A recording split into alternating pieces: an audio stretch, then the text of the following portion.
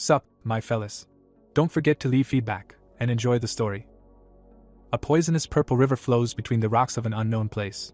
High up among the rocks, there is an island surrounded by sharp boulders. It was reported that this is the last battle of an endlessly long war. A crowd of creatures in armor stood, forming a corridor to a glowing structure. It was the castle of demons.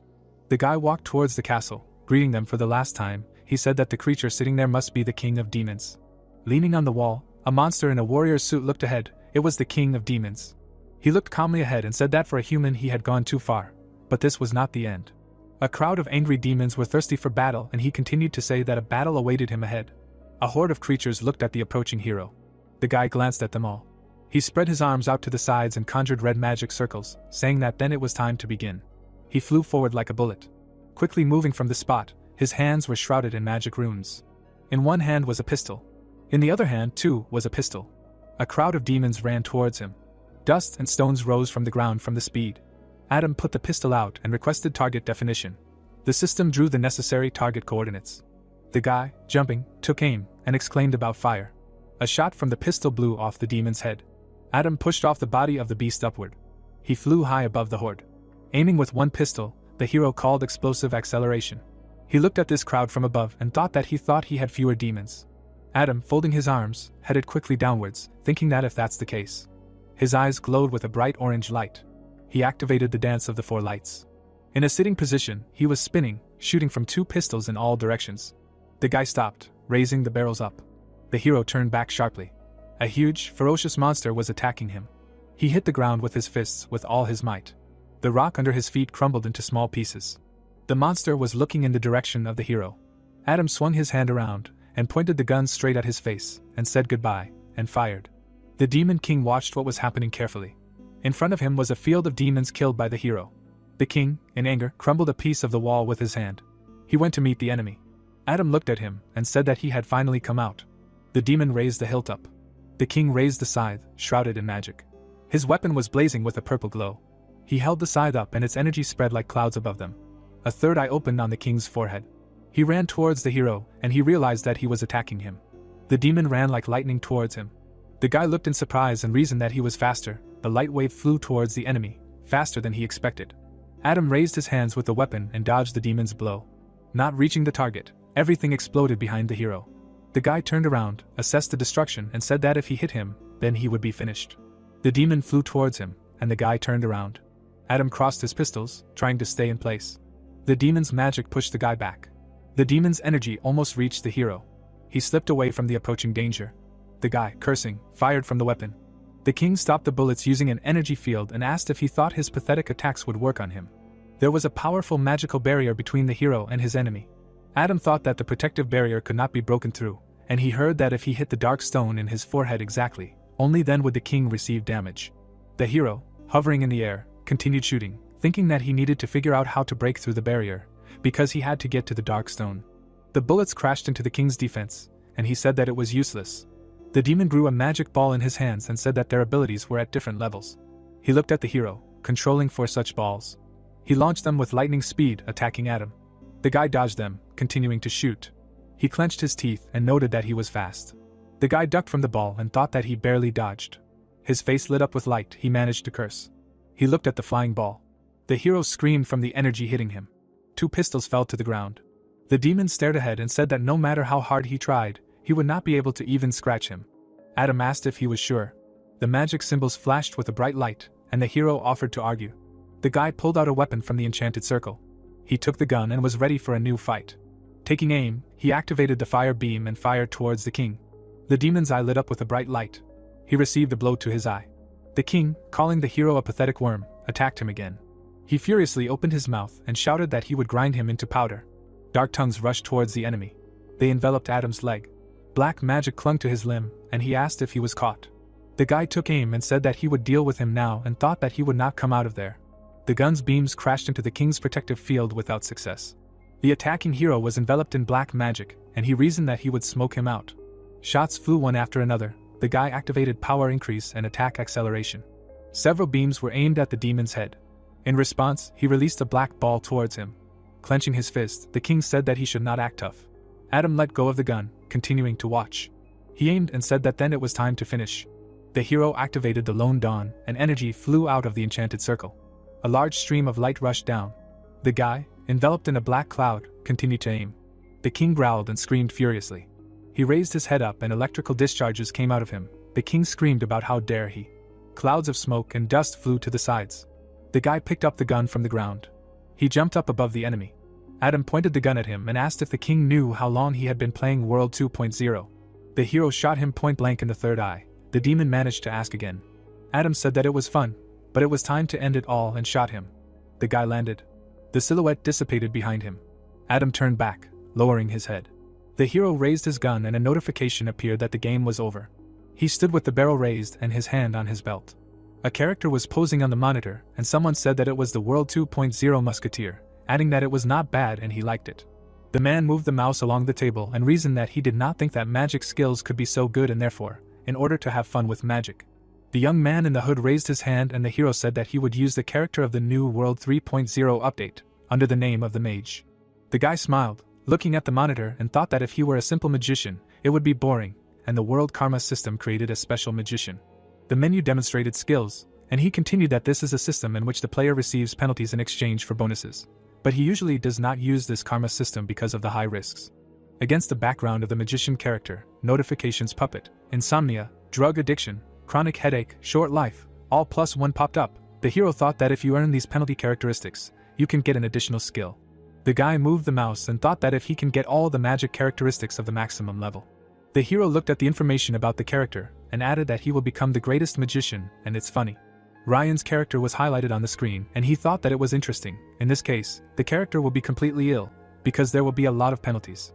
The character's face was discouraged, but the hero did not care.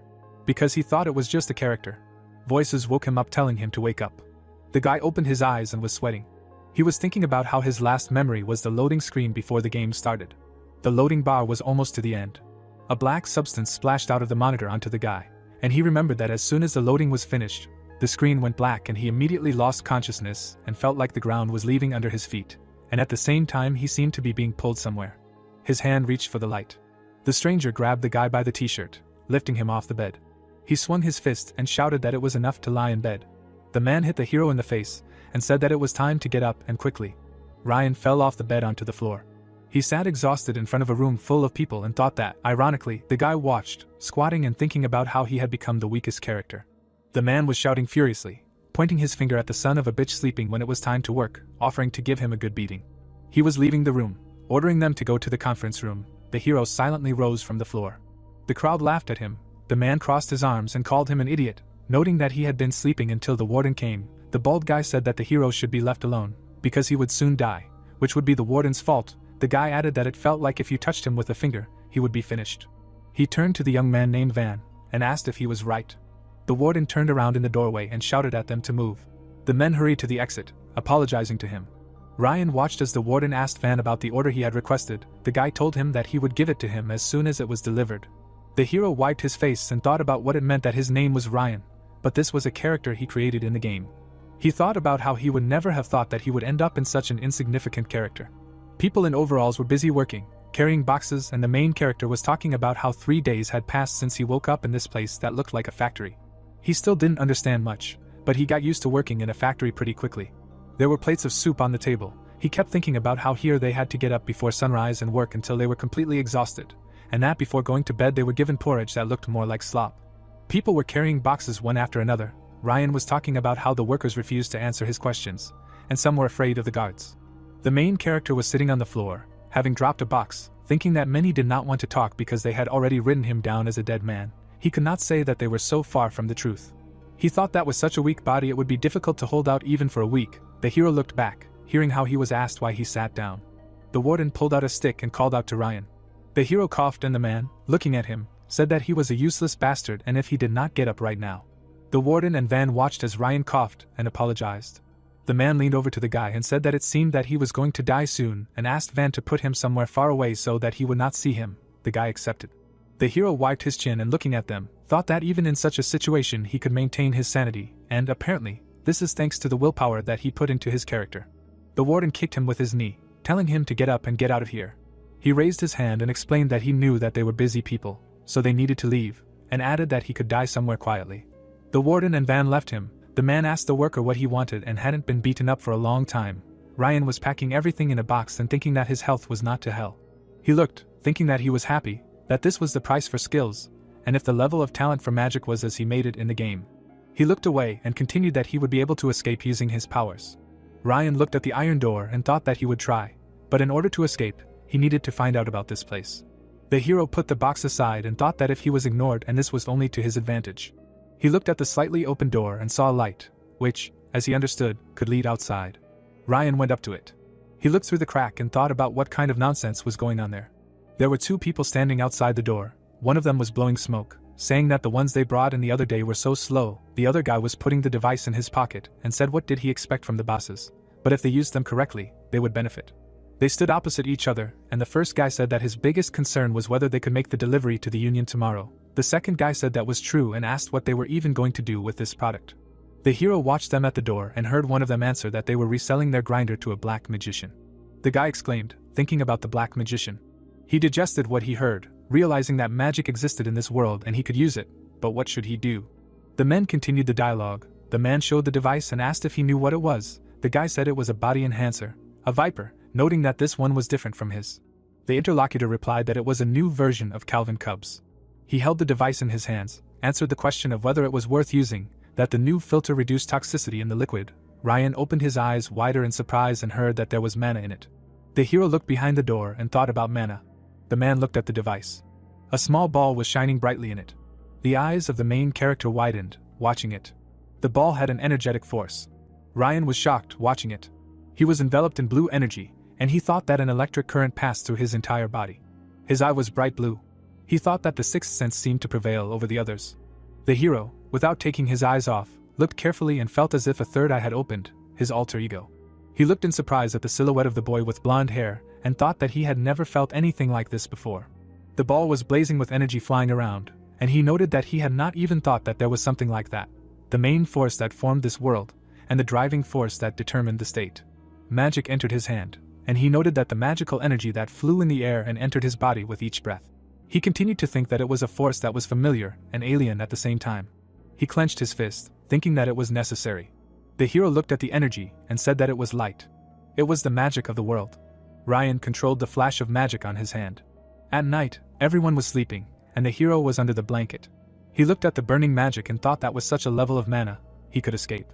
The boy remembered the conversation between the two men, about how one asked the other if they could arrange a delivery before the Union member arrived. The other answered that he didn't think so, because those bastards worked too slowly. He thought about what he heard, that the Union man would arrive in 2 days and accordingly, they would not have time for him that day. He clenched his hand into a fist and twisted it in his thoughts, if there was a way to move alone and remain unnoticed. The boy thoughtfully looked at his hand and thought. He brought the palm with magic to his head and reasoned that if he put a little light on his forehead. He blushed, adjusting his hair and realized that it worked and now he had a fever. The boy looked away and thought that it looked like he was about to die and wondered if they would leave him alone. Then knocked on the door and said that he brought the viper that he asked for. The supervisor came out to him and said that he was a good boy and that it was a great job and offered him some. But he refused, saying that he would abstain, but the man insisted that he help himself. The supervisor handed him a viper and noted that it was gratitude for the fact that he always carried out orders well. Van looked at the device and thanked him. The man scratched the back of his head and remembered. He ran his finger along his neck and said that the boy who sat on the floor in the shop today seemed to be about to die. He asked him to do everything carefully, because the Union members should not see this. Van looked at him thoughtfully and said that he understood him. Music played on the loudspeaker. The boys slowly got up, getting ready.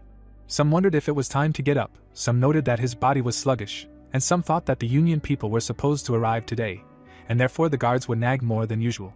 Ryan, groaning, lay on his side in bed. The men turned to look at him, wondering what was wrong with him, that it was a fever. The hero lay with his eyes closed and heard what they said, that he was going to kick the bucket soon. Someone asked what they would do if he died by dinner. The man, pressing his hand to himself, pointed at him and said that he would not be able to get rid of the body.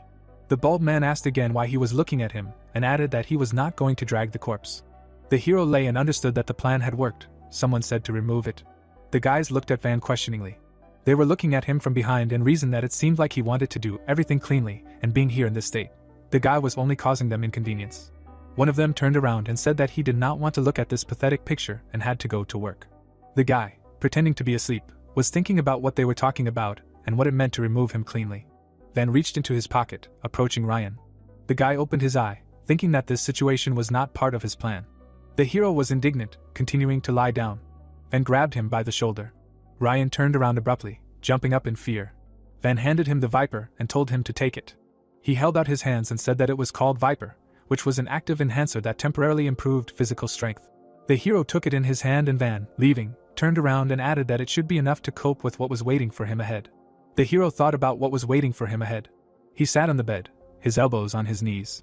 He put it in his mouth, raising his hands, reasoning that the energy was just overflowing and that must be how the Viper worked. The hero held the device in his mouth and thought that the guy named Van, the one who was on an errand in the warden's room. Ryan was enveloped in magic, and he realized that the escape plan was changing a little. People were working dragging cargo in boxes and it was said that this was the lower floor of the loading dock. The warden put a tablet to the guy's head. The man looked around, said that there was not enough goods and wondered if he expected too much. The fat man bowed and said no. The man turned and asked to be reminded who owned this factory. He held up his clipboard and said that they had lightened the workload a bit because the Human Rights Commission had brought charges and asked if they thought they should show their sincerity, and all that. The fat man bowed and apologized. The bald man called them disgusting bastards and asked who they thought they were. The hero approached the man with the box and apologized. He asked what he wanted. The tired young man said that he had business with the director and the office was closed, could he please open it? The bald man yelled, noticing that he was busy at the moment, and asked what business. Ryan looked down and said that it was about the Vipers. The man jingled his keys, pulling them out of his pocket, and exclaimed how it pissed him off. The guy looked at him helplessly, and heard his name being called. He followed the warden, who kept telling him that he was very busy, but let him tell you who the smart guy was who asked him to move this right now, adding that he should move his buttocks. They were approaching the door and the man turned to the hero, asking who on earth would trust him with something like this. The baldy turned around and continued to grumble about why they needed this useless thing. He opened the door and shouted at him to put it down quickly. The hero conjured an energy ball while the warden showed him where to put the box. He raised his hand to him. Ryan grabbed him by the neck and sent an electric current through his body, exclaiming that it was a discharge. The warden foamed at the mouth from the shock. The hero watched what he was doing, unwavering. The man fell to the floor, and Ryan looked at him and exclaimed that he had succeeded. He picked up the keys from the floor. The guy lifted them above himself and wondered what these car keys were. The warden lay motionless on the floor while the hero looked around, trying to find where the Viper was kept. Something fell next to the man's head and the young man said that it smelled terrible. He opened the drawer, saw a gun, thought about a weapon. The hero took some clothes out of the closet. He looked into the drawer lying on the floor and thought that he found a Viper. He leaned his elbows on the couch, took one in his hand, thought that this was an incredible thing, as he thought. It removes pain and relieves fatigue in the body. Ryan brought it to his mouth and thought great, he took what he needed, and now he needs to leave. There was a knock on the door. The warden was standing behind the door and asked about the smell of the Viper. He shouted, asking, opening the door about who decided to rest here. The warden looked carefully into the room. He saw Mark lying on the floor and called out to him. The hero hid to the side. He prepared to hit the overseer with magic. The discharge hit him in the neck. The man stumbled back, seeing the magic and asked in surprise who he was. The tired Ryan looked at him and wondered what to do. Because he had no strength left for a new discharge, he said that this was shit. The man recognized Ryan in him and screamed. He swore and swung to hit. The hero put a gun out to meet him, pointing it at him. The overseer raised his hands and, confused, asked him to wait. The guy looked at him without emotion and said to be quiet. The gun began to blaze with blue light. The man, raising his hands, asked what he was going to do and suggested that he calm down, and then they would talk. The young man concentrated and did not move from his place, and heard him ask him for forgiveness for everything he did to him. The warden looked at him and assured him that he had no other choice, and if he did not kill him, he would not tell anyone anything. Ryan's face changed from pity, and he thought that it was impossible to believe a single word he said, but he could not kill a man. The heroes turned around as someone called the warden from the side. The young man squeezed the gun tighter. Ed was confused and asked to let him go out, claiming that he would keep his word. He pointed to the door with his hand and said that this door led to the parking lot, and that he could leave here and suggested that they quietly disperse before anyone came. The guy did not know what to do, wondering what to do, listened to him say that he would not be well if he was caught. The man walked down the corridor and said that the bastard Ed was sleeping somewhere again, and that he remembered how he said that he came to work in order to beat up others and therefore makes him do all the work. He opened the door and said, turning to Ed, that he saw everything. He was shocked by what he saw, exclaiming. The car was driving away from the place. Van looked at the closed windows and asked, calling out to Mark, said that they had a lot of work now, and asked where he went. The young man was stunned. Ryan, lowering the window, pointed the gun and slowly said that he should open the gate. Van raised his hands and obeyed in fear, asking not to shoot. The barrier in front of the car opened. The young man, trembling with fear, said that everything was ready and he could leave. The hero looked at him upset, aiming, hearing a request that he not be killed. A voice came into the radio. From there it was heard how someone was trying to contact. Van looked at it, and angry, thought that just not now. The man looked at the two corpses in the doorway and shouted into the radio to close all the exits. He was furiously yelling into the radio to block all the exits. Van pressed the button, saying that the radio seemed to be broken. He looked at the hero and apologized. His gun began to glow with light. Ryan activated the gun and said that if he left it, it would become a problem. Van put out his hand and shouted at him to wait. The hero shot him in the head while sitting in the car. The dead body and blood spatter remained in the checkpoint cabin. The hero thought about how his high spiritual strength, rationality and calmness defeated the fear inside him. The guy's gaze was directed forward, at the road. He continued to think about what allowed him to stay sane. He saw another barrier ahead and thought that there was another way out. He pressed the gas pedal to the floor and thought about how it didn't matter what was in the way. The car rammed the barrier at speed. Ryan thought about the calmness that becomes even stronger in an extreme situation. He held the steering wheel and thought about how he had escaped. The guy drove into the sunset and thought about how talented a magician he really was. The city at night was sparkling with lights. There was an ACHS sign on a tall building. Someone was running and shouting at him to stay put. The guy shot the guy in the back and asked him to stay put. The hooded man running away heard people shouting at him that he was deaf. The bully ran to the glass window. He clenched his hands into a fist and cursed. Tyler broke the glass, slightly injuring himself.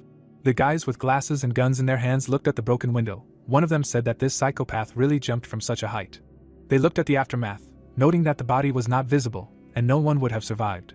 The man took a torn piece of clothing from the glass. 3 people looked down through the broken glass, assessing the situation. Someone said that they should go down because they needed to find him. There were bloody footprints coming from the bushes. They were talking about making sure that the guy was dead. A bridge full of cars led into the city. There were checkpoints at the entrance and exit. It was said that this was a magically and technologically advanced city of the Balkans. The car in which the hero escaped was stuck in a traffic jam. Ryan watched the motorcyclist standing next to him. The guy looked ahead and thought that it was amazing, but this world was completely different from the one in World 2.0. Young people were talking at the gas station, looking at their smartphones. The hero thought that everything here was soaked in magic. The guys were having fun talking to each other. The guy behind the wheel looked very tired and thought that he felt a familiar force that he felt at the factory. And this means that there is a lot of magical energy in this world. Ryan wiped his face. He looked up and wondered if maybe he shouldn't have gone to so much trouble to escape. He looked at the box on the seat next to him and thought, there's a viper in there. He turned tiredly to the road and decided that he could not. It was the hero's turn and he was thinking that he did not have much and that he would only use it in emergencies. The protagonist drove into town and realized that he just needed to rest first. The hotel sign was green. Someone opened the door. Ryan himself was standing on the threshold. He walked in and leaned against the door thinking that it had taken him an hour to get to this place and that he had to drive around the city to make sure that he was not being followed. He took off his clothes and thought that he had to abandon the car and now he could rest.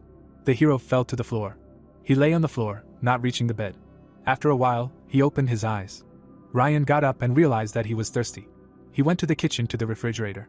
The hero opened the refrigerator, taking a can of water from there. The young man began to drink it. He exhaled, wiped his face and said that he felt alive.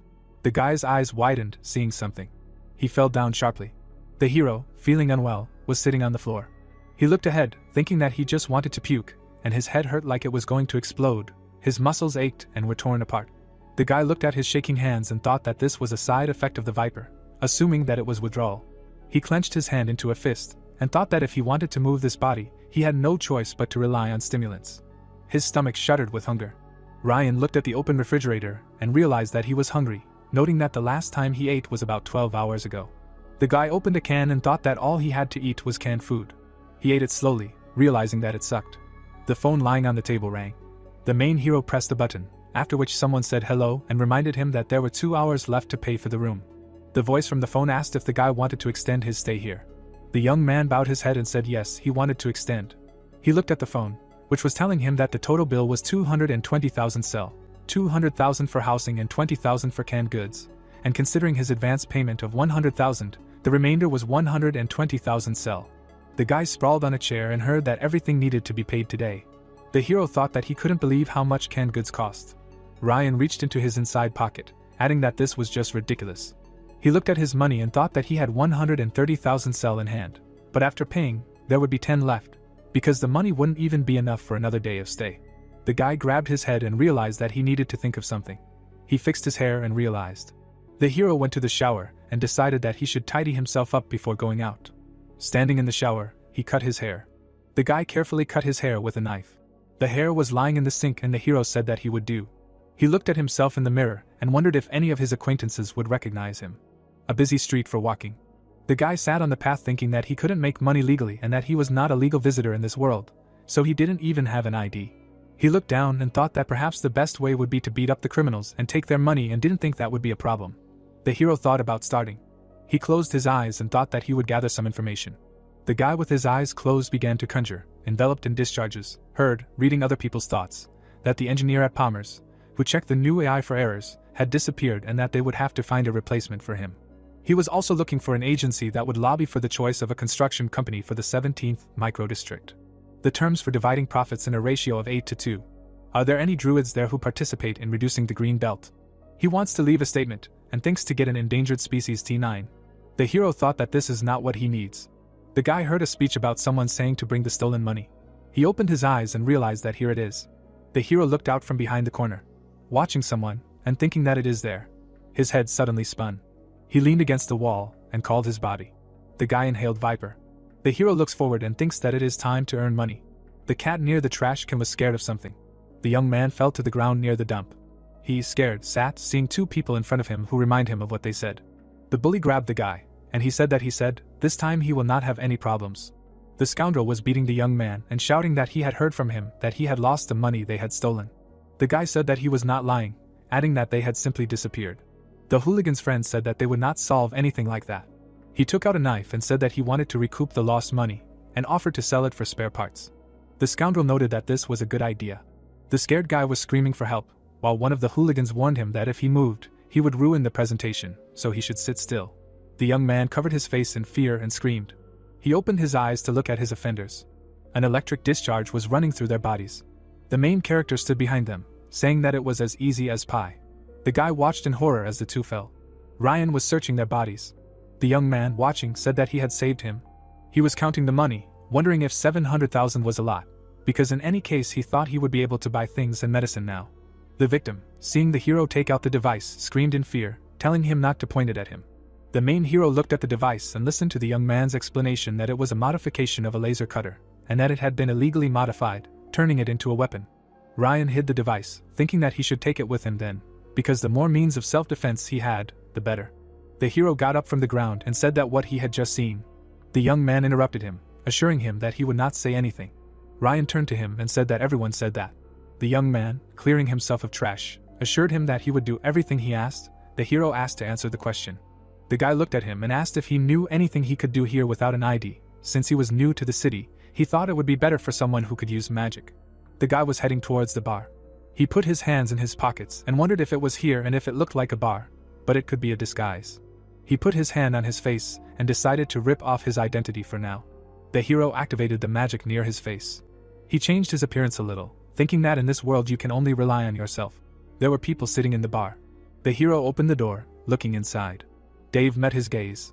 The guy sat down at the bar and the bartender asked what he wanted. The young man replied, something lighter. Dave began to fill a glass. Ryan looked at the drink and said that he needed a job. He looked at the bartender and asked if there was anything for a mage. Dave silently wiped the glasses. The bartender carefully polished them with a rag. Suddenly, the heroes noticed that someone had come out and said that working hours were over. The girl looked at them and said that she was going to take a nap and asked what they were doing here. The bartender pointed at the hero and said that this man said that he was a mage. The girl crossed her arms and asked again, saying that he didn't look like one. The girl smiled and said that mages were rare, so she didn't care about appearances. The girl introduced herself. Her name was Jenny, asking what his name was. The hero looked and thought that she shouldn't reveal her real name and introduced himself as Van. Jenny leaned on the bar and said that most likely someone told about this place, right? She asked if he was looking for a job. The hero replied that he was. The girl asked him what he could do, let him show her. Jenny raised her hand and said that she wouldn't perceive him as a mage if he had any ordinary moves in his arsenal. She raised her palm and explained that she didn't need to tell all her secrets, but she needed to understand what type he was. The guy stretched out his palm and conjured energy. He raised his hand up, sending discharges to the sides. The girl and the bartender watched, and she wondered if it was electricity. Jenny was intrigued and thought that this was rare magic. She watched carefully and realized that he also activated the spell without a magic circle. The girl shouted that it was great and put the contract on the table. Jenny looked into his eyes and screamed for him to sign. Dave wiped glasses, listening to how the girl says that the hero is looking for a job, but he doesn't really care what exactly to do. Ryan said that almost, and he won't deceive people. Jenny assured that there is no such thing here. She held out a tablet and told about the job of a hunter. They pay immediately after they see the result. There was a document card in the program, where the target was Taylor Evans. He was a janitor, but 3 days ago he escaped after trying to steal Achilles' security equipment. Ryan looked up from the tablet and asked about the attempts, clarifying that he had failed. Jenny replied that there was no way an ordinary janitor could hack the security system. The broken window of the building was cordoned off with tape. The girl continued that all the other janitors were killed and immediately after that he escaped. Jenny put her hand on her belt and added that Achilles then tasked them with capturing him. Since the manager to whom he belonged refused to participate in this, they would not have any problems. The hero walked down the street. He looked ahead and remembered their conversation about the reward. The girl said 3 million sell, which is not too much, but for catching a rat it is a considerable price.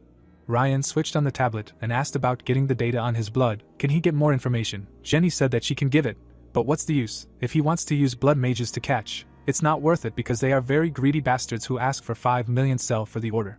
Ryan took out a piece of cloth from the envelope. He threw it on the ground, saying that he does not need blood magic. He leaned against the wall and figured that he can just use some normal spells.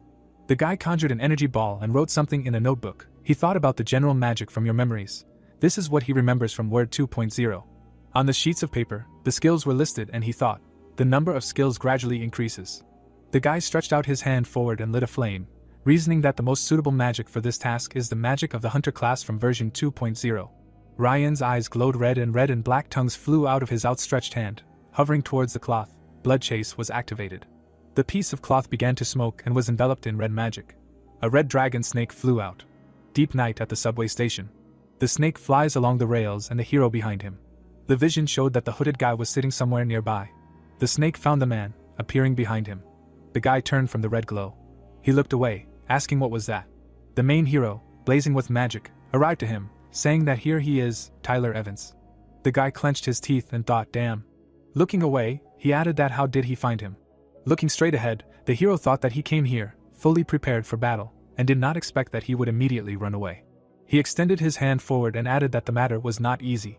A glow appeared near his hand, and the thought occurred to him that it would be difficult for him to run with such a body, and he was not sure about the effectiveness of his long-range attacks. Looking at the glow, the protagonist thought that he did not think this thing would help him. Suddenly, he used the sound wave skill. The guy quickly ran forward. Suddenly, he looked in amazement. He was thrown forward. Ryan looked at him. Grabbing his head, the young man screamed about his ears. Looking at him, the hero said that he should not have run away.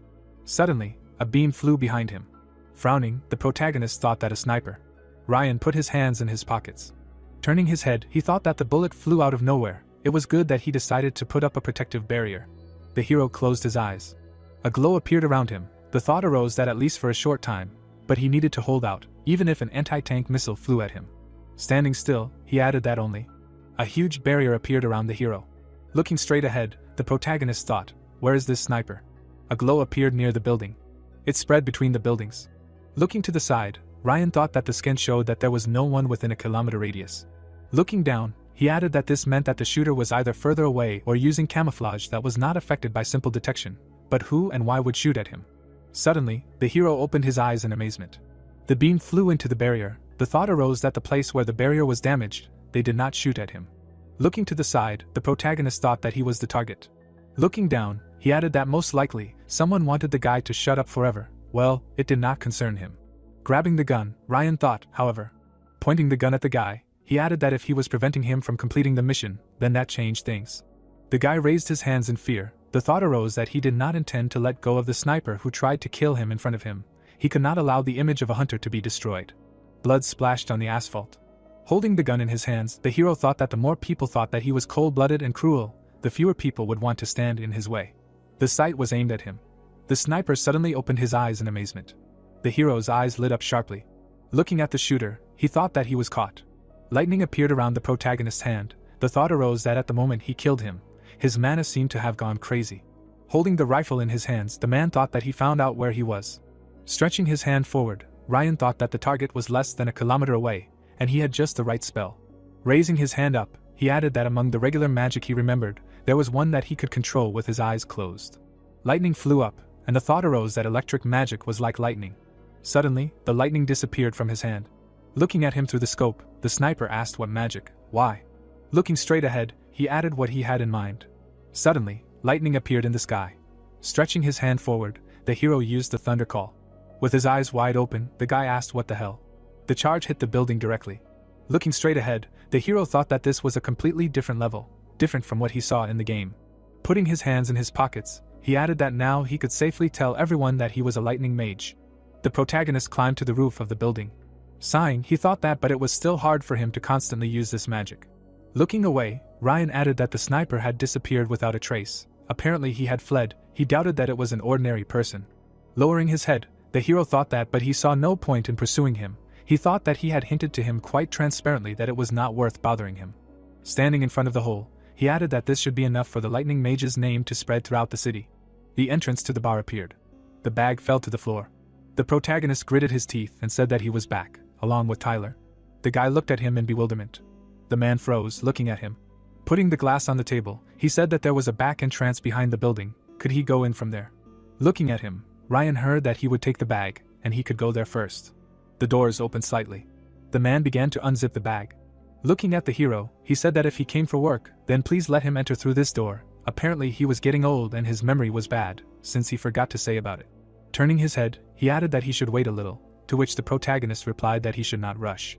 Wide-eyed, Dave said that the cause of death was a gunshot wound to the head. He did not see any traces of magic. All the organs were safe and sound, so it was definitely Tyler. Looking at him, Ryan asked that he was a pathologist, to which the man replied that no, but something like, he wants to get the reward right now. The hero nodded his head, hearing that he receives $2,700,000 excluding a 10% commission. Taking off his glove, Dave said that if he wants to get the money in another way, an additional fee will be charged, to which the protagonist asked what other, how?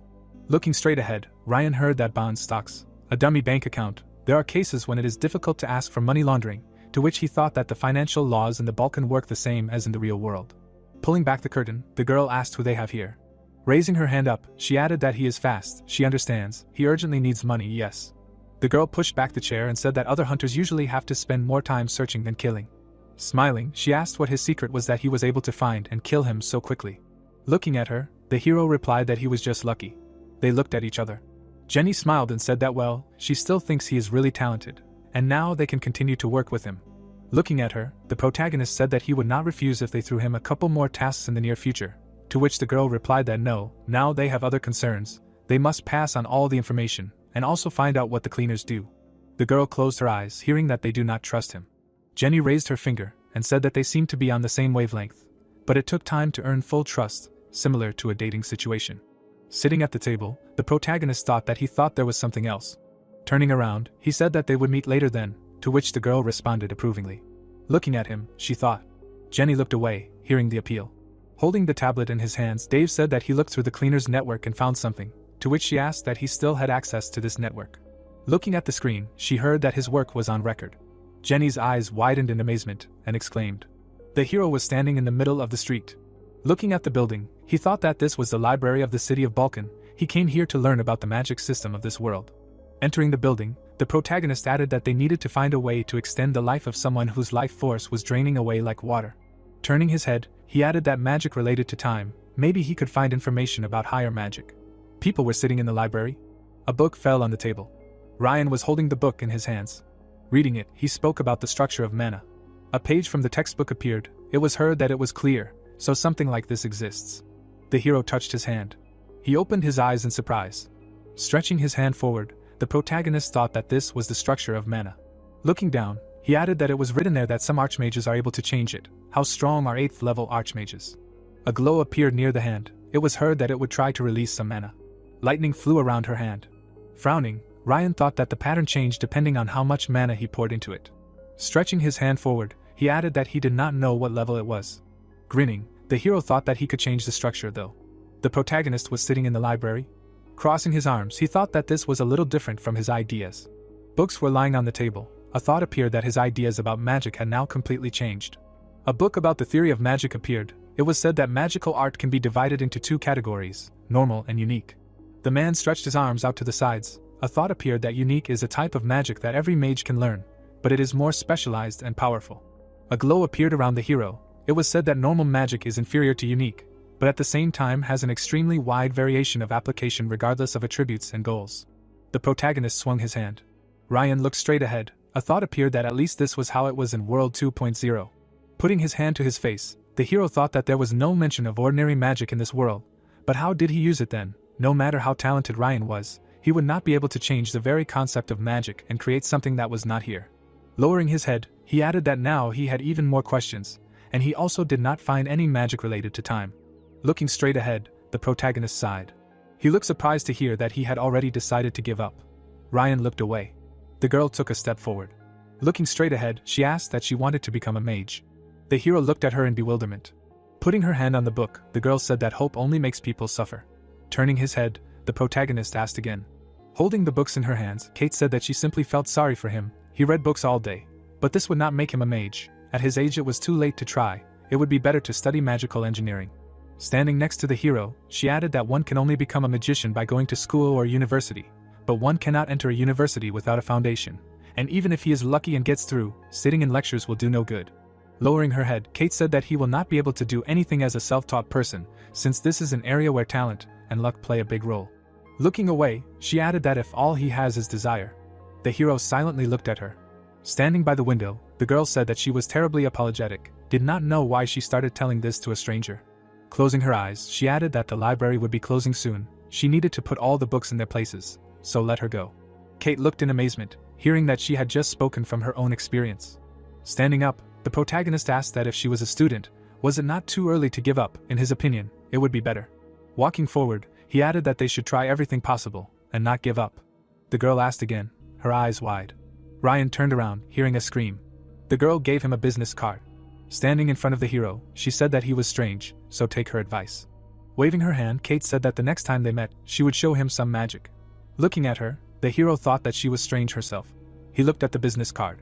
Holding it in his hands, the protagonist asked what the professor was. A view of a coffee shop opened up. Looking straight ahead, Ryan thought he couldn't believe it. She was so young, she even looked younger than him. The hero looked at his reflection. Closing his eyes, he thought that he would go buy groceries. People were standing at the counter. A market appeared. The guy was holding groceries in his hands. The young man looked down. Turning his head, the protagonist thought that if he cooked the food himself, it would be better for his body. He opened his eyes in surprise when he heard that he could spare her a minute. Ryan turned around. Standing next to the guy, the officer said to put his finger there. Looking straight ahead, the hero thought that he needed to calm down. Walking forward, he added that they weren't looking for him, right? The protagonist looked away when he heard the address. Turning his head, he asked what she was telling him. Holding the phone in her hands, the girl asked that he was doing something illegal, or something. Frowning, she added that he kept his eyes on checking the mana sample, as if he was involved in something criminal. Looking away, the hero thought that mana in this world was something like a fingerprint. With its help they check people. He froze when he heard why he came. Looking at the counter, the protagonist said that he wanted to buy vegetables, and then thought that although he almost passed by the right shop, thinking about other things. Sitting in front of him, the girl said that it was clear to stock up, so he decided, to which Ryan asked that she was new. There used to be another woman here, to which she replied that she worked for her, she was the owner, and the hero said that then all these vegetables, apparently she is rich, since she does vegetables just for fun, and the girl said that yes, growing them is her hobby. The protagonist looked in amazement, hearing that she has a lot of money, for sure. Looking down, he thought that he could not understand whether she was joking or not, but the girl is quite beautiful, however, it does not matter. Looking at him, the owner of the shop asked that so he was going to take something. Closing his eyes, Ryan said that he was just thinking about what to take, to which she replied that he should try it. Holding a vegetable in her hands, the girl said that it was one of the types of onions that helps with insomnia. With his eyes wide open, the hero asked again. Looking straight ahead, he heard what he was thinking, he needed it now. A counter with vegetables appeared, he heard that then let him put a couple, 5 more green onions and 6 peppers, to which the girl replied that it was no problem. Throwing the onions into the bag, she said that by the way. The protagonist looked surprised, hearing that he had unique mana. He froze in bewilderment. The girl's eyes lit up, and she asked what such a mage was doing here. Gritting his teeth, Ryan answered that he did not understand what she was talking about. Looking straight ahead, the girl said that she would have definitely remembered him if she had seen him earlier. He was new to the Balkan. With his eyes wide open, the hero wondered who she was. Not only did she understand that he was a mage, but she also started talking about mana patterns. Holding out the bag, the seller said that here. Sitting in front of him, she added that he owed 32,000. The protagonist handed her the money. Looking at him, the shop owner said that he should come again. Turning around, Ryan thought that she saw the structure of his mana through the protective barrier. The girl was sitting near the counter. The thought appeared that even the police need special equipment. And this girl had enough of her own eyes. Either she has some skills, or she is a very strong magician. He does not like either option. Walking straight, the hero thought that a stranger can find out about his mana. He needs to do something about it. A view of the hotel sign opened up. The hero spent time in his room studying magic. Documents appeared. It was said that he did it to improve efficiency. The protagonist drew objects. The thought arose that ordinary magic, which he had already seen. Putting his hand to his face, Ryan thought that, but he could not find the key to unique magic. There were medicines on the table. It was said that he was only getting worse. A newspaper with news appeared. The thought arose that since he was now dependent on drugs, he needed more money to buy better drugs, and for this he needed an ID. A view of the city opened up. The entrance to the bar appeared. Looking straight ahead, Jenny asked what the ID was. Sitting in front of her, the hero answered that yes, if possible, to which she asked what she was. In his opinion, of course, it was possible. The man was wiping a glass. It was heard that, but it would be expensive. Raising 2 fingers up, the girl said 20 million. The protagonist held a drink in his hands. Smiling, Jenny said that, but let him not worry, she just found a job for him. There are many things he can do with his magic. Looking at her, Ryan asked what was good, what to do. Closing her eyes, Jenny said that this was a task from the company, to which he asked again. The girl lowered her head and said that yes, he would get more money than for a simple job as a hunter. Typing on the keyboard, she added that she knew that he preferred hunting, but when it came to earning a large sum, it was better to fulfill orders from companies. Looking straight at him, Jenny asked that he liked chasing crazy criminals, didn't he? To which the hero replied that he didn't at all. Pointing to the side, the girl said okay, they'll go and talk somewhere else. Sitting on the couch, she said that the target of the mission was a new cosmetics factory in the 42 district. 80% of the payment for the construction was financed by the state, so it was even somehow dramatic. Raising her hand, Jenny said that the moisturizers they produced were clearly tested on people right away. Wide-eyed, the protagonist asked if he was serious, to which she answered approvingly. Taking hold of her skin, the girl said that the factory produced an anti-aging product. It could even regenerate dead cells. Ryan looked away, hearing that there was evidence that during the experiments, people were skinned alive. The manufacturer clearly did not care about anything except profit. Looking at the girl, the hero said that but the case was solved and everything was clear. What else was needed? To which Jenny asked what he was talking about. They did not even take away the factories. Stretching her hand to the side, she added that the company managed to involve the government in the number of sponsors. So what do they care about rumors and other things? Raising her finger up, the girl said that their client was Veritz Corporation. They recently went into the cosmetics business and want to eliminate competitors. Raising 2 fingers up, she added that they also have 2 conditions for work. The server room appeared. It was heard that the first, after penetration, they'd pay 350 million for stealing data on cosmetics from the factory. If you don't like this option, then here's the second, 50 million for destroying the factory without the possibility of restoration. A bright flame appeared. Lowering his head, the hero said that the first option sounds like Mission Impossible, to which the girl replied that it was spot on. She would say that the customer is underpaying for such a task. Stretching, she added that maybe they just thought that someone stupid would bite. In fact, this is a request to destroy the factory. Closing the laptop, the protagonist said that okay, he will do it, it sounds simple enough. Grinning, the girl said that great, then she will introduce him to her partner. Looking away, Ryan asked again and replied that she did not say anything about a partner. Suddenly the doors were knocked down. The man entered the room. Raising his hand, he exclaimed. The man grinned and said hello. Looking at him, the hero asked who this idiot was. Standing next to him, Jenny said that Dylan, he is a mercenary, known for being willing to work for small amounts. Looking at the girl, Dylan asked that she did not know that the first impression is very important. What would he think of him if she imagined him like that? To which the girl replied that she could, that he was a psycho in a mask, and he added that these words hurt him. Shaking the hero's hand, the mercenary said that he was his partner for this task. I heard he owned magic. To which the hero replied that he was a lightning mage. Looking to the side, the protagonist asked why he needed a partner. To which Jenny replied that because she thought that it would be difficult to do such a thing alone. Raising his finger up, Dylan said that he would have managed on his own, but Jenny insisted that 2 people go to the job. Looking at the girl, he asked, that's right. Looking away, Ryan said that he would prefer to know in advance that he would have to work with someone, to which the girl replied that she would know. Standing in front of the girl, the hero said that it meant that they would split 50 million in half, to which the mercenary replied that Jenny would also get a little. Crossing her arms, the girl said that this time she made a mistake, so she would not take anything. Looking at her, the hero thought, wow, she immediately admitted that she was wrong, and Dylan asked what was wrong with her today. Looking away, the protagonist thought that perhaps she was just trying to test him. Giving up her share is a good way to make amends, but was Jenny really wrong? Looking straight ahead, he added that, well, in extreme cases, he can always leave and not work with her anymore. In any case, he is the leader in their relationship. Smiling, the girl said that it was good since everything was settled. Looking straight ahead, she asked if they could look at the factory layout. The view opened up to District 42.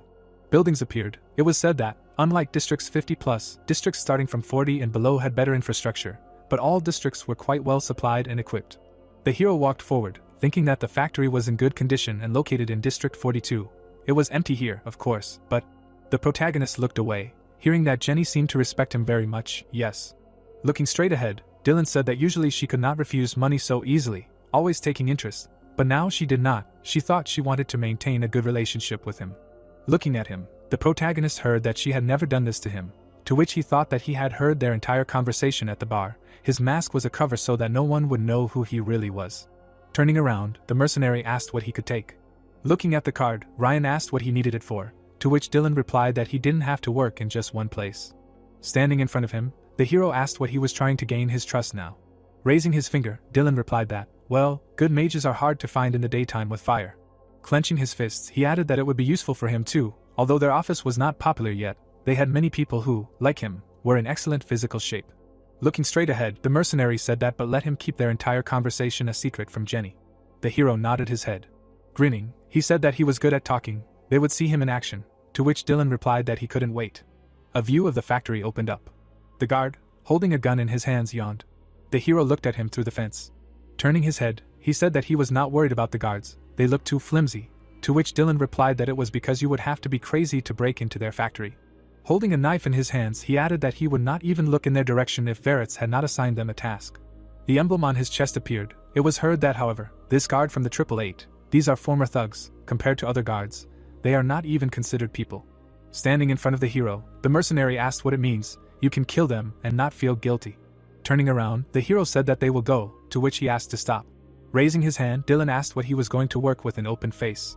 The protagonist looked in bewilderment, hearing that maybe their guards are not that good, but it is not worth showing your face, he does not think. Holding out the mask, the mercenary said that let him keep it. Turning around, Ryan replied that he didn't need it, to which he said that he should put it on, it was dangerous. Looking straight ahead, the hero said that he didn't need the mask, to which Dylan said that he protested, and what if they started hunting him because of him? He looked surprised, hearing that it was good. The protagonist lifted the mask. Looking to the side, he asked if that was enough, to which the man replied that unfortunately it was enough. Walking forward, Ryan said that they would start then, to which Dylan said okay. The tactics were revealed. It was said that their strategy was simple. While Dylan distracted the guards, he would enter through the warehouse, get inside and destroy everything. Looking at his partner, the hero thought that this might seem like a simple task, but if he had to risk something, he would use this guy. Dylan suddenly rushed forward. He was flying rapidly towards the guard. The man gritted his teeth and exclaimed. The mercenary struck him. Looking straight ahead, the protagonist sighed. Looking away, the guard asked what was going on. He shouted, his eyes wide. Suddenly, Dylan struck him. The man fell to the floor. Raising his hand, the mercenary said -2. Turning his head, he added that he should wait a minute. Holding a walkie-talkie in his hands, the man said that he was near the loading warehouse. Looking away, he added that there was some suspicious guy in a mask. Looking straight ahead, Ryan thought there was nothing to worry about. Closing his eyes, he added that Jenny was definitely an expert on people. A glow appeared around him. Walking forward, the hero said that it was his turn. He walked to the entrance of the warehouse. Looking at the lock, the protagonist thought that it was locked. Taking out the device, he added that in that case. Looking at the blade, Ryan thought that he finally had the opportunity to use this thing. He began to saw the lock. The hero looked through the crack in surprise. The doors in front of him opened. Standing in front of him, the man asked who was here. Frowning, he added that his hands were up. Looking straight ahead, the protagonist thought that it was an ordinary security guard. Stretching his hand forward, he used the nature sleep skill. The guard rolled his eyes. He began to fall asleep. The man fell to the floor. Looking at him, Ryan thought that ordinary civilians should not get involved in this. A beam appeared near his hand. Beams appeared near his feet. Suddenly, the man flew up. He was walking towards the exit. The hero stood in front of the stairs. Looking down, he thought that he should go there. The protagonist turned his head, hearing a scream, to which he thought that Dylan was doing well. Looking straight ahead, he added that he thought everything would go smoothly. The monster clenched his teeth tightly. A view of the warehouse opened up. The man started shooting with a gun. Suddenly, a bag flew at his head. Taking a step forward, Dylan asked what all the fuss was about. Picking up the bag, he said that there were more guards than he expected. The mercenary looked into the warehouse. Looking straight ahead, he asked that no one was left. Walking forward, Dylan asked that everyone really went looking for him. Suddenly, a beam was aimed at his leg. Looking down, the mercenary asked what it was. He looked ahead in amazement. A bunch of lasers were pointed at him. Snipers were aiming at him. Dylan, wide-eyed, said that they cheered him up. Throwing the bag on the floor, he added that the fact that they were all here. Pointing the gun, the man yelled that face down on the ground. He had 5 seconds, or they would shoot. Grabbing the blade, the mercenary said that this meant that he was fulfilling his part of the plan he and his brother had. Getting into a fighting stance, he added that he no longer needed to hunt them separately. Suddenly, Dylan jumped up. He began to strike the guards. A glow appeared around him. Shots flew near him. The mercenary jumped sharply to the side. Bullets flew forward. Dylan swung at the man. A punch flew into the guard's face. The mercenary kicked him in the stomach. The man froze in fear.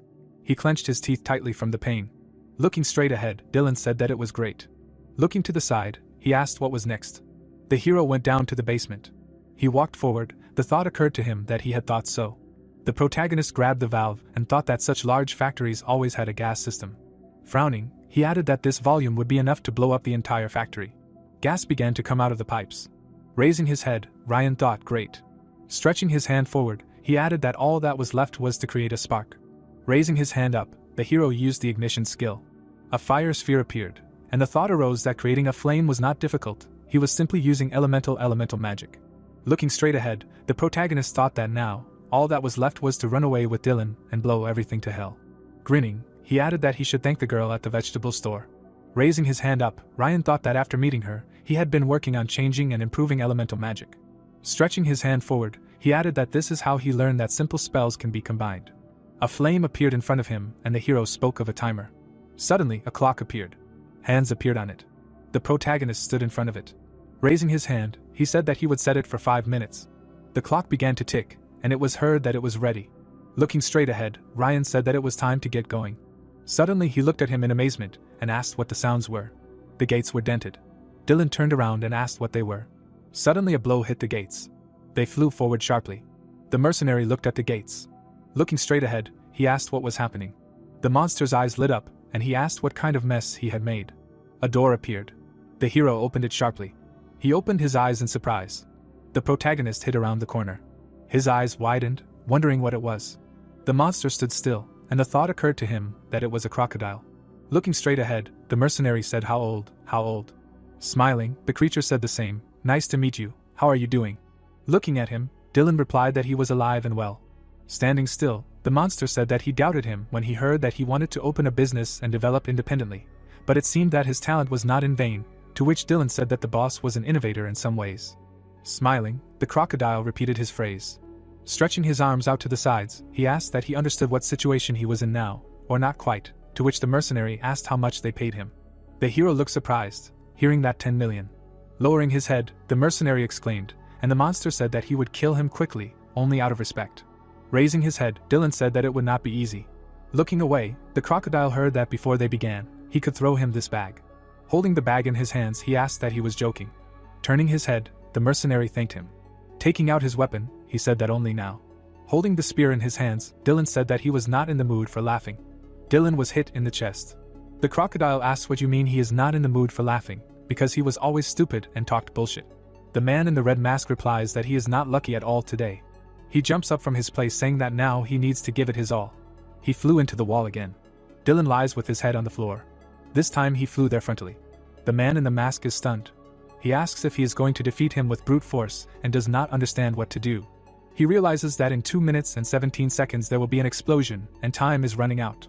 Ryan looks at the red masked man and thinks that he has been fighting fiercely all this time and asks how he can even think about escaping in such a situation alone. He sees his opponent, the crocodile, and realizes that this comrade is clearly superior to him in strength.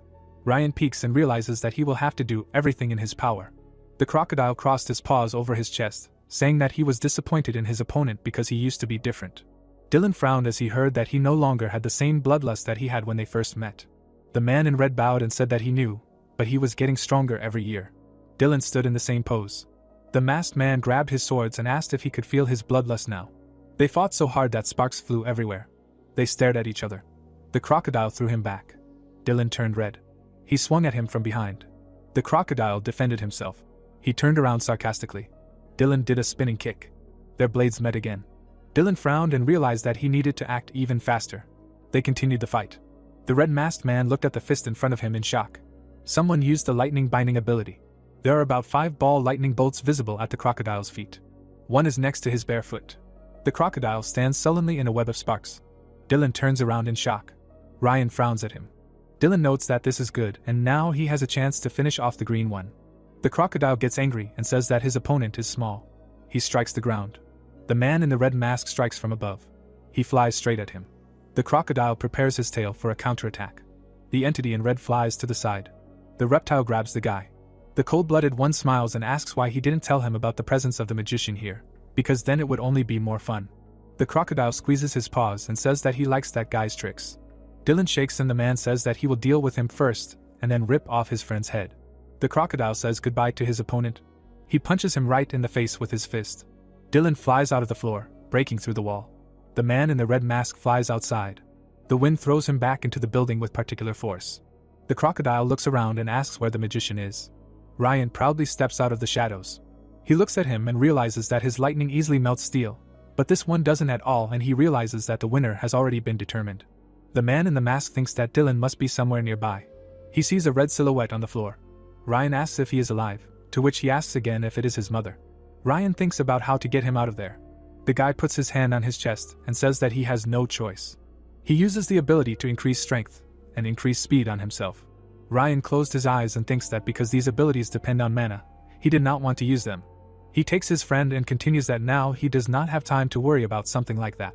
The guy looks ahead and understands that he needs to get out and quickly, because the factory is about to explode. The crocodile goes to the metal plate. He looks under it. Reptile gets angry with a question about where the magician is, because he did not run away from him like a little rat. The cold-blooded man is wary and wonders what this feeling is. The clock has reached its end. An explosion begins. A large flame erupts from it. It engulfs the building from its base to its roof. Dylan lies on the ground and says that he feels like every bone in his body is broken. He sits up, to which the other asks how he is and if he can walk. Ryan clenches his teeth and touches himself under his jacket. He takes out something that looks like a cigarette. The man in the red mask asks him what he is doing and if it is a stimulant, to which he receives a positive answer. Dylan rubs his neck and says that he heard that they have quite serious side effects, and notes that it does not seem like his friend suffers from them. Ryan's eyes light up and says that they did it. The brunette turns around and continues that the crocodile was very strong and he thought that it would be a confrontation between a monster and a man. But he is almost as strong as him, because he is a Superman who can use his body to the maximum. Dylan adjusts his shoulder and says he doesn't know what he's talking about, but he'll take it as a compliment. The man in the red mask grabs his friend by the collar and says that if he doesn't want to die, he should get up quickly because they need to leave. Ryan is surprised and asks if he thinks the toothy guy is still alive.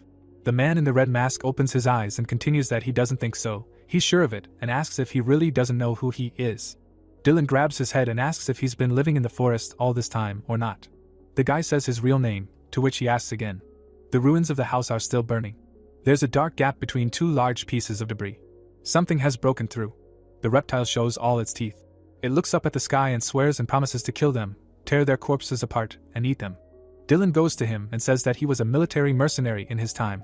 He remembers him and continues that when he quit this business, he became the head of Pandemonium, and Pandemonium itself is a famous and global organization that invites only the most dangerous criminals, and this guy was able to lead it without any problems. Ryan is stunned. He replies that he cannot believe it, because this maniac is at the head of the organization. Both heard something on the side. The crocodile is angrily walking towards them. George continues to burn and get angry. The man in the red mask does not understand what the hell is happening. He turns around and calls his comrade to run. George breaks the floor covering with his paw. He pushes off and jumps towards them. Ryan slips under some object while it hits. Dylan gets hit directly. The reptile's paw reaches for him. The cold-blooded one himself slows down. He breaks forward again. Ryan looks at this stunned and thinks that in this world, although it is possible to strengthen the body with mana and other things, what is happening is already beyond all limits. The crocodile jumps back with his paw. He clenches his fist and asks how such a weakling can be a mage at all. Ryan looks at him while he continues, which also makes him look too young.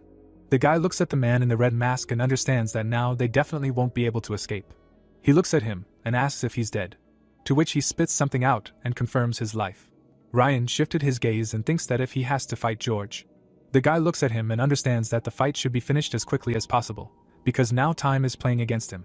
The brunette looks ahead and offers to do it.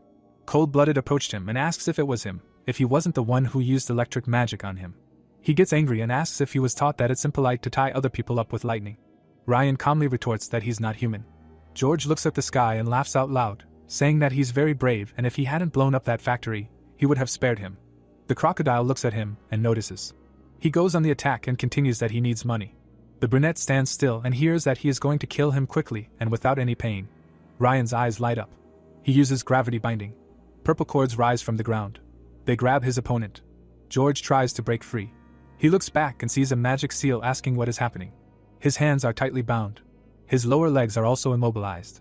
George looks at himself and smirks, because this is an incredibly elegant trick on his part. Ryan looks away and says that the heavier his target, the better gravity restricts his movements, and it will be very difficult for him to get out of this. The crocodile frowns and asks how sure he is of this, because he is going to check it now. He raises his front paw. A couple of gravity cords break.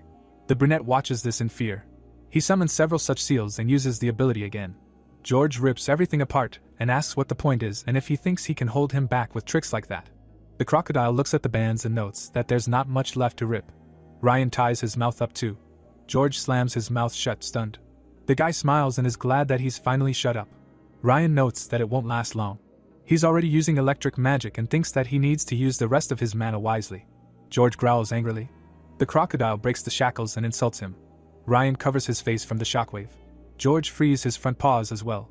Cold-blood is furious and says that he's going to rip him apart now. Ryan exhales and apologizes to him. He creates a ball lightning, saying that this wasn't part of his plan. He frowns and thinks that when his life is at stake, he intends to release all his energy. Ryan glows blue across the entire street. George asks what trick he's planning on pulling this time. Everything around the guy is spinning, and he is ready to attack. The crocodile takes off. He goes on the attack screaming that he doesn't care, and he won't let him do this. He sees a light that is too bright and asks it what kind of shit it is. It finally hits him. Ryan is shaking and says that he used ice captivity. George is trapped in the ice. A huge piece of ice with a crocodile right in front of the guy. Ryan gets up tiredly and swears, because it seems like he overdid it. Ryan turns to Dylan. The man in the red mask looks at him and complains that he is very cold.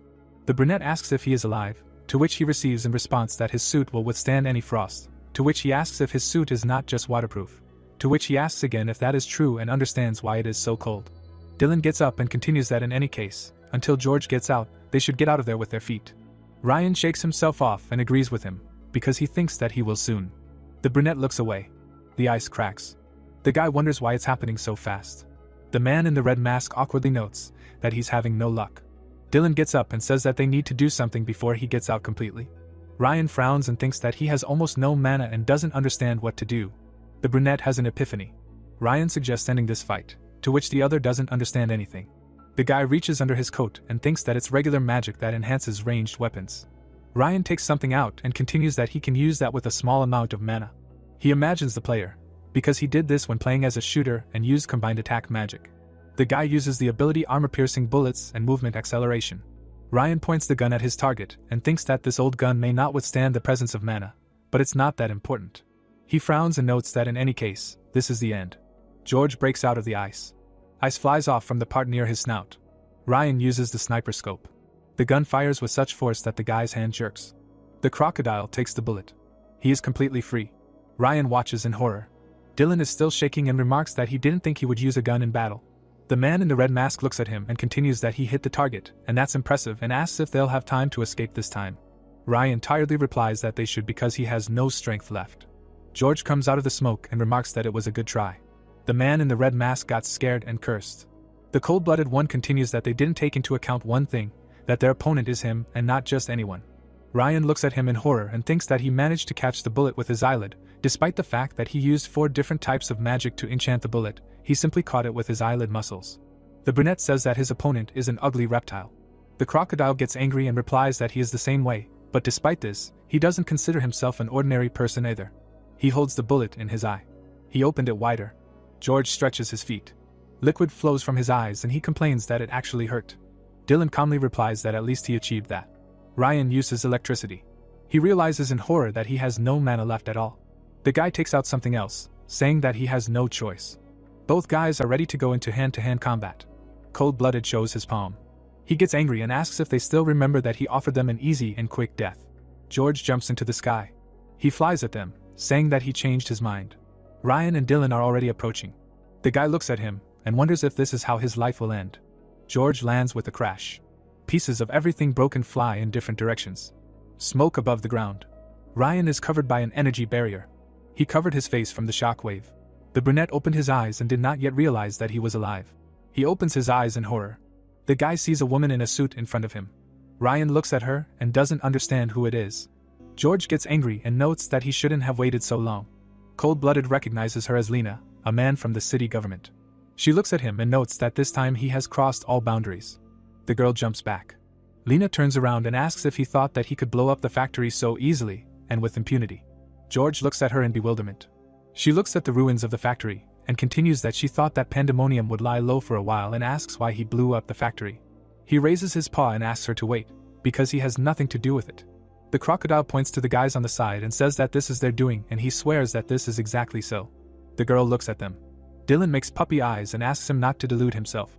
Lena asks George if he wants her to believe that he intended to kill the people who blew up the factory, especially the one with the twisted mask. The crocodile looks down and thinks that of course it would be easier for her to blame it on him than to assume that the explosion would happen because he didn't have time to stop them. George snaps back that she can think whatever she wants, as he is tired of arguing. Lena sullenly asks if he is planning to run away. He turns around and replies that fighting a government agent is not part of his contract, so he sees no point in doing something he is not paid for. Ryan is stunned that he would just run away. He looks at Lena and asks how strong this girl is, while she asks if they are alright. Dylan bows, and the guy confirms that everything is fine and thanks her for saving him. She takes off her mask and replies that there is no need to thank her, as it is her duty. Ryan is stunned. He realizes that he has met her before while she hands him an onion, but in reality asks if he can stand up. Ryan shakes violently and says that he can. Lena also recognizes him and asks if they have met before. The brunette shakes himself and notes that he does not remember and thinks that it is obvious that she is not an ordinary girl, but he could not think that she works for the government. However, this means that she was not lying about being rich. Lena turns around and says that she thinks that she was mistaken, that his mana pattern is different, because his is unique. The girl angrily asks what such a mage is doing here. Ryan looks at him with fear and continues that he did not expect that by the time they met, he would already be using her advice in full force. The guy smiled and continues that he changes his mana every time he uses magic. She puts on her mask again and decides to give him advice. Lena turns around and says that he should not mess with pandemonium if they want to survive. She breaks away from the surface and disappears. Ryan watches her go. Dylan turns to him and says he wants to tell him they're very lucky. The brunette frowns and says he'll have to give up some of his pay, and thinks none of this would have happened if the man in the red mask had left the factory faster instead of throwing an event that can't be talked about, because he was the one who bought them time in the fight with George, and George tells him they're lucky and notes that it pisses him off. Dylan puts his hand on his shoulder and continues that it's good, because he saved his life, so he'll only take 10 million and then he'll get the whole 40. Ryan reaches under his coat and thinks that even though he'll get part of his share, he still feels like he's been screwed. The man in the red mask raises an eyebrow and asks if he's sucking that thing again and again says it's bad for him, and Ryan doesn't get it. With the city in the background, Ryan says that it is none of his business, to which he receives in response that he should pump up his muscles just like he does and then he will become stronger, and the guy retorts that his muscles were powerless in such a situation, to which he does not understand what is being said. Someone coughs near the sink. Ryan, exhausted, goes into the shower. His legs are shaking, but they carried him to the bed. The guy fell onto the blanket. He opens his eyes and notices that a whole week has passed. He looks at his palm and thinks that he does not know why this is, maybe because of a lack of mana or because of too much, but he slept for 4 days. The guy gets up on shaking hands and understands that this will not work. He sat down and continues that he needs willpower and patience. Ryan looks at the table and says that he needs to start eating normal food, not canned food and slightly better medicine. The guy looks at the banknote and continues that the first thing he needs to do is get his salary. Jenny greets him and asks where he's been for so long. Ryan replies with displeasure that he was dealing with some personal matters, to which she replies that she's sorry, because if he had died, she would have taken the reward for herself. He looks at her and replies that if it hadn't happened and he was here, he thinks that because of the side effects and lack of mana, he actually thought he was going to die, but she doesn't need to know about his weakness. She crawls under the counter and hears a question about the man in the red mask. Jenny replies that he came by the other day and said that he wanted to give him some of his money. The girl opens the suitcase, saying that she's already charged him a fee for the transfer and he doesn't need to worry about it. Ryan also hears that a certain company gave him a bonus, making him 60 million. He looks at the stacks and asks if all the bills are 1 million. Jenny raises her finger and replies that these bills are for the elite and he can use them too. She looks at him and continues that in any case, she and Dylan did a good job, adding that she heard that he fought with George and almost drove away, to which he says that this would have been so if not for outside interference. The guy looks at the banknote and clarifies if she knows Lena. The girl thought about it, saying that she only knows that she is a direct representative of the government and is in an armed unit that is directly controlled by the government, and their funding is simply crazy. Ryan holds the pack in his hand and asks what she can say about Pandemonium. Jenny frowned and replied that among all the criminal groups, this one is considered almost the most elite and they are considered crime kings. The bartender looks at her while she continues that they have a very strict selection process and they only recruit those who they really like, so almost nothing is known about the group. The brunette exhales and adds that she only knows that George is in it. She looks at the empty table and asks him to imagine meeting this guy as a natural disaster, because if he is unlucky, he will die, and if not, he will get out, and it will be good if he is whole, as it happened to him, because with this guy it is impossible to predict what will happen. Ryan looks down and says that he understands this. The guy remembers and asks himself if this is why the man in the red mask was so calm. Jenny hands him a note. She asks if he wanted to make himself an ID, to which he answers yes, and she continues that she will call the right people and asks him to go to them right now. The girl gets angry and asks why he hasn't opened a bank account or bought a phone yet, because he knows how hard it is to collect large sums of cash, and it's simply impossible to contact him. Ryan says that's good, but asks permission to ask him one more question. The scene moves to an alley. The door opens. Someone is coming down the stairs. A man in a flowered shirt is sitting. He asks who he is. The blonde guy says that Jenny asked him to come over to him. The bald guy asks if she was talking about him. He stands up and says that he thinks that he already knows the most important thing, so he suggests starting with the payment. The guy holds out a wad of money. The man notes that there is $1 million in it, and that he has brought a real treasure with him. He sniffs the money and notes that these are the bills that were made for big shots, and even commercial banks have a hard time getting their hands on such things. Ryan listens silently as the man notes that he thinks that he is an important client to her. He sits back down and asks to wait a bit, because he needs to bypass the Balkan registration network, to which he clarifies whether he is changing the information in the network and immediately receives a negative answer. The man works with words that he changes the basic data, such as age, photo and address, does not change the real data and simply works with automatically incoming signals and essentially forms his identity. The guy looks at the monitors, while he continues that this is how identity cards are created, but if you start digging, then he will be identified in an instant and this is not very reliable, therefore, there is a better way. This is bribing the network administrator, then he will be able to directly change the information. Ryan looks at him sadly, while he notes that the cost of such a procedure is approximately $400 million. The bald man is happy that he entered the network and that now he will find the ID of a long-lost person and that he will deactivate and change his data. The man presses the keys and says that everything is ready, the preparation is also complete. He looks at Ryan and says that he can enter a photo there, and asks what name he would like for himself. The guy came up with a name for himself and asked to come up with a last name for him and thinks that to live in society you need at least one personality. And since he does not know when exactly he will have to give up his new name, for the same reason he changed his appearance, and he will have to prepare for different situations in order to develop in his work. The bald man smiled and agreed, because now everything will be ready. The plot moves to a crowded street. He sadly walks along the street and remembers that after he got into this world, this is the first time he holds in his hands proof of his existence. The guy looks at his ID and continues that the name, face, address, and even age, everything written there is a complete lie. Ryan looks at the people around him and continues that of course he is just trying to survive and he has to spin as best he can, but he simply has no other choice. The guy looks ahead with the thought that today he finally feels like a full-fledged person. Ryan calls the brunette on the phone and asks her to contact him on this number. Jenny awkwardly replies that she told him to only contact her for work, and she thinks that he is the first person in this city who needed a whole month to buy a phone. He goes and listens that he is just like a magician who isolates himself from everything to train and adds that if he wants to work in this field, he must find a source of income that will be available in broad daylight.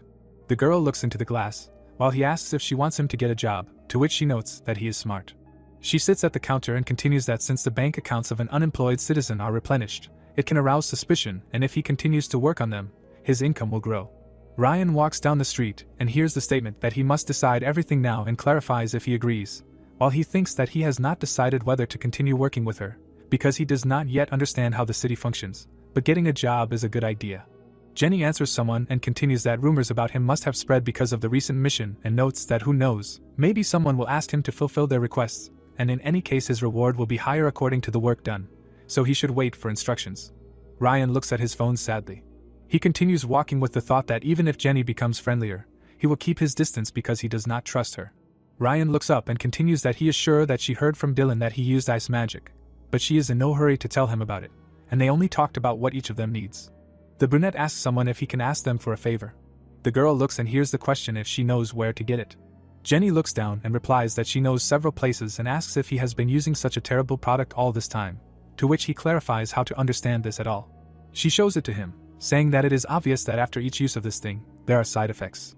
Jenny puts her hand on the pen and asks him to wait here, because she will give him information about an expert on these things, who does business in the 30 districts. She writes something and continues that she does not know if he has been there, but the atmosphere there is noticeably different from the 40s. She imagines this place and lists that there are parks, recreation areas and a port, and all this requires a lot of space. She hands him a piece of paper and says that he should go to the 31st district. Ryan goes and reads it, saying that she only did what she answered his question and did not ask anything and did not offer to discuss it. The guy hails a taxi and wonders if she is afraid of him, or maybe she wants to continue working with him without revealing her secrets. The brunette got into the taxi and continues that he will not be able to find out until they both reveal their cards. But he does not intend to just sit and wait. The car starts moving. The plot moves to the 31st district. Ryan gets out of the taxi and thinks that the expert who sells stimulants in the botanical garden. Ryan looks at his hand and continues that since Jenny gave him information about this place, he should introduce himself by his new name. The guy walks forward through a crowded place. He looks ahead with displeasure. Ryan looks around and notices that this place is a real jungle. People are standing in line. Others are looking at the bright flowers. Ryan wants to catch a mushroom. He tries to catch it and notes that it is amazing that such a place exists in this world. Ryan turns his head and realizes that this is the place she told him about. The brunette throws the mushroom away and asks if it is there. He walks forward along the sidewalk. 2 glass doors are pushed apart. The guy entered the mall and notices that the door looks like the same. He looks at the door with a yellow sign. He goes inside. Ryan goes down the stairs. The guy sees a green lamp and notices a smell in the room. Ryan walks forward and realizes that the smell is different from his stimulant. He stands in front of the door and thinks that he is in the right place. His hand touches the door. Green smoke billows out of the room. Inside is a large laboratory with the necessary equipment. Someone behind the counter asks who he is. Ryan replies that he came from Jenny. The man with the beard asks again about Jenny and clarifies if this is the owner of the bar from the 49th district. The brunette hears him remark that this is strange. The grandfather looks angrily and replies that he does not remember giving her permission to send anyone to him. Ryan looks at him, stunned. Hank smiles and wonders what came over him, because he is not rich enough to refuse customers and continues that all that remains for him is to get money in exchange for the goods. The old man asks what he is looking for in his garden. Ryan looks around and sees plants behind the glass. He looks away while the man decides to begin. Ryan looks displeased and asks him why his garden is located on the territory of a real botanical garden. Hank looks at the flower and asks him if he knows what he is holding in his hand. The old man shows him a flower and says that this plant is called Ionium and it can increase a person's energy, as well as his physical abilities and endurance. The old man looks at him wildly and says that there are simply incredible quantities of such flowers here and asks how he thinks he should take his business elsewhere. Ryan agrees with him and reaches under his jacket. He puts his stimulator on the table and says that he needs something like this and asks what he can offer him.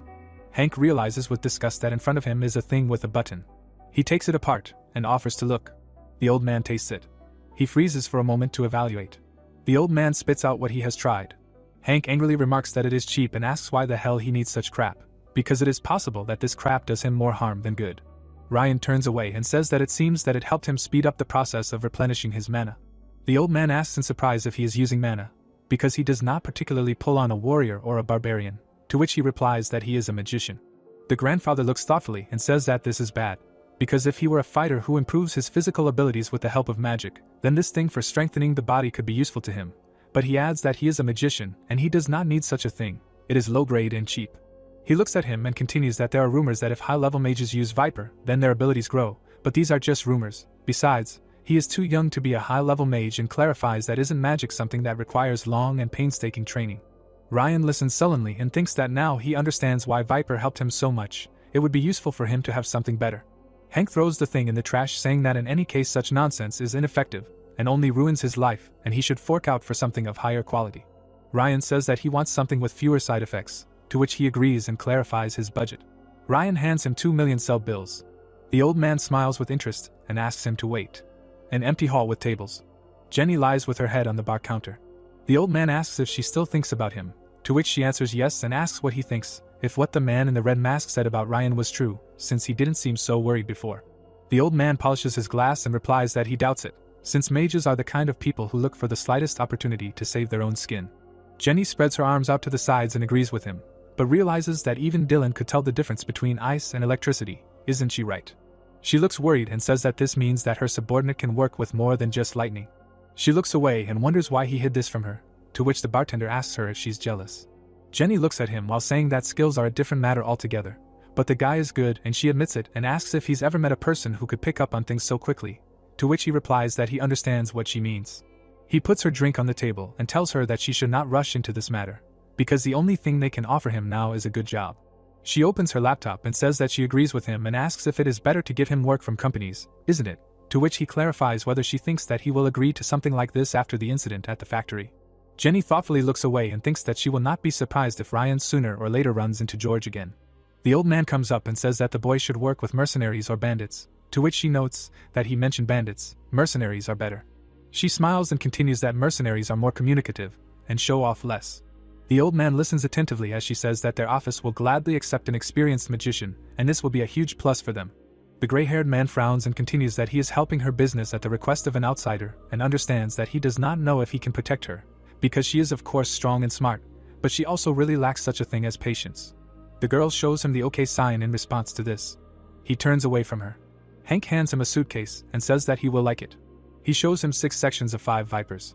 He takes one out of the suitcase and explains that it stimulates the body for about 6 hours, and also increases magical power and endurance.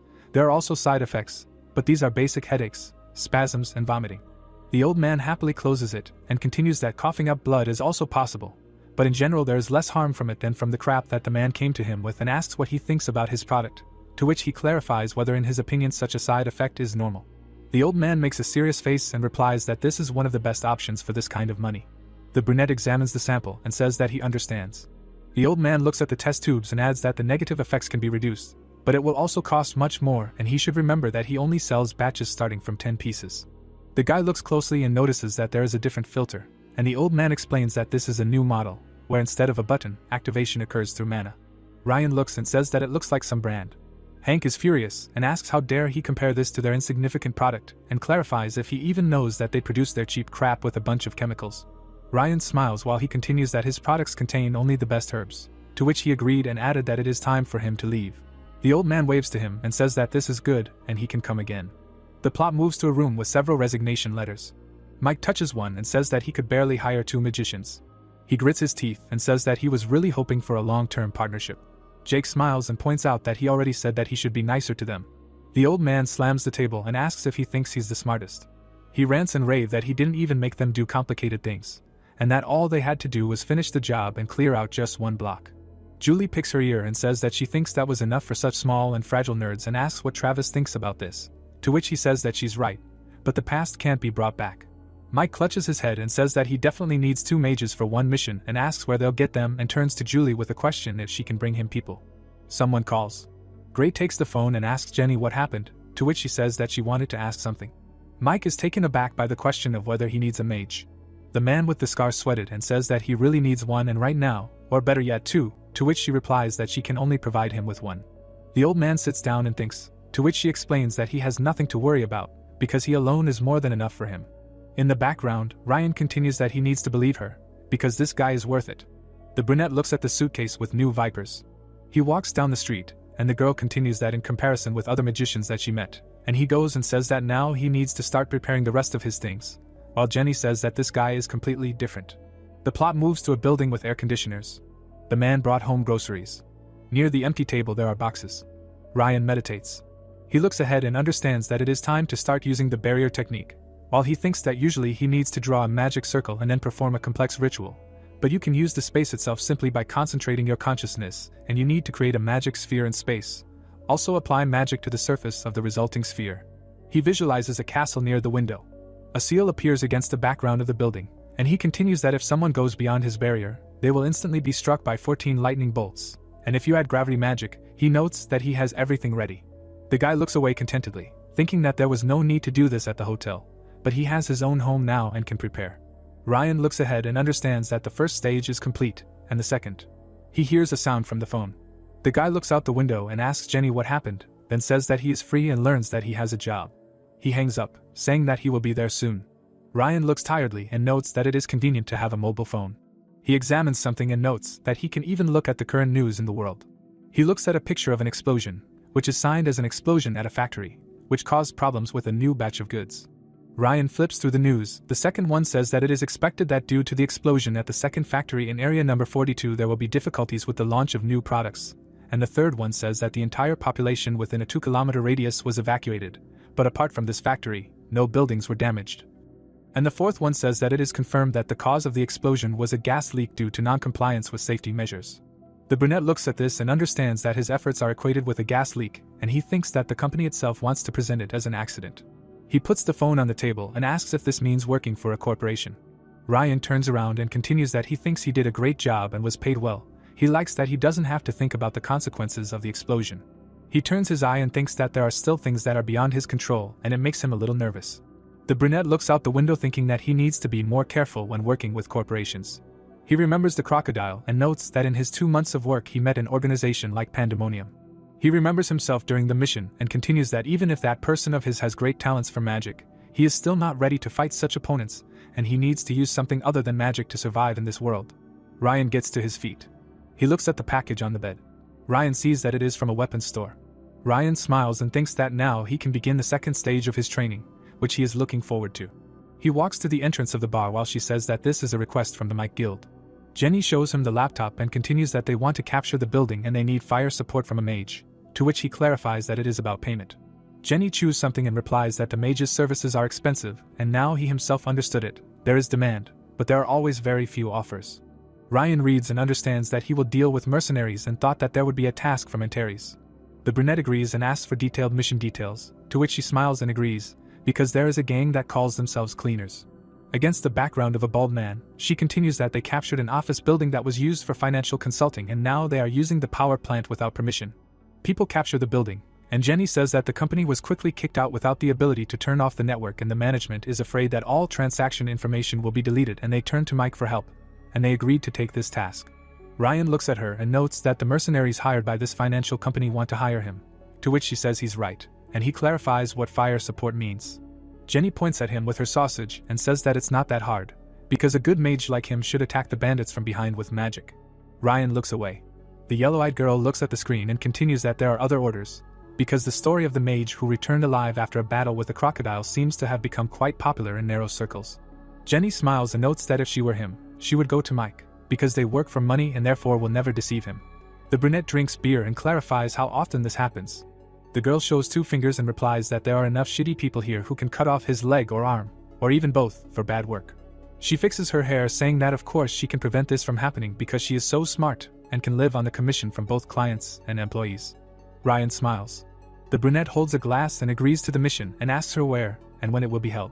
She says that they will need to arrive in area number 53 at 5 in the morning, and she will send him the coordinates over the phone. The whole squad is ready to move out. Mike looks at his watch and realizes that the time has come. Jake asks him what he thinks about this magician. The man with the scar replies that apparently he has experience, this lightning magician, and Jenny said that this guy is only worth his 20 million, and he trusts this woman. Julie looks at him and asks again about lightning, because he must have done a lot of magical research, to which she receives in response that it is difficult to say about it, because he knows almost nothing about him, but he must be good, although they have not yet met. Travis draws the captain's attention. Jake smiles and says that finally. He looks in horror. The girl is confused about the guy, and the guy says that this can't be. Ryan calmly walks with a sandwich in his hand. Ryan asks if this is the guild, to which Mike asks if he is Ryan. The brunette says that he thinks he has arrived at the right address. The captain looks at him disappointedly. Julie gets angry and asks what he is doing right before his mission. Ryan eats and says that he is having breakfast, can't she see, and thinks that this sandwich tastes like crap. But he needs to eat something, otherwise his body will not work. The girl continues that she is asking for reasons, but the captain interrupts her. He looks at him and says that they paid 20 million for his services, and he hopes that he will not have to regret it. Ryan closes his eyes and replies that he will do everything in his power. Mike turns around and says that since the mage has arrived at the place, they should discuss the whole plan one last time. He takes out a laptop. The man presses a button. He shows all the team members a model of the building and says that he will explain briefly. Mike looks at the group and says that their ultimate goal is to normalize the power plant server on the 3rd floor, and there are 2 ways to get there. Who would have thought? But it's either an elevator or a staircase, and each of them is guarded by 3 groups of cleaners. They are weak opponents, but they are able to use mana. So you shouldn't let your guard down ahead of time. Jake smiles while he gives the order to the second squad to go to the roof with the red-haired guy and get rid of everyone and check if the server is working or not. Then he turns to Travis and says that the third squad will have to go with Mike and him to clear the first floor, and the first squad will go through the windows to the second floor. They will have to force these cleaners to go down to the stairs. Mike put his hands in his pockets and continues that after that the second squad will go down and the first and third squads that came up will repeat the same operation from below, to which he clarifies whether everyone understood everything. Ryan stands aside and thinks that everything is clear, because there will be nothing complicated, and the captain himself is calm. In the background he says that all squad members must follow the instructions of their immediate commanders and squad commanders must immediately report if something goes wrong, and Brunette continues that he is a natural leader, which is immediately obvious.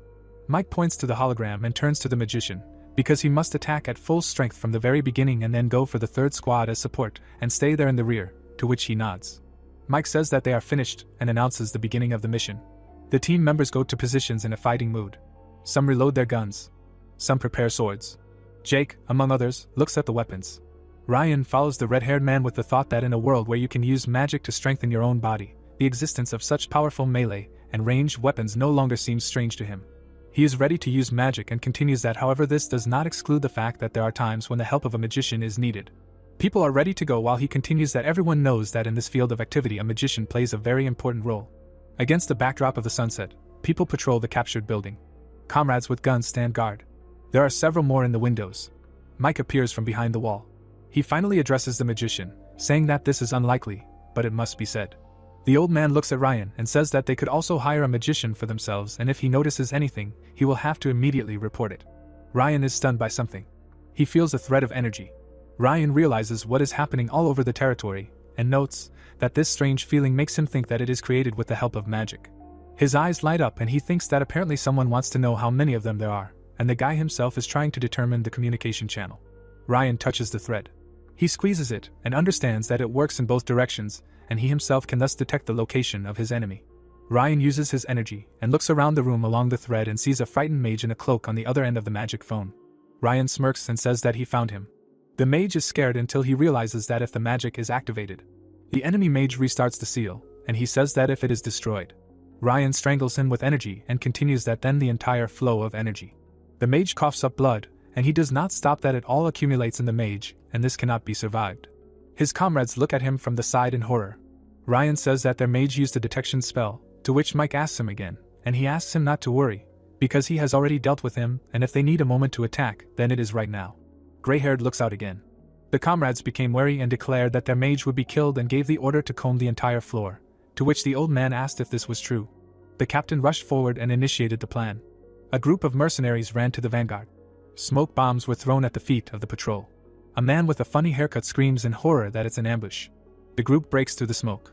The men in jackets hear the order to kill the techs. Ryan calmly walks towards them. He smokes a stimulant and wonders if now is the time to try out the new product. After the first drag, he felt the effect.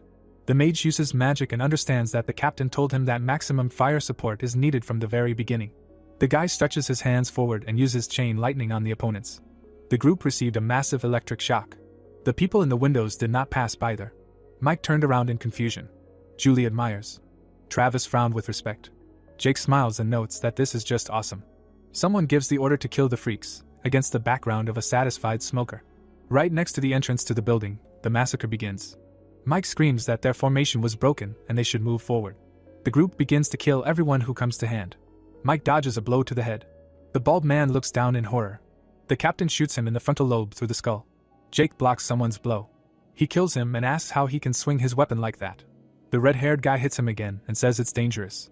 The enemy smiles, because he thinks he's opened up. Jake hits him again. The guy gets hit in the face with a hard object. He grabs his nose. The guy whines in pain, and the guy says he can tell him the same thing.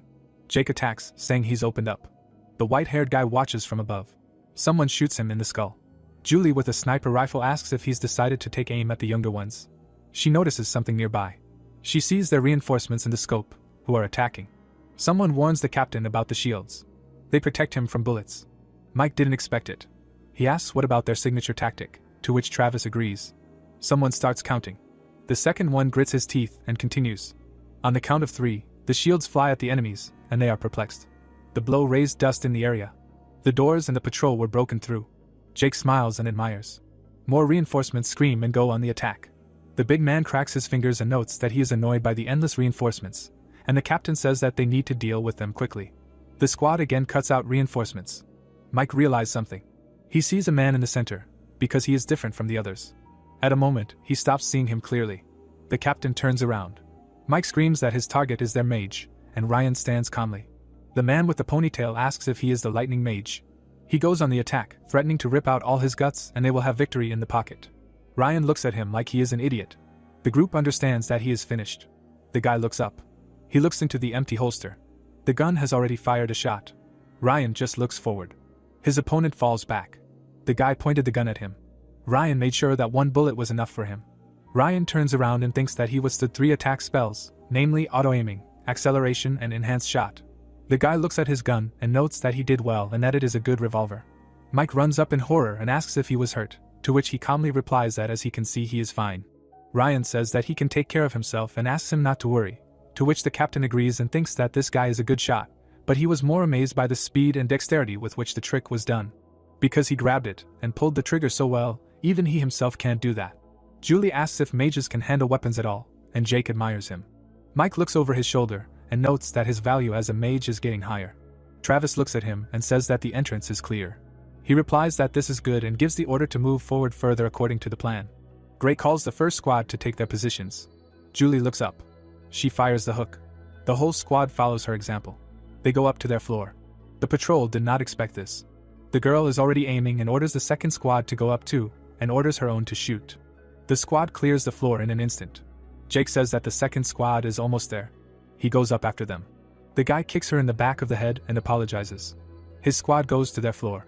Mike takes out a weapon and orders his own to move forward. Someone fires a pistol. The captain goes ahead. His squad follows him. Ryan calmly walks behind. He looks down. The man shakes and reaches for the gun. The guy instantly relieves him of such pressing problems. Mike says that they are done with the first floor, and Travis agrees with him, since there is unlikely to be new reinforcements. Mike says on the radio that the first floor is clear. He asks Julie what happened to the second floor. She bends down and says that they are still sitting in cover and it is inconvenient for her to talk. The captain hears an explosion on the radio. He asks her what happened. He is stunned that there is no answer. Mike breathes a sigh of relief when she reports that the second floor is clear. She looks down and apologizes, because one hid until the last minute and that is why it took time to catch him. Mike looks up and says that this is good and the first and third squads will take care of the third floor, and she agrees that it is time to finish with them. The people on the stairs were shot. The captain's squad goes forward. Mike himself killed someone. The mage despite this subjects everyone to an electric shock. Julie goes on the attack. She turns to the captain with the fact that the third floor was cleared, and he replies that everything was much easier than it seemed. The old man turns around and notes that the mage helped them a lot, because even before they entered the building he had already taken care of some of the enemies and he is strong, as Jenny said. Julie wants to tell him something. She looks at Ryan and asks if they can lure him to their guild. Mike says they don't have the money for that, to which she is perplexed, since it is better to invest money in him than in some newbies, and asks him to look at the fact that he works for 4 magicians. She smiles and continues that if someone like that works in their office, they will quickly become famous and rich, and as soon as they get all this money. But he interrupts her saying that others are probably thinking the same thing. Mike asks her to stop chatting and get down to the next part of the plan. He says that he is on the radio with a question about clearing the roof, since they are now heading there and checking if they are finished. A loud sound comes from the radio. He calls the captain. Mike looks at the radio in horror. The group is wary. The captain tries to shout out with a question about what is going on there. He rushes forward and says that he thinks the second squad is in trouble, to which the sniper asks him to wait. Travis says that they should go too, to which he says that he will catch up with them. The group goes to help. Someone takes a step. Ryan looks tiredly ahead and is not happy with his current body. The whole squad went up to the roof. There are a lot of wounded on top. Mike runs to his subordinate. He asks him if he is alive. The captain orders to bring him a recovery elixir, to which someone agrees. Mike pours it and thinks that it is expensive, but it is not the time to think about it, because the life of a comrade is at stake. Jake's wounds are healing. The red-haired one asks him for forgiveness, to which he says that everything is fine. Ryan peeks and asks what is going on. He notes that everyone in the second squad was seriously wounded, but there are no losses. Ryan looks at the use of the elixir and asks himself how this is even possible, because they are all well trained and it turns out that the enemy just wounded them and ran away. He thought about it. The brunette looks ahead. Ryan says that the one who did this is still here. Mike hears questions about whether he is hiding and what about the wounded. The captain asks the mage to take care of the redhead, which he agrees to do. Mike gives the order to carry the wounded away and provide cover. The group is on alert. The captain bares his teeth, asking where the bastard is hiding. Someone from the tower says it's a surprise. He holds a sword to his ear and says he was expecting more guests. He smiles and continues that he didn't think they would come so soon. Mike watched the man sitting on the tower. Taking aim at him, he screamed that the bandit had maimed his men and was just watching them die. Watching the people from above, John asked if they knew how much money was invested in this operation. Still sitting on the tower, he said that all three groups of cleaners had teamed up to steal the money. They had to take over the server that stored the tax information for the 53rd district. They had to hire dozens of people to pull this off. Mike asked with a serious look if he was going to steal money that belonged to the government. John smirked and replied that he had guessed correctly, noting that they didn't even need to take over the city hall. He held out his hand and added that we were talking about billions of dollars. If they didn't understand what all this was for, if you disrupted the power grid in the 53 area, then there would be loopholes in the defense, getting in and out of the cracks created by the government. It wasn't that bad. Mike calmly replied that he didn't know, at least it didn't seem like something a retired military man could do. Smiling, John said that it had been 3 years since he left the front.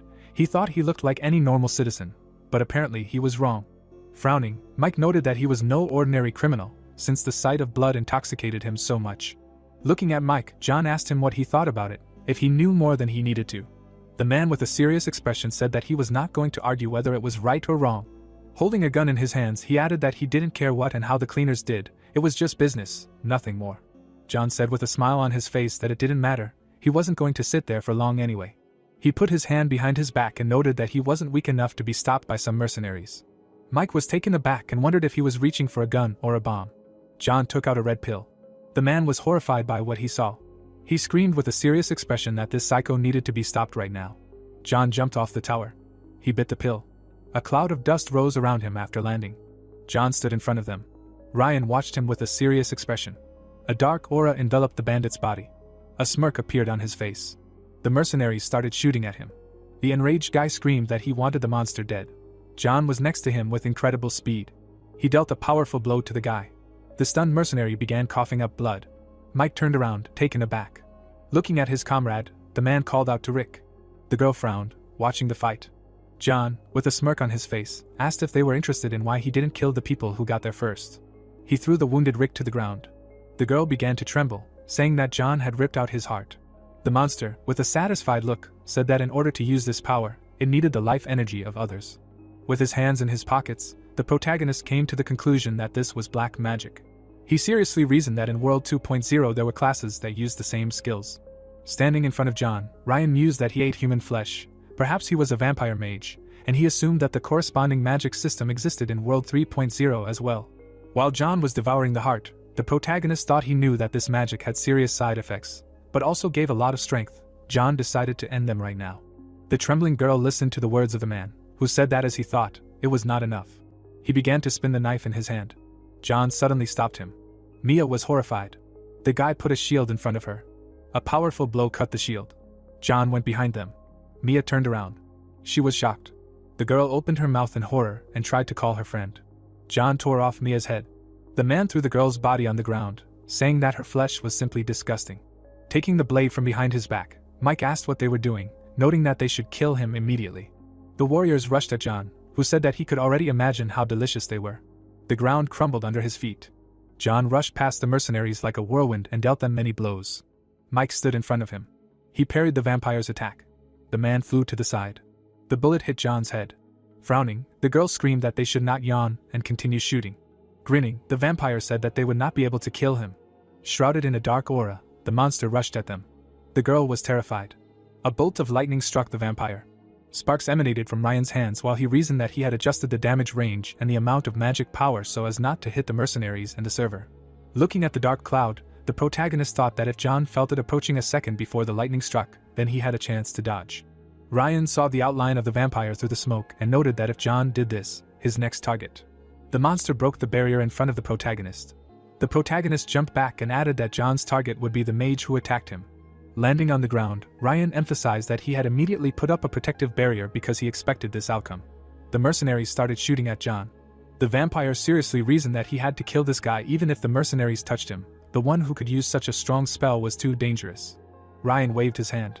Blue energy began to emanate from the protagonist's gun, because he had endowed it with auto-aiming, amplification, recoil reduction and acceleration. The protagonist aimed at John. The shot pierced John's body through and through. He was shocked by what had happened. Standing in front of the vampire, Ryan noted that he had prepared this when he used lightning. Enveloped in an aura, the protagonist emphasized that he was still alive, and it was time to finish. Looking at his hand, the protagonist noted that his body was so fragile that one mistake could cost him his life. Walking towards the vampire, Ryan noted that after recent events, he realized that he could not be afraid of close combat. The protagonist grabbed John by the throat. He fired a lightning bolt at him. The stunned vampire started screaming in pain. He grabbed the protagonist's arm. John smirked and said that Ryan couldn't kill him with that. The protagonist asked him seriously if he was sure. Standing in front of the monster, the protagonist reasoned that if he were an ordinary person, his head would have burst like a watermelon. The protagonist let go of John. He pointed the gun at him and wondered if there was anything that could hit this monster if there were monsters in this world that could catch bullets. The protagonist applied acceleration to the gun. Several bullets hit the vampire in the face. Stunned, John grabbed his face and started screaming. He stepped back and said that he would have enough to kill him alone. The guys rushed into battle. They stood over the monster screaming that they couldn't let the monster get close to the magician. The guys pinned him to the ground. Jake frowned and called him a stupid monster. The girl was puzzled that John was not weakening. The guys stood behind him and asked if Mike was sure they could kill him. The man thought with a serious expression that with his magical knowledge it was impossible to accurately determine the enemy's condition now. Perhaps only one person knew what kind of drug this monster had taken. Mike raised his head and asked Ryan to tell him what was going on. The protagonist answered with a serious expression that John was using black magic. The protagonist imagined John biting into the pill and thinking that the situation was not hopeless, but that he might have to sacrifice a lot. Dark energy enveloped the man while the protagonist reasoned that in order to significantly increase his strength, the vampire eats human flesh or blood as energy. A picture of the vampire killing Mia appeared in Ryan's imagination. Looking at the lying monster, the protagonist added that when he lacks strength, he begins to lose his mind.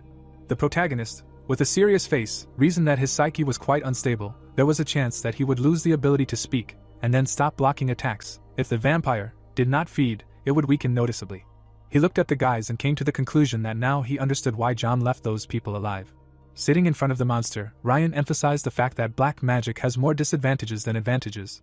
There are not many magicians who specialize in it. In general, few people know about the dark magical art, and even fewer people have encountered it. This applies to Krimigar's squad. The dumbfounded guys discussed that they had never dealt with black magic.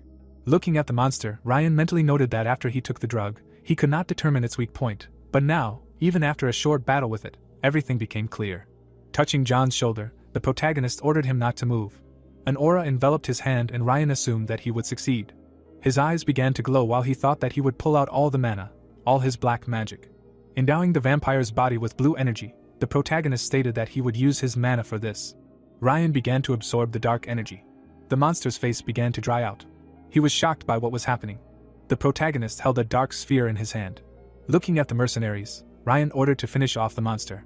Leaving from there, the protagonist said that there would be no problem with this now. Examining the clot of mana, the protagonist wondered what to do with it. The protagonist thoughtfully thought that it was impossible to keep mana under control for a long time, so special containers were created.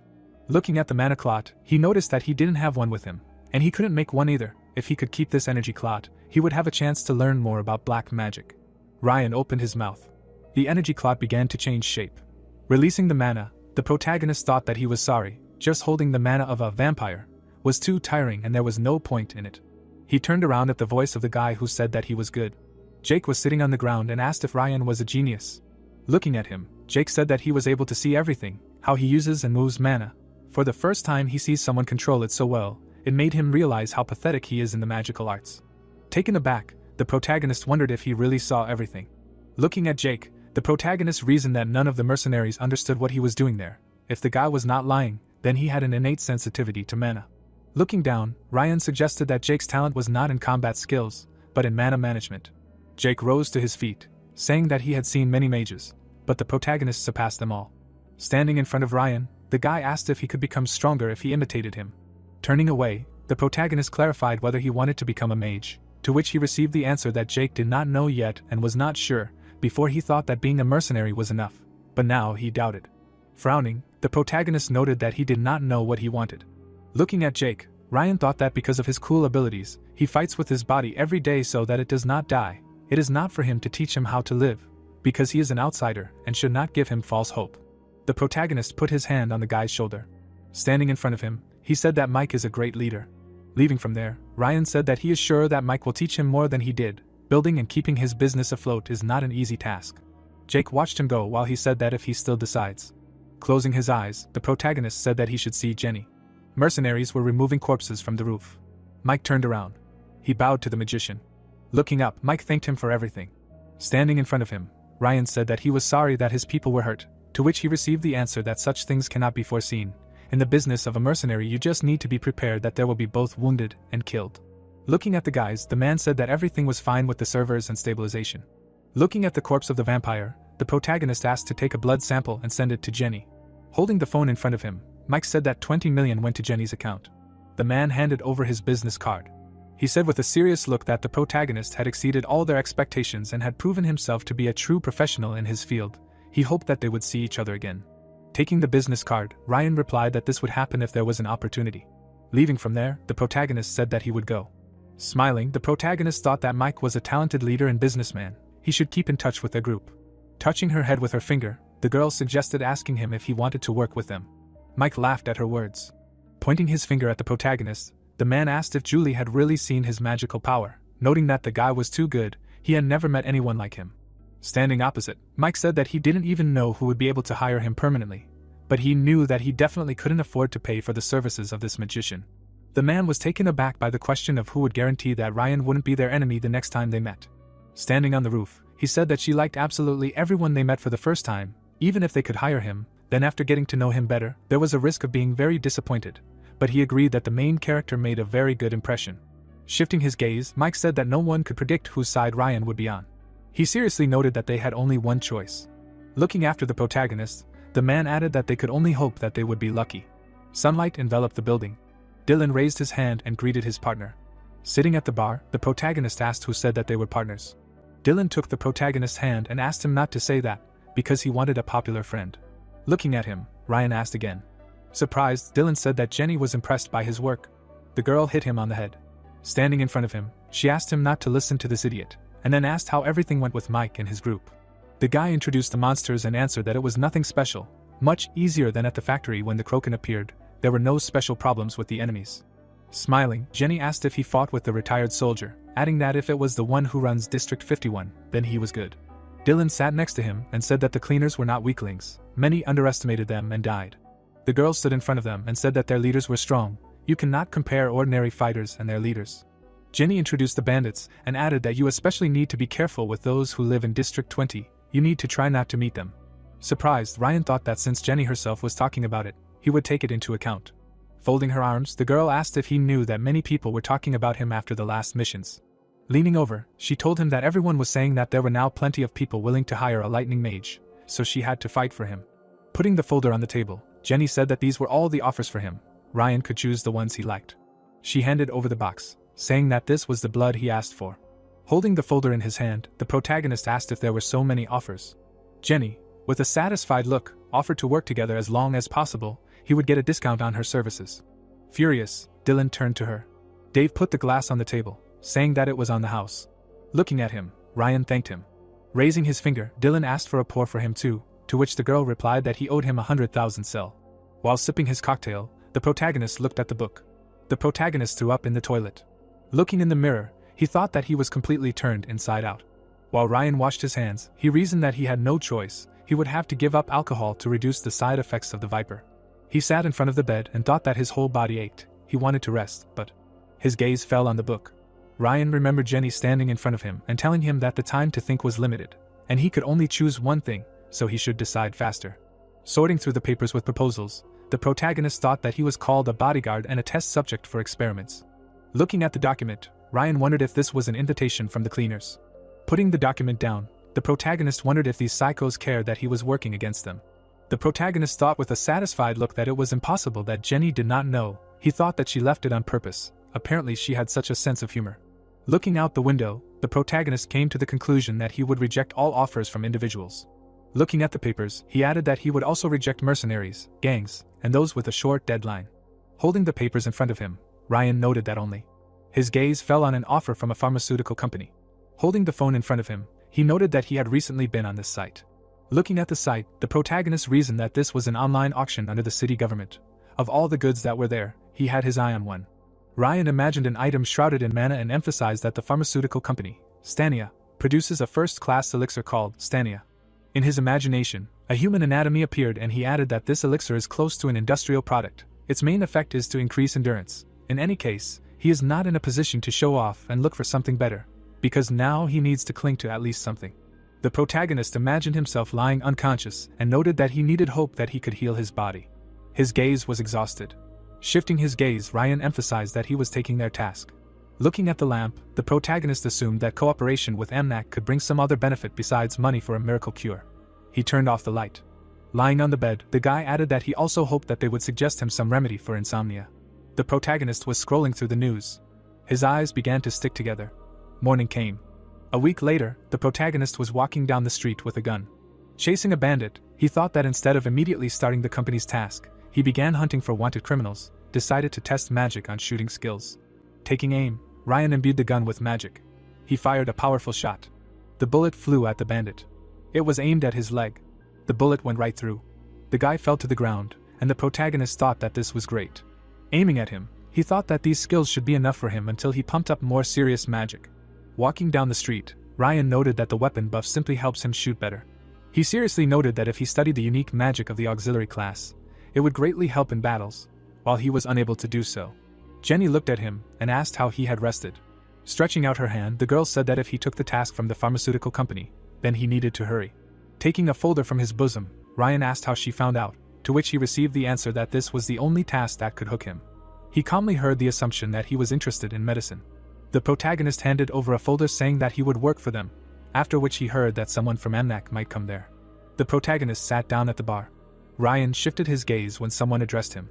The guy looked at him and asked if he was Jenny's new employee. The man grinned and asked if he was the same lightning mage. Looking at the protagonist, the stranger said that many people talk about him, for example, that he loves money and hunting. Looking away, Ryan thought that he had caught a lot of criminals and made good money, although the guy was a little strange. Touching the glass, the stranger said that he was not saying that it was bad, and the Balkan people become hunters for two reasons. He took the glass and said that they become them either out of despair, when a person is so pathetic that his death would not even be noticed. He squeezed the glass and noted that the second option is when the hunter enjoys the hunting process itself, and he does not care who he puts a bullet into. Looking at him, the protagonist said that this is from one extreme to another, after which he noted that he did not hear his name. Putting the glass down, the man replied that he was in too much of a hurry. He put his hand behind his bosom. The man threw an object shrouded in mana at him. The protagonist was taken aback by this. Surprised, Ryan stretched out his hand. He examined the business card flying at him. Turning his gaze to the stranger, the protagonist came to the conclusion that he had superpowers. The protagonist extended his hand. He caught the business card. Putting his hand on his chest, the man said that the protagonist could call him Sebastian. He does about the same thing as Jenny. Ryan looked at the business card. The surprised guy thought that he did not notice any signs of magic and probably it was telekinesis. Putting the business card on the table, the protagonist asked if he had telekinesis. Sebastian closed his eyes and asked if it was obvious, noting that he had seen it all himself. Reaching out for the bottle, he assumed that the rumors that he had studied abroad were true. Jenny suddenly took the bottle away. The furious girl ordered her to leave her visitor alone. Sebastian put his hand in front of him and asked her to calm down, adding that he had simply given the business card to their mage friend. Putting his hand on his briefcase, he stated that he had indeed come on business. Jenny, puzzled, asked for more specifics. Looking through the documents, the girl asked why the preparations had already begun now, since they had announced that there were still more than 2 months left before the delegation's visit. The furious Jenny asked if such orders were already being received. Sebastian answered with a serious expression that this was true, but quite rarely, there were rumors that one of the city council members was actively promoting this bill. Looking at the guys, Ryan came to the conclusion that they were talking about the news he saw yesterday. The protagonist presented a news page and noted that this was a visit of the Sovereign Falnome delegation to the Balkans. It seemed to him that the city government had issued a separate order to call private entrepreneurs. Watching Jenny and Sebastian, the protagonist added that judging by the expressions on the faces of these two, the problem was quite serious. Getting up from the table, the man said that he had to go. Stretching out his hand, Sebastian said that if Ryan wanted to try himself in another business, he should not be shy and call at any time. Shaking the protagonist's hand, the man added that he paid better for the work than Jenny. The protagonist watched him go. Jenny calmly said that she could not deny when necessary. Sebastian knows how to work with his tongue. If Ryan decided to work on his own, he should turn to him. Looking at her, the protagonist asked if she would stop him, after which the girl asked if the customers left even if they were asked to stay. He sat in front of her and asked what happened to the task, to which he received the answer that he would see everything soon. Someone entered the bar. The guys turned to look at him. The confused man asked if it was true that this was Jenny's bar. Pointing her finger back, the girl asked him to go through, noting that they would talk inside. The man sat on the couch, opposite Jenny. Looking around the room, Ryan said that she had not said before that there was a secret room, to which he received the answer that he ran away as soon as he received tasks. Crossing her arms, the girl said that she was Jenny. The man adjusted his glasses and said that he was pleased to meet you and introduced himself as Liam, a sales manager at MNAC. He began rummaging through his briefcase and saying that he did not have much time, so they would immediately get down to business. Pulling out the documents, Liam asked if it was true that Ryan had already studied the task in detail, to which he received a positive answer. Liam introduced the company building and said that MNAC is currently a small crowdfunding pharmaceutical company. He presented a lot of money and noted that they are developing neurostabilizers. Although the company has a lot of positive forecasts that after the completion of the development of new drugs, the profit will increase significantly, but there is a problem. The man introduced evil people and said that the district administration, which also uses illegal methods in its work, says that they are trying to steal patents for new drugs from pharmaceutical companies by hiring various gangs. Looking at Liam, the protagonist listened to him that first of all he should know that the drug already exists, although they have not received permission to develop it. The puzzled man said that he was going to send a sample to the intellectual property office before the district administration finds out about it, but someone has already told everything. Looking down, Ryan asked if that meant they had a rat, to which he replied that it was true and more. Liam handed over the photo. Turning the photo over, the protagonist listened to the fact that samples of the new drug were at this address. Lowering his head, the man asked to pick them up and send them to the department the day after tomorrow. They were counting on his help. Liam was suddenly taken aback. Ryan looked at him with a serious expression and said that if they wanted him to help, then they should tell the whole truth. The man began to tremble and asked what he meant. Sitting opposite, the protagonist asked him to stop lying to him, and then asked if the problem would be solved if he simply sent a sample. Tilting his head, Jenny assumed that Liam had missed the part about working with gangs and asked where the guarantee was that the protagonist would not encounter them. The man was taken aback by the question of whether he only needed to discreetly steal the sample and send it to the department. Looking at the frightened man, the protagonist came to the conclusion that they wanted him to resolve the issue by force. Crossing his arms, Ryan wondered if they thought he would have time to both beat up the bandits and steal the drug. Smiling, Jenny suggested that they should discuss the issue of payment.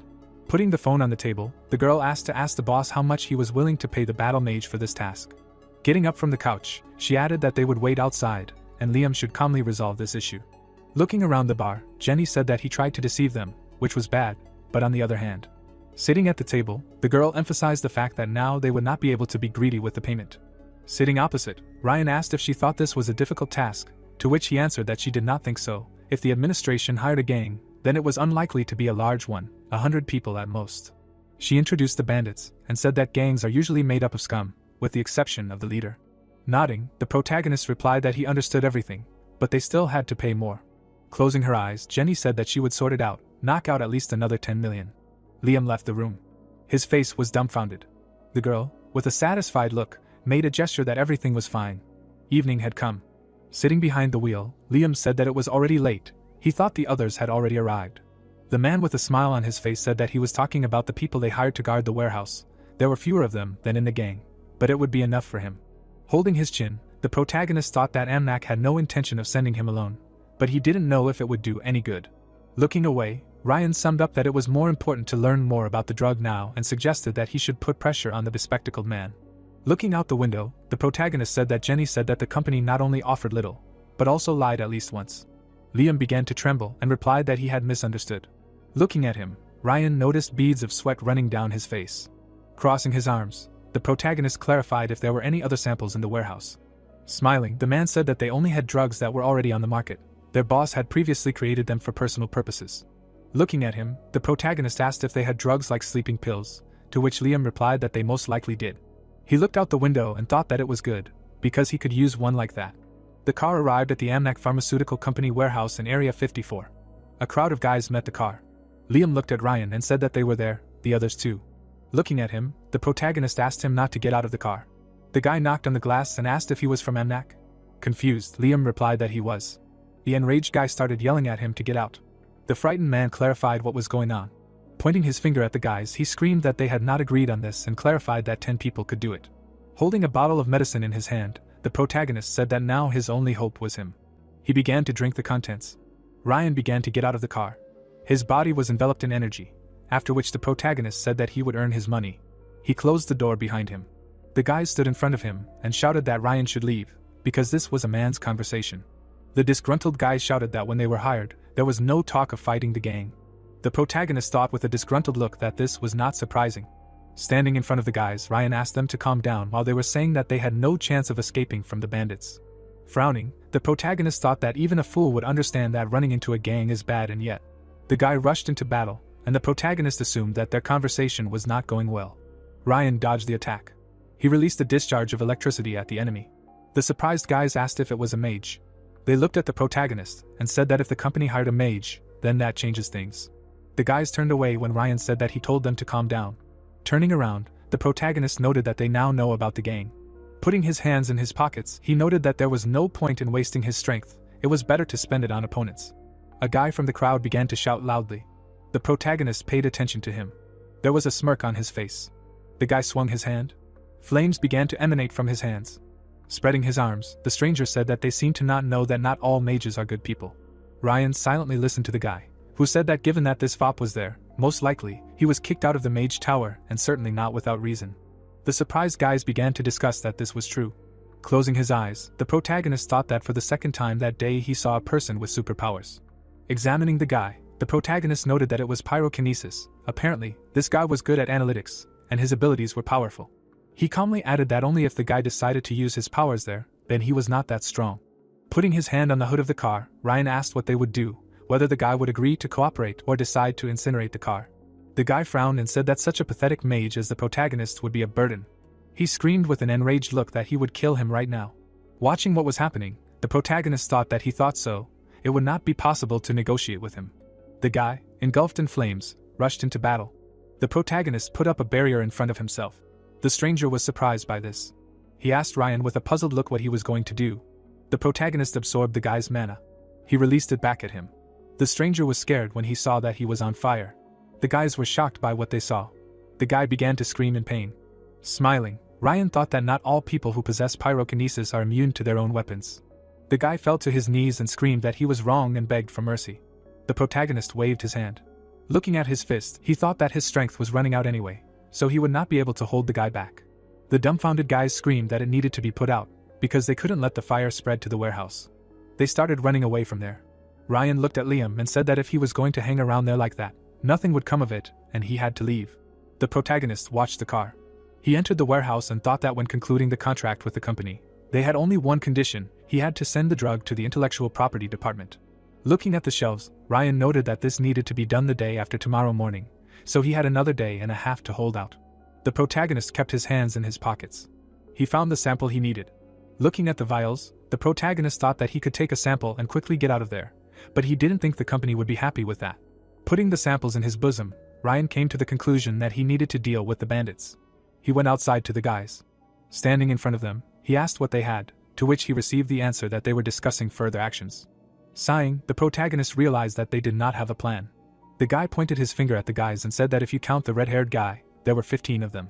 Turning around, Ryan ordered to block the entrance and split into 3 groups to patrol the area. If they noticed anything, they should immediately inform him. Leaving there, the protagonist said that he had other things to do. Standing in front of the wall, he thought that it was dirty there, and wondered if they had deliberately hidden him in such a place so that no one would suspect anything. Raising his head, the protagonist noted that the wall was quite high, it would be difficult to climb over. He noticed cracks in the wall and noted that it looked flimsy. Using the Claymore spell, Ryan created a yellow cloud of energy in his hand. He directed it at the ground. The protagonist began to examine the sphere. The cloud of mana began to increase, and the protagonist thought that the magic with which, under certain conditions, explosions in mines are called Claymore. He imagined the explosion and emphasized that it causes significant damage, but it has a small area of damage, so when there are many opponents, the effectiveness is lost, so you need to change your approach and start regulating the pressure. Ryan spread his hands. He created a barrier around the sphere and noted that instead of increasing the firepower that focuses on a specific point, it is worth expanding the radius of action and the impact surface area. A glow began to spread from the sphere. The protagonist examined his spell. The cloud of mana began to sink underground. Looking at the ground, the protagonist noted that everything worked. He sent another spell to the wall. Streams of mana were shining brightly in the wall. The guy ran up to him and asked him to listen to him. He fell to his knees. Looking down, the stranger said that he was asking for his forgiveness. He had lost his mind for a moment and promised that something like this would never happen again. Standing in front of him, Ryan replied that he didn't need to apologize. Kneeling, the guy asked how he could atone for his guilt, and the protagonist mentally assumed that the guy had decided that he would deal with him after the mission, although he had no such thought. He shouldn't know about it. Touching the guy's back, Ryan asked if he had decided not to cry in front of the others if he had run so quickly. Walking away from him, the protagonist replied that he would give him the opportunity to become a normal person. The puzzled guy asked what he was talking about. Turning around, Ryan said that they would have guessed tonight. His job was simple. Holding the stranger by the shoulder, the protagonist said that he only needed to spit fire at them, just like he had tried to do with him. The guy looked down and accepted the order. His face was sad. The protagonist sat on the box. Looking at the ampoule, Ryan thought that there were only a couple of pieces left. It would be difficult if their gang split up. He looked at the gun and came to the conclusion that if necessary, he would have to use the gun. He heard a knock on the door. Looking at the mercenaries, the protagonist noted that there was some kind of commotion outside.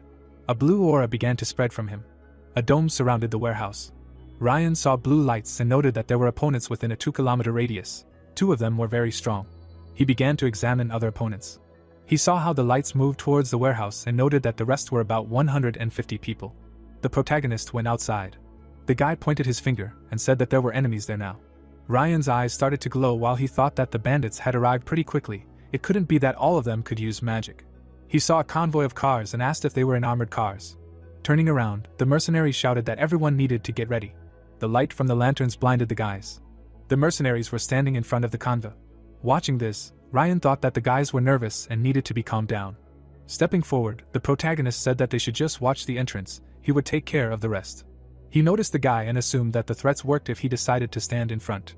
Looking at the cars, Ryan wondered why the bandits weren't doing anything. He was suddenly taken aback. There was a blow to the wall.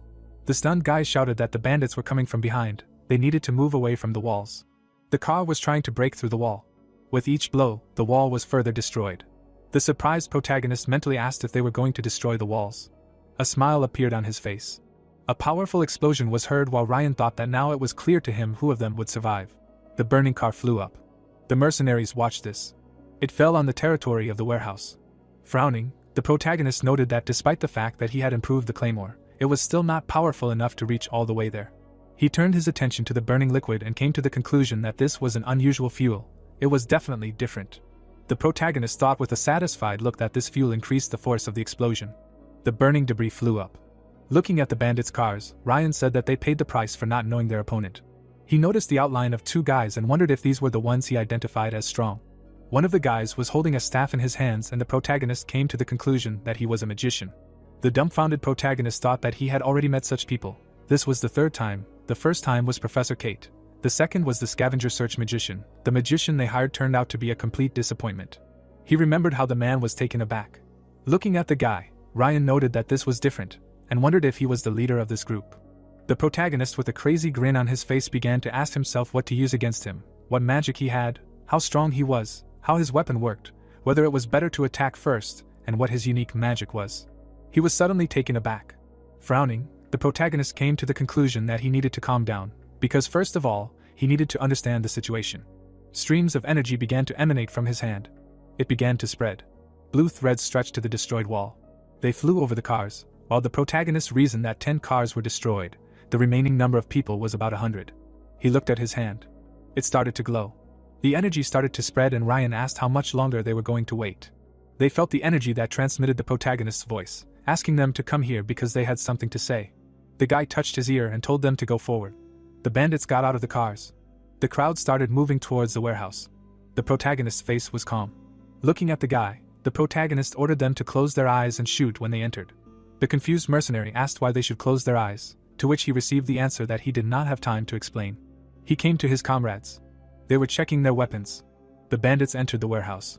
The guy was suddenly taken aback. A bright stream of light blinded them. The bandits closed their eyes because of the flash. The mercenaries started shooting at them. The bandits started falling to the ground screaming that it was a trap. The trembling guys asked what it was. The mercenary, covered in fire, ran towards them. His face was furious. The bandits were scared when they saw him. They started running away from him. While striking at the enemies, the guy noted that he would still burn them. Watching the fight, Ryan thought that he would use magic again, and the bandits would guess that it was his doing. Electricity sparked around his hand. He released chain lightning and ordered to continue the attack. Lightning struck the bandits. The guys continued shooting them. Bullets hit the bandits. Standing behind the squad, the protagonist wondered if this help would be enough. He shifted his gaze. The guys were standing near the container. Looking at them, Ryan emphasized that it was time to deal with the leader. The protagonist stood in front of them. The guy noted with a satisfied look that Grime did not say that they had such a fighter. Grime, with his hand on his hip, noted that MNAC was not a company that could afford a good mage. The guy looked at Ryan and asked him if he was a fool. They saw a smile on the protagonist's face.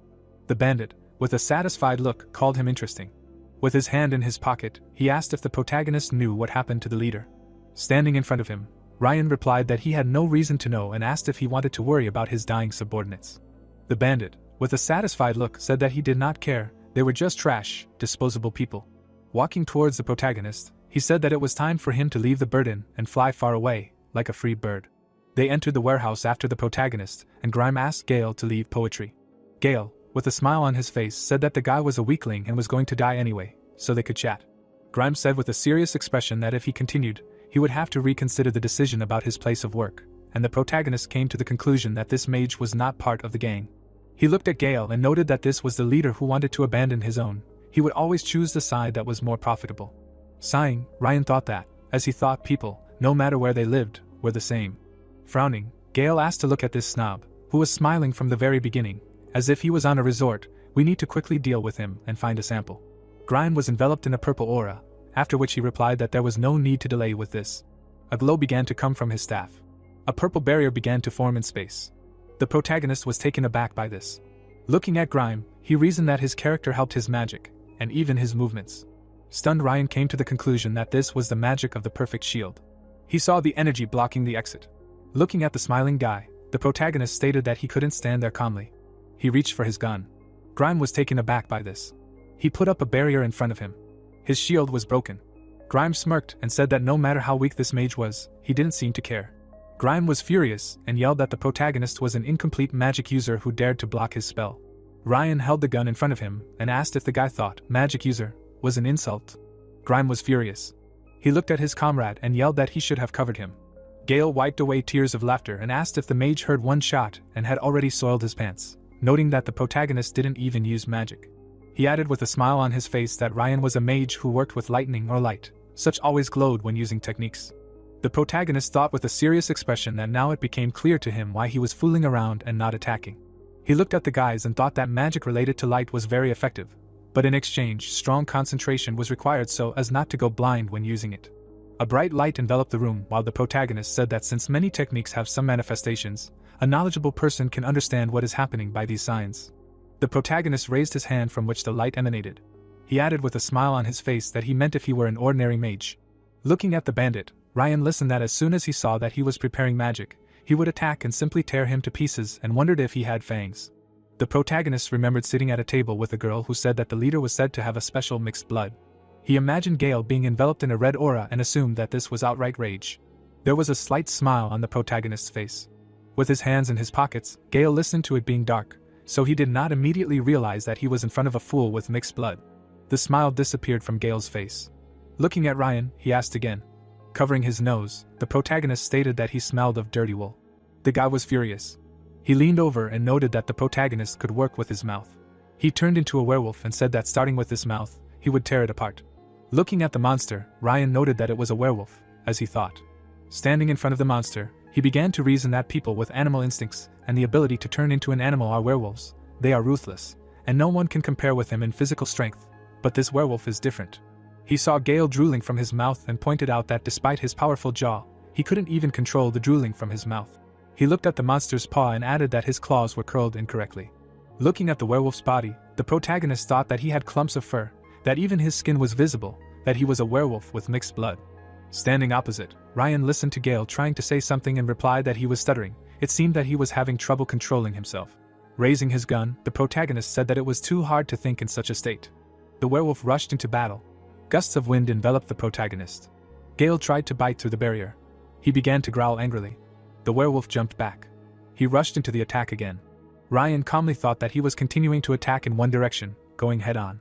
The monster's eyes were shining brightly with rage. Grime was taken aback and cried out that it was impossible. Several layers of barrier were placed in front of the protagonist. He thought with a slight smile on his face that his shield blocked even heavy weapons. It was a natural outcome because the defense was placed in 5 layers. Pointing the gun at the monster, he came to the conclusion that they did not think that he would be able to block consecutive attacks. The werewolf was suddenly taken aback. Ryan imbued the gun with magic and asked if it was his turn. Gale fell to the floor. He began to tremble. His face was scared. Walking towards him, the protagonist wondered if the monster began to panic from one shot. Standing in front of the monster, he noted that he would be sure when he was completely finished with him. He could not give up the initiative. Lightning began to emanate from Ryan's hand. He fired a powerful discharge at the werewolf. The monster lay unconscious on the floor. The protagonist looked at his hand. Raising his head, he thought that it would be good to use the Thunder Jaw at the end. Ryan stretched his hand up. A dark aura enveloped the warehouse. A powerful stream of electricity hit Gale. Smoke rose from his body. Grime watched this silently. He frowned at what he saw. The protagonist with a calm face wondered if this mage was still preparing the spell, noting that he thought he would intervene during the fight with the werewolf. Smirking, Ryan concluded that he would check how prepared he was. A glow began to emanate from the guy's staff. The protagonist closed one eye due to the bright light. Looking at the staff, he thought that at first glance it looked like a simple glow, but this magic released a powerful blast wave. He imagined a powerful explosion and pointed out that shock-type magic was popular in the game World 2.0. Its structure and essence are simple, so it is not difficult to learn, and it hits hard and really scares enemies. Standing in front of him, Ryan wondered if Grime wanted to wipe out the entire area. Blue energy began to emanate from him when he thought that he couldn't leave it like this. The mana flow was moving towards Grime. Looking at the dumbfounded guy, the protagonist reasoned that by taking possession of someone else's mana flow, he would steal the ability to control it. Looking at the ceiling, he emphasized that he would change the direction of the shockwave there. Grime released a stream of energy. His mana flew up. He raised his head in surprise. Grime was shocked by what happened. Lowering his head, he grinned. He began to tremble and laugh nervously.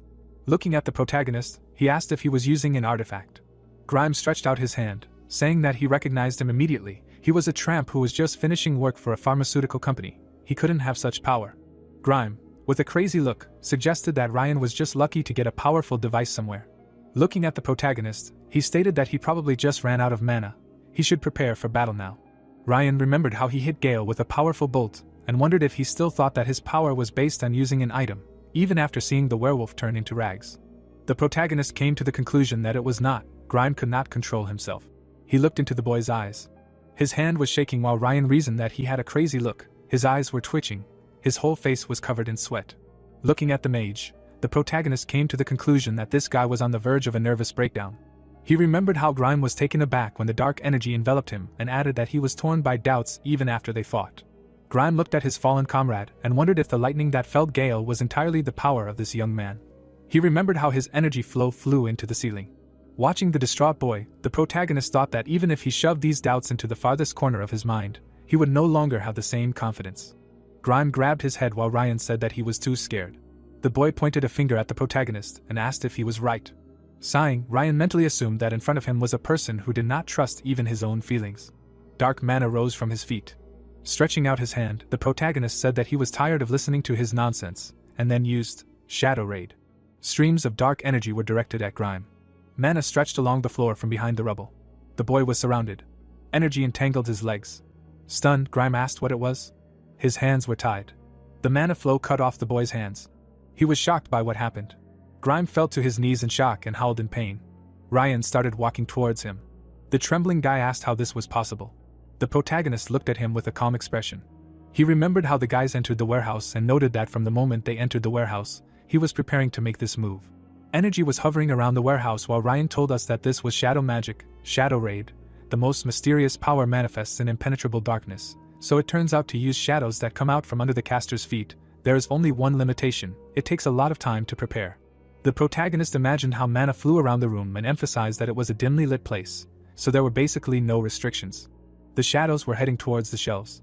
Approaching the guy, the protagonist noted that Grime also firmly believed that he was a lightning mage, and this was only to his advantage, so he used magic without hesitation, because the bright lightning only strengthened the shadow with its flash. Looking down, Ryan thought that he was hoping for an interesting and difficult fight, but in the end it was deadly boring. The protagonist pointed the gun at the guy. He looked at Grime's frightened face. He began to cry. The protagonist closed Grime's eyes. Watching him closely, Ryan said that if the guy answered his questions, then maybe he would let him live. Holding the gun to the guy's forehead, the protagonist asked if this was all they could gather, adding that he brought the whole gang and wanted to know if anyone else was involved. Grime opened his mouth wide and shouted that it was unlikely that a strike force would be needed. Ryan frowned and thought that was good. It meant he wouldn't be followed on his way to the intellectual property office. Kneeling, Grime said that if the protagonist spared him, he would help him. As a third-level mage, he could be very useful. The protagonist, looking interested, suggested that the dog was also a third-level mage. The dumbfounded guy pointed out that you could say that this was the rank from which a mage receives recognition. Ryan, looking serious, began to reason that he was not sure what level this guy was talking about, but mages should not sort things out like this. Judging by his words, he, not knowing his own rank and getting into a fight with two mages, should be lying on the floor. Grimes smiled and clarified if he would be spared. He was horrified when a gun was pressed to his head. Ryan's eyes began to glow while he thought that he would not regret it. Pulling the trigger, he apologized. Grimes' corpse fell to the floor. The protagonist suddenly raised his head. Turning around, he saw that the werewolf had regained consciousness and said that he thought it was all over. The monster rose to its feet. Looking at Gale, the protagonist thought that it was impossible that the discharge had not finished him off. He remembered how lightning had struck the guy and noted that among ordinary magic like lightning, the Thunderjaw he had used on the Fleabitten was considered the most powerful spell. If this guy had any brains, he would not have joined the gang. The werewolf was furious. Ryan, with a serious expression, noted that that was all. He stood in front of the monster. The protagonist introduced the wolf and told us that werewolves are animals intoxicated with the power that the moon gives them. They are overcome by the desire to master the source of this power, which is why he can still move. Gale was walking towards the protagonist. As Ryan dodged the attack, he wondered how dangerous and powerful purebred werewolves were if even this half-breed was so good at regenerating. Gale fell to the floor. Looking at the trembling monster, the protagonist emphasized that if he faced one of them, he would not get off so easily. The protagonist grabbed Gale by the head. His face was serious. He fired a discharge at the wolf. Looking at his hand, Ryan thought that he dealt with 2 in 5 minutes. Turning his attention to the door, the protagonist thought that it was still noisy outside. Walking away from the warehouse, he noted that he had no reason to rush there, but he should not ignore those who fought on the same side with him. He stopped in front of the staff. Ryan reached for it. Holding it in his hands, he said that Grime was not a strong mage, but he carried the staff with him despite the inconvenience, so this thing would definitely come in handy. The protagonist carefully examined the staff. He presented various artifacts and noted that he did not adhere to the principle of not using magic items. He just could not afford them. Ryan shifted his gaze.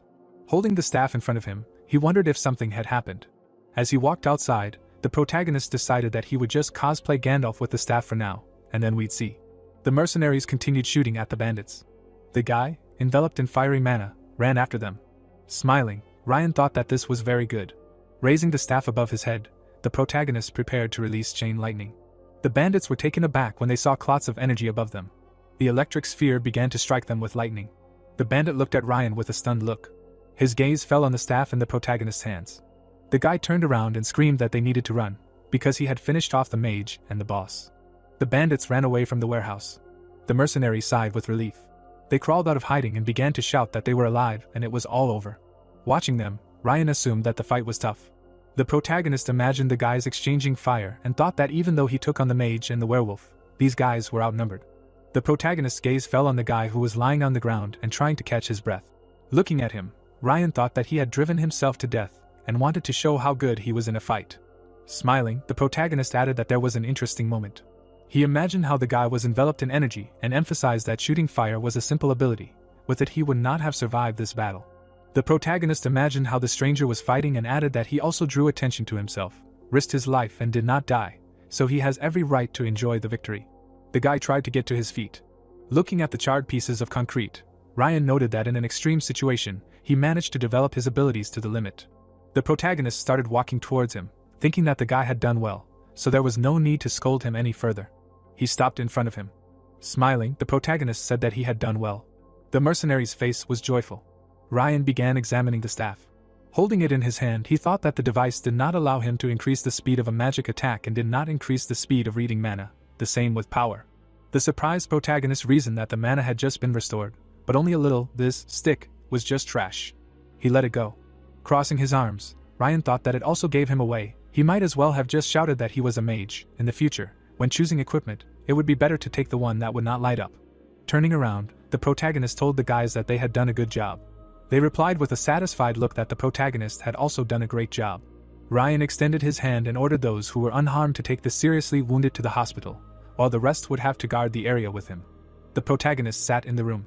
Looking at his shaking hands, he wondered if it was because the tension had eased. His hands continued to shake, and Ryan noted that fatigue had suddenly fallen on him. Putting his hand on his chest, he wondered whether to use the viper. Removing his hand, he came to the conclusion that it was not worth it. He had very few of them left. It was better to save them for other cases. The protagonist raised his head.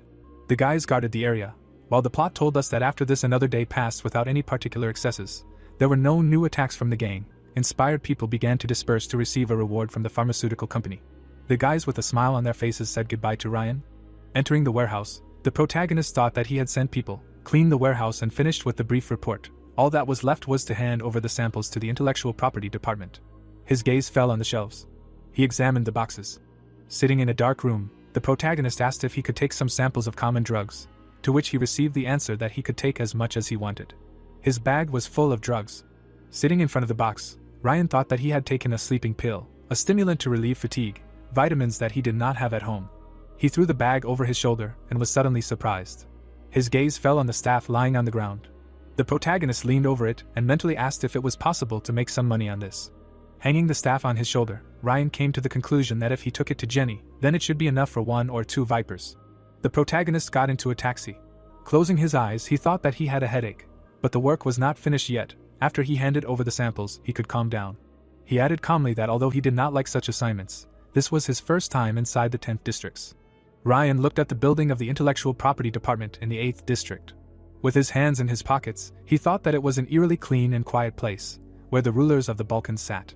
The protagonist presented a map of the districts and noted that this was the district where the administrative bodies of the city government were gathered. This was the place where only civil servants and local government officials could enter and exit. Approaching the building, Ryan noted that it looked like a temple from some legend. He needed to quickly give the drug and leave. The man was sitting on a bench and asked what the young man was doing in such a place so early in the morning. The protagonist paid attention to him. Looking at him, he said that he had business in the department, after which he clarified whether permission was needed to enter.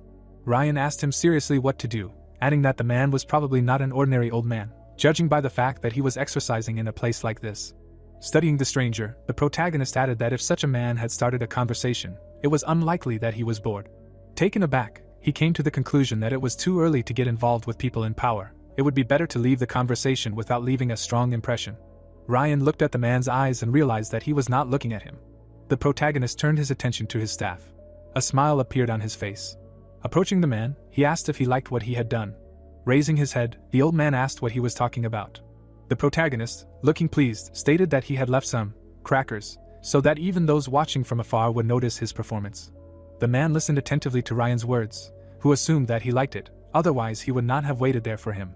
Holding the staff in his hand, he said that he was returning it. He thrust it into the ground. The protagonist seriously assumed that it belonged to the mage the old man took care of. The saddened man replied that he knew it. Looking down, Ryan thought that it was hard not to guess. The old man recognized Grimes' staff and was waiting for him near the intellectual property office. Besides, a person who can freely move around these streets, doing sports, only a city councilor can do this. Although he did not expect that instead of sending subordinates, he would come in person. Opening his mouth, the man began to talk about Grime. Sitting on a bench, he told that this guy had weak abilities, but was a good friend. From the moment he decided to become a politician, Grime was the one who helped him, putting all his heart and time into supporting him. Looking at the protagonist, the man asked if he knew why he came there to see him, to which Ryan asked if he wanted revenge. The protagonist, with a calm face, reasoned that although he said so, it did not seem like that was the case. There was no anger, hatred, or disappointment in his gaze. He saw only greed in them. There was a smirk on the old man's face. Stretching out his hand, the man asked Ryan to work with him, noting that if such a talented and powerful mage were on his own, the city could suffer. He remembered seeing a lightning bolt, noting that he was convinced of this when he saw lightning strike from a cloudless night sky. He said with a smile on his face that his career was constantly on the rise and he thought he could arrange a warm place for him, comfortably arrange him in this concrete jungle with skyscrapers. Sighing, Ryan thought that with every word this man was showing his selfish desires, he was admitting that he was different from ordinary people. The protagonist imagined the man holding a pile of money in his hand and noted that he had a huge amount of taxpayers' money, public recognition, fame, power, and even capable people who were hard to find. Standing in front of him, the protagonist noted that it was rare to meet a person who was greedy for all of this at once. But that did not mean he should put a leash on himself. He asked him seriously what all this was for. The man frowned and listened to Ryan say that he did not know why he needed him, but he had no reason to need an old man. The dog was sitting next to a city councillor, who asked if he was refusing his offer now. The protagonist thoughtfully noted that even if he really needed the help of an influential person, there were many people in high positions besides this old man. He was not even the head of the district, just a city councillor. Standing in front of him, Ryan pointed out that making such a power-hungry man an enemy could be a serious headache, and he should be flattered a little rather than outright refused. The man looked up when the protagonist said that if the advisor had helped him, he would have responded in kind one day. Ryan stood in front of him and declared that they were not friends. He crossed his arms and asked if there was any reason for them to be enemies. A girl screamed in the bar, asking if he was completely crazy. She slammed her fist on the table and screamed that she had heard that there were many possessed people among the old monsters who had climbed into the political arena, but this was too much. Sitting in front of her, Ryan asked if she thought they would do anything else. Touching her chin, Jenny replied that it had gone well this time because he was not prepared, but if they had to face him again, maybe. Raising her glass, the girl added that it would be after he got a better position than he had now, provided that this person was truly interested in his abilities, and Ryan came to the conclusion that the authorities needed a mage. Jenny closed her eyes and said that being acquainted with several people from the ruling circles was not so bad, because instead of grumbling, they provided some conveniences. Sipping a cocktail, the protagonist thought that she was talking as if she already had such experience, but she was right. Looking at Jenny, the protagonist began to reason that she was a young girl, but she had already opened her own bar, created an office and acted as a broker. She was definitely not ordinary. She received a notification on her phone. Smiling, the girl assumed that Amnak had checked the registration of the new drug in the intellectual property department, because the money had already arrived. Getting up from the bar, Ryan said that he needed to go somewhere, and the girl asked him to stop. Frowning, Jenny clarified whether he had found another source of income yet. The protagonist turned away silently. Standing in front of him, the girl said that in order to avoid suspicion from the city government's financial supervision department, it was in his best interest to do it quickly. At least some kind of cover was needed, because an officially unemployed person with a lot of money became an object of hunting for tax officials. Turning around, the protagonist said that he would figure it out. Watching him go, Jenny asked him to try to find at least some kind of work first. Going outside, he thought that he was tired. The protagonist approached a taxi and noted that he would like to rest right now, but he needed to replenish his supply of vipers. The car started moving, while Ryan reasoned that if he wanted to move like ordinary people, forgetting about fatigue, he needed stimulants. The glass dome on the roof of the building reflected the rays of the sun. Hank greeted the protagonist with a joyful look. He waved his hand and said that his dear guest had arrived. He did not know that he was popular, so he apologized for the rude reception then. He noted with a smile on his face that Ryan turned out to be a very talented magician. The protagonist stood in front of him and asked what he didn't like so much. Holding a smoking pipe in his hands, Hank said that if rumors had reached even him, the one who had somehow managed to quickly adapt to life there, he imagined it differently. Bringing the pipe to his mouth, Hank noted that he was surprised that the protagonist was alive at all. Ryan seriously wondered if he was saying this to his face and smiled. He imagined Hank's crazy face and noted that it was better than pretending and hiding his intentions until the last.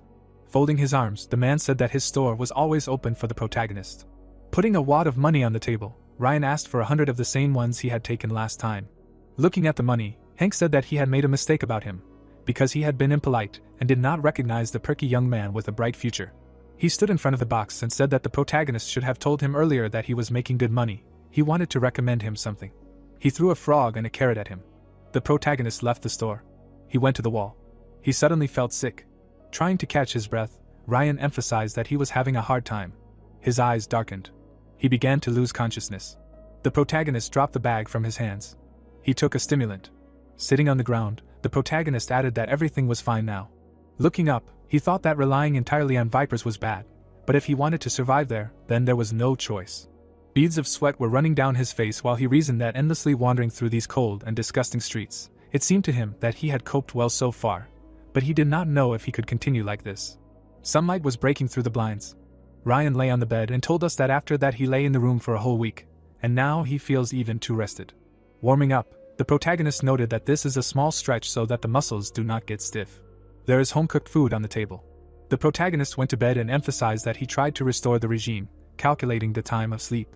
Disappointed, Ryan looked at his characteristics and read that he has depletion of magical power, a short life, chronic headaches, drug addiction, insomnia, after which he said that his physical condition suffers greatly, but he has already gotten used to it. Looking at the phone, the protagonist said that no one knew that you need to put in so much effort to find a part-time job. Studying vacancies, Ryan thought that he cannot work more than 3 days a week and night shifts are not suitable for him either. He thinks it will take more time to find something suitable.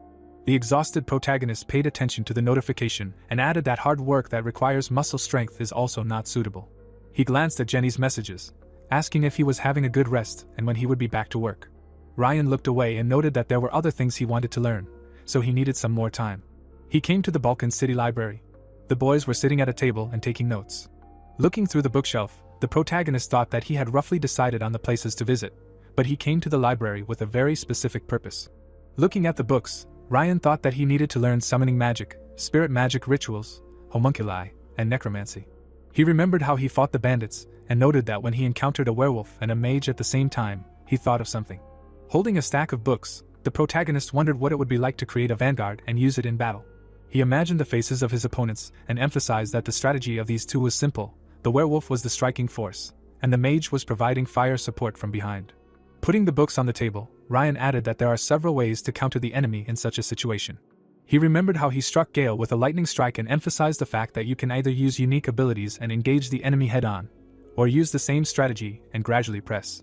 A picture appeared in the protagonist's imagination of how he first struck Grime and noted that another way is to put all your strength into a long-range attack to neutralize the mage, and then counterattack.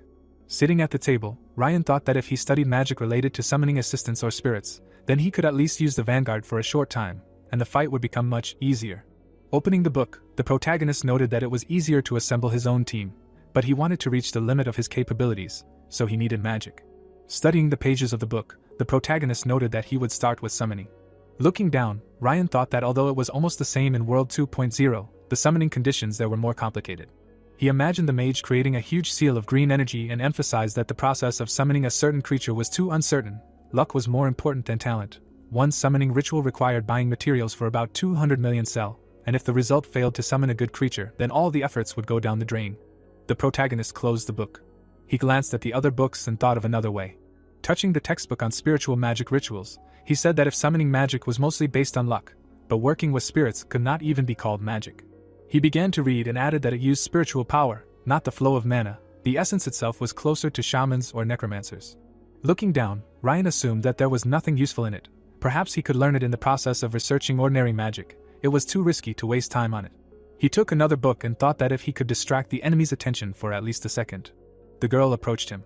Kate stood over him and asked if the protagonist had left the library for a month, and death itself had left a mark on his face. Looking at her, the protagonist noted that Kate. He remembered watching her and noted that she was a professor at Labatenin University in the Department of Elementary Magic. Turning around, the girl said that she told him to find her, but he hadn't even entered the university, after which she asked if there was any point in him sitting alone and digging through books. She paid attention to the title of the textbook. She began to examine the reading material that Ryan had chosen. Watching her, the protagonist wondered what she had imagined there. Holding the book in front of her, Kate said that if there was no talent for magic, going in this direction was not the best choice. Summoning or spirits require more than just talent from a person. Smiling, the protagonist replied that he knew it. Holding the book in front of him, Kate said that if he believed in his luck so much, it would be better to buy a lottery ticket from the government. She stood in front of him and said that only 3 people who worked with spirits had met people like her, that is, university professors. It would be better for him to abandon these meaningless hopes. Looking down, Ryan began to reason that her words made sense, but he was not quite an ordinary local resident. Of course, if he told her the whole truth, then she would leave him alone, but he did not know if there was a need for this. She put the book on the table. The girl closed her eyes. She turned her attention to the guy who asked what she was up to. Sitting next to him, Kate said that she was going to briefly explain the materials so that he would understand everything well. If she explained how complex summoning magic was and how it affected people, then he would understand. Opening the book, the girl asked to listen, that the basics were one's own thought and the exact concentration of magical power. Looking at her, the protagonist thought that although she had already said that she worked as a professor at the university, she had a very calm and disciplined voice. Looking at the girl, he assumed that Kate was a good person, noting that after making sure that he was serious about studying this, she respected his wishes and acted carefully so that he would be interested in listening. His face was calm. Looking out the panoramic window, Ryan came to the conclusion that when he was alone all the time and had no one to rely on, even a person he could just talk to was a great comfort. The protagonist was taken aback by the question of whether he was listening and answered that he was listening to her very carefully. Kate frowned slightly. A smile appeared on his face. Looking at the protagonist, the girl asked him to introduce himself, because she was wasting her time and giving him a lecture. Ryan seriously thought that she was one of the few who knew her real face. Revealing her name should be careful. She was surprised by the question, is it really necessary? The protagonist sat next to her and asked if it was not enough to just share knowledge about magic and talk, because he was just a student she works with in the library. Closing the book, Kate asked if it was true that he was ready to learn from her. Ryan was suddenly taken aback. The girl with a smile on her face said that in this case they would meet once every 2 weeks. Surprised, Ryan listened to her say that they would work with simple magic. Putting the books on the table, Kate added that they would fully work through the basics, and no summoning magic, he should prepare well and come. Closing her eyes, the girl ignored the words that he did not have time and said that they would see each other in 2 weeks. The protagonist watched her go. Sighing, he came to the conclusion that she did not even listen and did what she wanted. Looking at the textbook, Ryan called her a kind and strange woman. Going outside, the protagonist saw that it was already evening. Descending the stairs, the protagonist assumed that Kate was interested in those who were drawn to magic, even without talent. He remembered the girl saying with a sad look that she felt sorry for him, because he sits there all day and only reads. It will not make him a mage, even if the protagonist reads all the books, although at his age it is too late to become a practitioner, so it is better to really concentrate on the theory.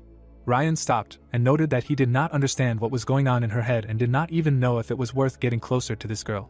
He imagined Kate and wondered if everything would be okay if he just listened to her attentively once every 2 weeks.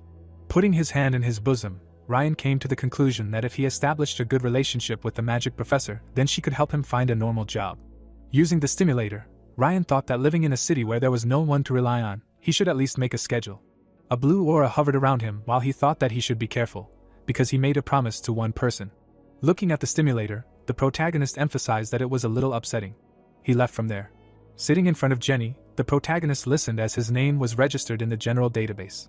Looking up, Ryan clarified what she was talking about. Mixing a cocktail, the girl said that thanks to his good work, he can now take orders himself, and she will have less fuss. This sometimes happens when customers are happy with the work done. Shifting his gaze, the protagonist asked where Dave went, to which he received an answer that he is always absent once every 2 weeks, goes to his previous job to help there. She put the cocktail on the table and noted that sometimes she is there instead of him. She moved the glass towards Dylan. The guy took a picture of it and asked what it was. Jenny, with a satisfied look, heard that it was appetizing. Hitting the guy on the head with the shaker, the girl screamed that the cocktail is called "Get Lost, Stupid." Ryan sat with a thoughtful look and did not pay attention to the swearing of the guys. He held his chin and asked to tell what the registration of personal data in the general database gives. The guys suddenly stopped fighting. The girl held a tray in her hand and said that there is no risk for the user, just the results of his work are recorded in the network, where he himself can set a price for his services and choose the specifics of the work. Smiling, Jenny noted that usually it takes at least 10 months to get into the database, but it seems that this time the clients sent a request first. Those who do not have a connection with her were upset because they could not leave him an order. Sipping a cocktail, Dylan said that she is a greedy woman with great ambitions who wants to monopolize an outstanding magician. There is nothing to do with it. A smile appeared on Ryan's face. Sitting at the table, he said that the phrase, "registration of personal data," in itself does not sound very good, to which he received the answer that he should not be afraid of information leakage. Holding the tray in her hand, Jenny said that this was a backdoor in the main integrated network used by the government, so there was no need to talk about the security level. The protagonist was surprised to hear that it would be without the cooperation of the government. He looked down and thought that this was true. He now understood why the police and those responsible for security did not notice that blood was flowing on the streets of the city. If the upper circles of Balkan were not involved in all this, it would be truly surprising. Jenny looked at him and asked if he had any wishes regarding the payment of potential orders. She was taken aback when she heard about unique magic. The protagonist with a serious expression said that he was talking about very rare magic related to time and space, or powerful regeneration, and she should also add expensive artifacts or elixirs. Holding her neck, the girl said that even with his current reputation, it would be difficult to find clients who would pay that much. She turned her attention to Dylan, who said it was none of her business.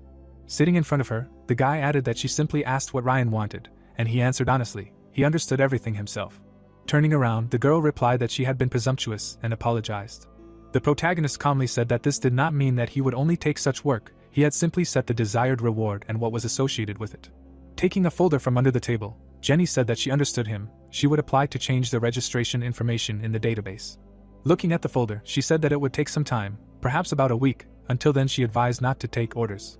Holding a glass in his hand, Ryan asked why he could not take work, to which he received the answer that after registration the price of his services would increase. If offhand, there was a risk of losing about 10 million sel. Sighing, the protagonist thought that in order to buy the stimonia, he needed another 20. Dylan sat next to him and clarified whether he really needed the money, to which he received the answer that it was quite possible. Raising his finger, the guy said that there was one thing that mercenaries did to earn their pocket money. If he tried, he could earn 10 million in a day. Looking at him, Ryan asked him to tell him about it. People had gathered near the headquarters of the Environmental Protection Agency, the city government in the 50th district. The guys were armed. There was a line to register. Ryan listened with a serious expression as he was told that he needed to remember the number 484. Looking at the tablet, the guy said that the protagonist should look at the electronic board. They would send 4 people at a time. Walking away from the registration desk, the protagonist thought that it would be more convenient for him to act alone. He remembered Dylan sitting next to him and asking if he knew that there were many wild areas outside of District 50. He imagined monsters killing people and said that due to the constant increase in pollution, many strays die there. Animals gather near the corpses and spread the infection everywhere, so the government decided to take action. Looking at the protagonist, Dylan said that the official reward was 1 million sell for 1 carcass of an animal. How to get 10 million in his pocket he already understood. Crossing his arms, the protagonist noted that it was not bad. He thought with a serious expression that he should kill at least 20. Ryan shifted his gaze. The guy clenched his hand into a fist. The guys came up to him. Looking at them, the protagonist asked what was going on. The strangers' faces were calm. The guy extended his hand. The protagonist's eyes began to glow. The guy with a smile on his face said that his name was Miguel. Looking at the scoreboard, Ryan assumed that they would work together. He shook his hand and introduced himself. Pointing at his comrade, Miguel said that this was Eric. Crossing his arms, the girl introduced herself as Clara. They stood in a circle and discussed whether they were leaving, since everyone was gathered. Standing behind, the protagonist assumed that the 3 already knew each other. He saw pink clots of mana in the boys' bodies and wondered if they only used minimal magic to strengthen their bodies. As Ryan walked out into the field, he hoped his partners wouldn't get in the way. They walked in formation. Miguel looked at the protagonist and asked if it wasn't a good thing that the place itself was close to undeveloped territories. The protagonist presented a map and noted that undeveloped or wild territories were districts from the 50th and up, and nameless districts that weren't even assigned a number were called large ruins. He introduced the builders and told them that in the past, for the rapid development of the vast Balkan, an ambitious construction plan was developed to create more living space for the city's residents.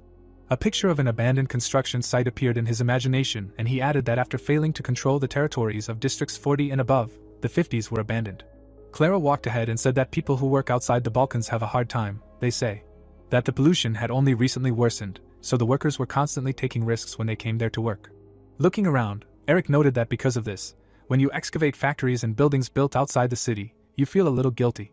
The protagonist introduced the factory and said that he was sure that it produced corpse grinders for black magicians and sold them to the association. Miguel walked next to him and added that mercenaries like them only benefit from the existence of such areas, getting 1 million for the head of an infected. For such work they rarely get paid so much. Eric pointed to the gun on his back and added that they also have a shotgun, which is very useful for hunting. Turning around, Clara asked if Ryan only had a revolver or something else.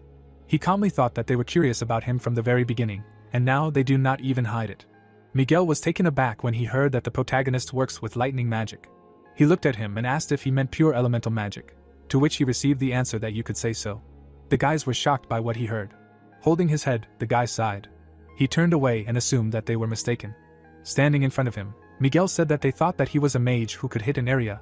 Usually solo mages learn those skills that will allow them to coordinate and maintain contact with other team members. Crossing his arms, Ryan thought that this was the first time he heard about this. He knows that at the initial level of development, elemental magic is not particularly effective, and therefore is not welcomed. Looking at the guys, the main character noted that it was strange that this trio was refusing at all, after which he wondered if they had originally planned to act separately. Stretching out his hand, Miguel said that in this case, they needed to think again about the strategy. They wanted to work with something that could provide fire support. Standing opposite, Ryan asked to tell him something. Looking at the guys, the protagonist asked if they had to work together to complete the order and get paid. Surprised, Miguel said that it wasn't necessary. There could be casualties, so even if not everyone returned, they would still get paid for the work. Walking past the guys, the protagonist emphasized the fact that since everything turned out this way, it would be better to split up and do it right now. Miguel watched him go and asked if he would be okay. Ryan turned around. Looking at the guys, he thought that even though they said it, their faces showed relief. Keeping his hands in his pockets, the protagonist said that it would have been better to say everything at once when forming the team. They were only complicating everything. Standing opposite, the protagonist said that they would separate there, keep their distance, and each of them would be satisfied with the result. The happy guys thanked him for understanding. They watched him go. As Ryan walked away, he thought that he was a little annoyed by all this, but it was stupid to show off skills just to impress. He continued walking and added that he would get much less benefit from working together. Clara stood next to Miguel and asked what he was looking for. She sighed and noted that the annoying obstacle was gone. He himself said that they did not need freeloaders. Eric calmly added that he did not understand why Ryan joined the mercenaries who were cleaning up. They could do without this weakling. Looking at his comrade, he added that the protagonist would wander alone for a while, fall somewhere a couple of times and crawl back to the city. Miguel looked down and wondered why he felt uneasy. He watched the protagonist and thought that if he himself wanted to leave to work alone because of his magic, then perhaps he had just missed out on a very valuable fighter. The guy turned around and said that everything was fine. A bolt of electricity struck the monster. Looking at the hand, the protagonist noted that he understood what they looked like. In real life, these creatures seemed quite disgusting. The protagonist remembered sitting at the bar and noted that Dylan said that the level of pollution had increased sharply 3 years ago. He introduced the scientists and added that this was due to testing a new biological weapon in wild territories. It is called Black Consumer. In Ryan's imagination, a picture appeared, how blue flowers grew from the skull, and he noted that the goal of the project is to dramatically increase cell division by controlling viral genes capable of rapid reproduction with the help of a certain artifact. A bright aura emanated from the man in the plague doctor mask, while the protagonist told us that this was an experiment to test the so-called immortality, which led to terrible pollution. Purple liquid spread around the vial, while Ryan reasoned that they say that in case of infection, cells divide uncontrollably until the body simply explodes. He introduced the monsters.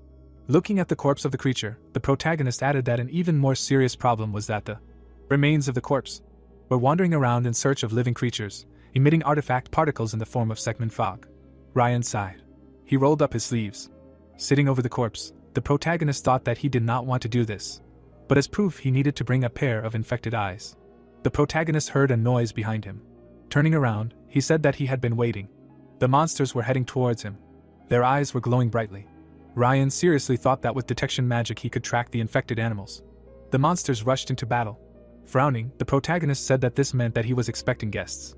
A stream of purple mana began to emanate from his hand. Using gravitational connection, a magic circle appeared under him. Dark streams of energy were directed at the monsters. The animals were bound. A blue aura enveloped the protagonist. A stream of electricity struck the dog. Ryan suddenly turned around. The second monster pounced on him. It was unable to break through the protagonist's barrier. Taking out a gun from his belt, the protagonist imbued it with magic. A powerful shot struck the dog. The monsters fell dead. Ryan began to look around. He sighed with a sad look. Cutting out the monster's eyes, the protagonist said that he was already tired of it. There was noise at the construction site. The monster fell to the ground. A shot flew into its mouth. Ryan stretched out his hand. Yellow mana began to emanate from it. The protagonist tore out the creature's eyes. He covered his eyes with a piece of cloth and thought that this was the fifth. Holding the bag in front of him, the protagonist noted that they give 1 million for one head, which means he has already earned 5. Putting his eyes in his inside pocket, the protagonist began to reason that this is a good source of income, but it will not last long. He is greatly helped by detection magic, which, like a radar, covers everything within a radius of 2 kilometers. Without this it would be difficult to find the infected. He sat down on the concrete. Ryan calmly emphasized the fact that the animals there are not as weak as he thought. He imagined the monster running at him and noticed that they were attacking head-on, but doing it very quickly and powerfully. He blocked the dog's attack with a barrier and suggested that this was why mercenaries hunted in groups of 4. The protagonist introduced the guys and said that they would not survive there alone. Holding the viper in front of him, Ryan came to the conclusion that if they knew that there were strong enemies there, then it turns out that they left him to die, considering him a weak mage. He imagined a red aura around the guys. The veins on his face glowed blue. Continuing to sit on the concrete, Ryan said that this was logical. Looking at the burning monster, the protagonist told us that after resting a little, he began to look for the next target. Moving along the abandoned construction site, the protagonist thought that he needed to earn at least 20 million to come to Stania, and by the Stamonia, he needed. With his hands in his pockets, the protagonist summed up that there were 15 more monsters to catch, which would take 2 days at this rate.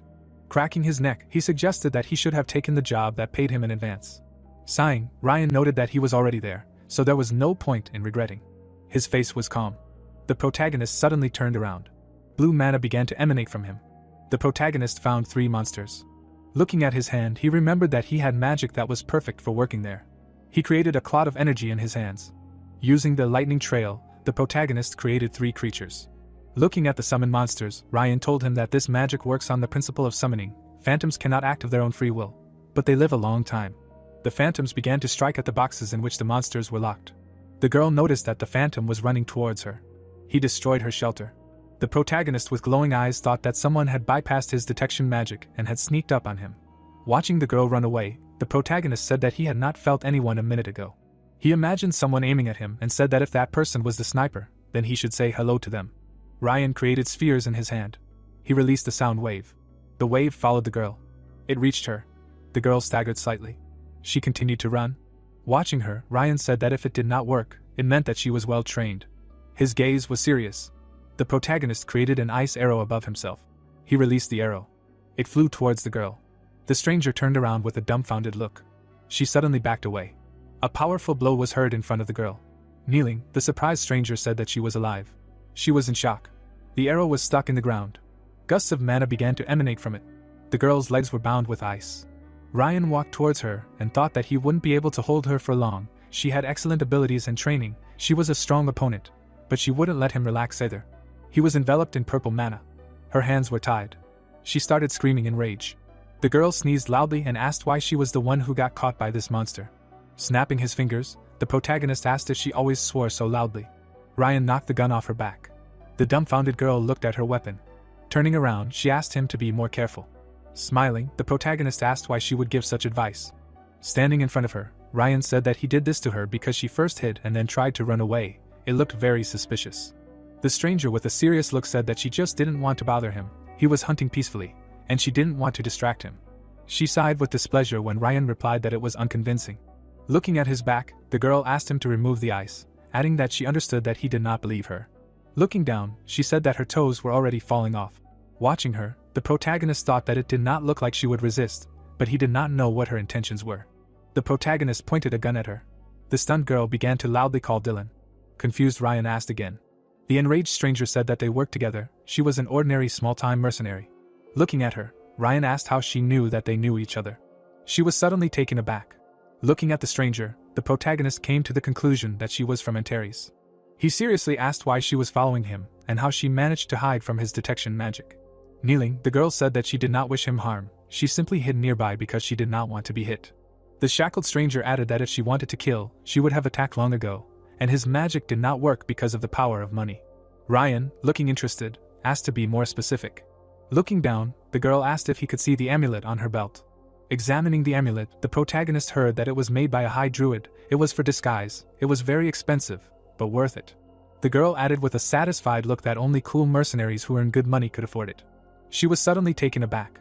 Ryan took the amulet off her belt. He began to examine it closely.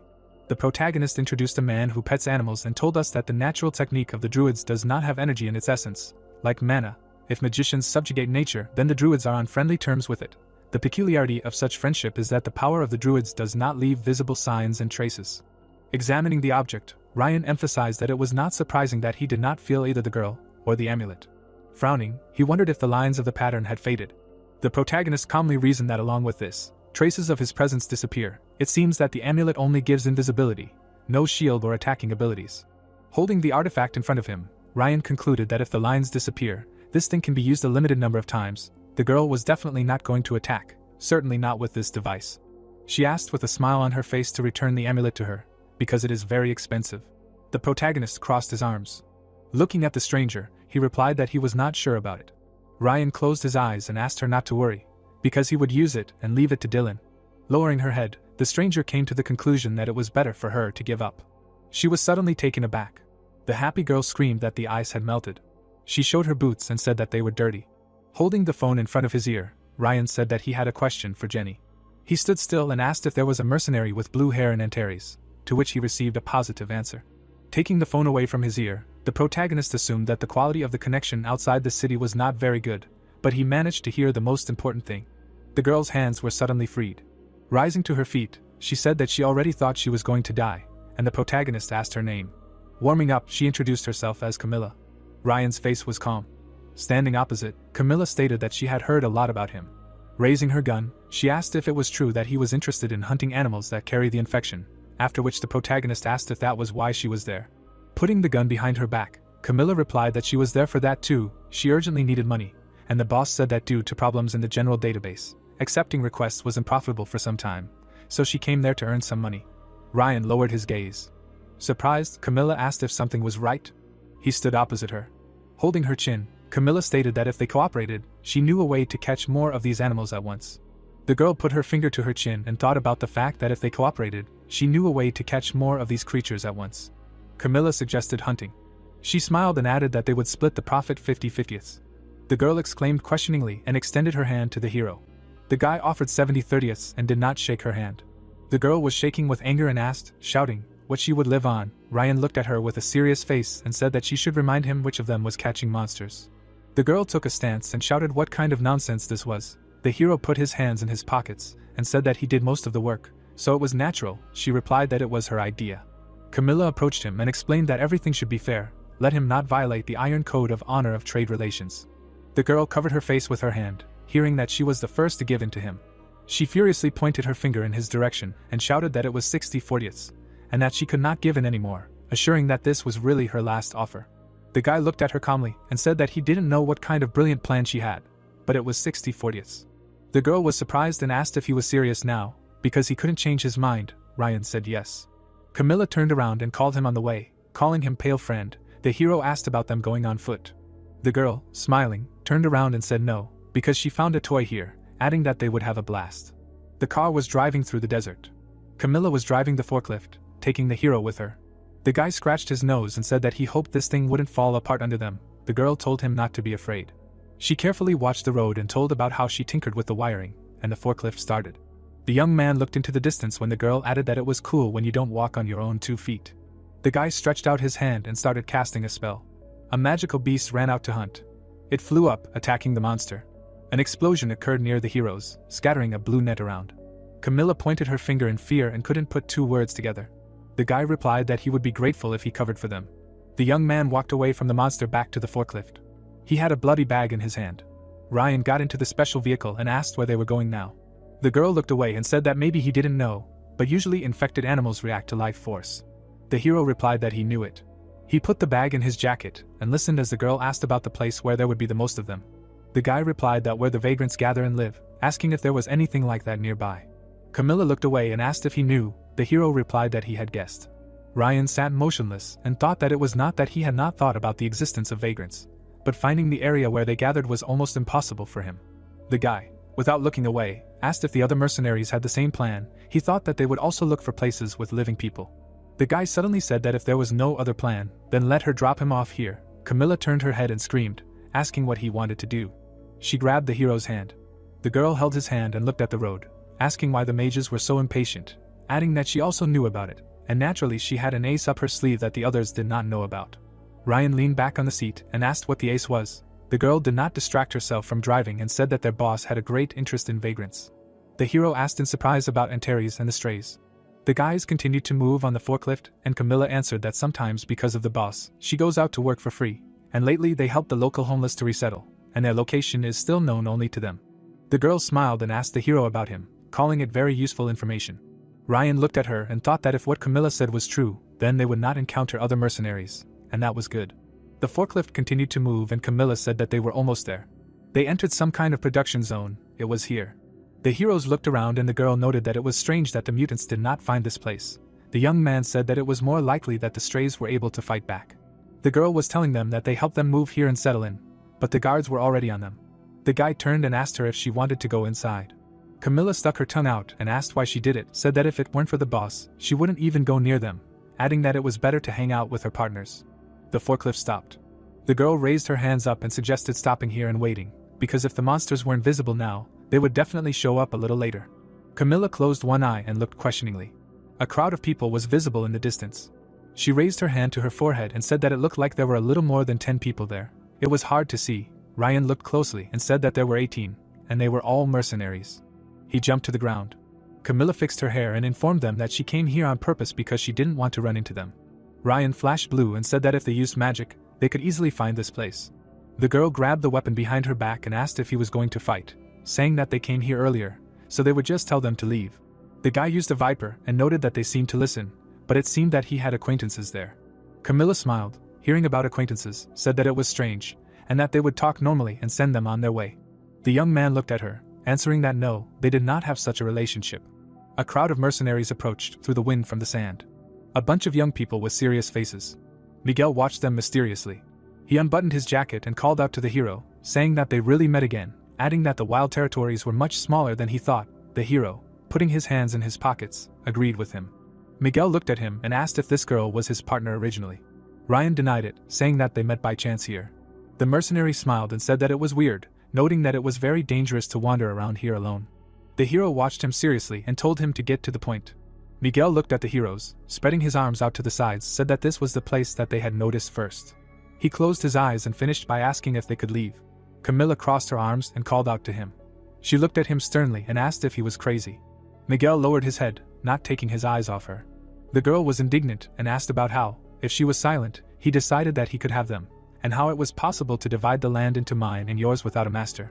Miguel looked at her piercingly and said that it seemed that she did not understand the seriousness of the situation, and when the mercenaries went out to get their prey, they were already gone. The girl interrupted the mercenary and, furiously, screamed at him to shut his mouth.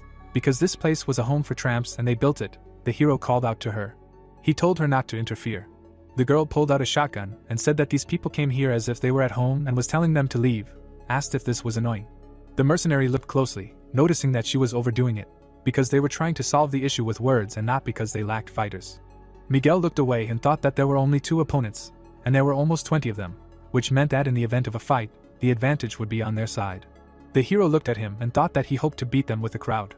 Ryan's eyes glowed blue and he watched them. Looking at each face, he thought that if they were to fight, the one who needed to be suppressed first, he saw the guy behind Miguel, and thought that he needed to be suppressed first. He thought about how he didn't feel any energy from him at all, magical or otherwise. The guy lowered his head, and Ryan wondered if he was so strong that he was hiding his abilities. The young man put his hand on Miguel's shoulder and suggested that they stop there. The guy stepped forward and said that he didn't think he would meet a mercenary from Antares here. It was nice to meet him. Camilla looked at him, not understanding. The young man closed his eyes and introduced himself as Morgan from Plato. He added that it was embarrassing to admit, but today he had to accompany these guys. The girl listened to him and thought about Plato, that lately this group of mercenaries, along with Antares, had been the most active in these lands. Morgan looked at her, and she continued that they had a lot of money. They were looking for and recruiting talented fighters, although there was a big question where this money came from. The young man stood up at attention and said that it was no secret that Antares was showing great interest in wild territories, and it turned out that their organization had built this area for the homeless, right? The girl remained silent in response, and Morgan said that he understood.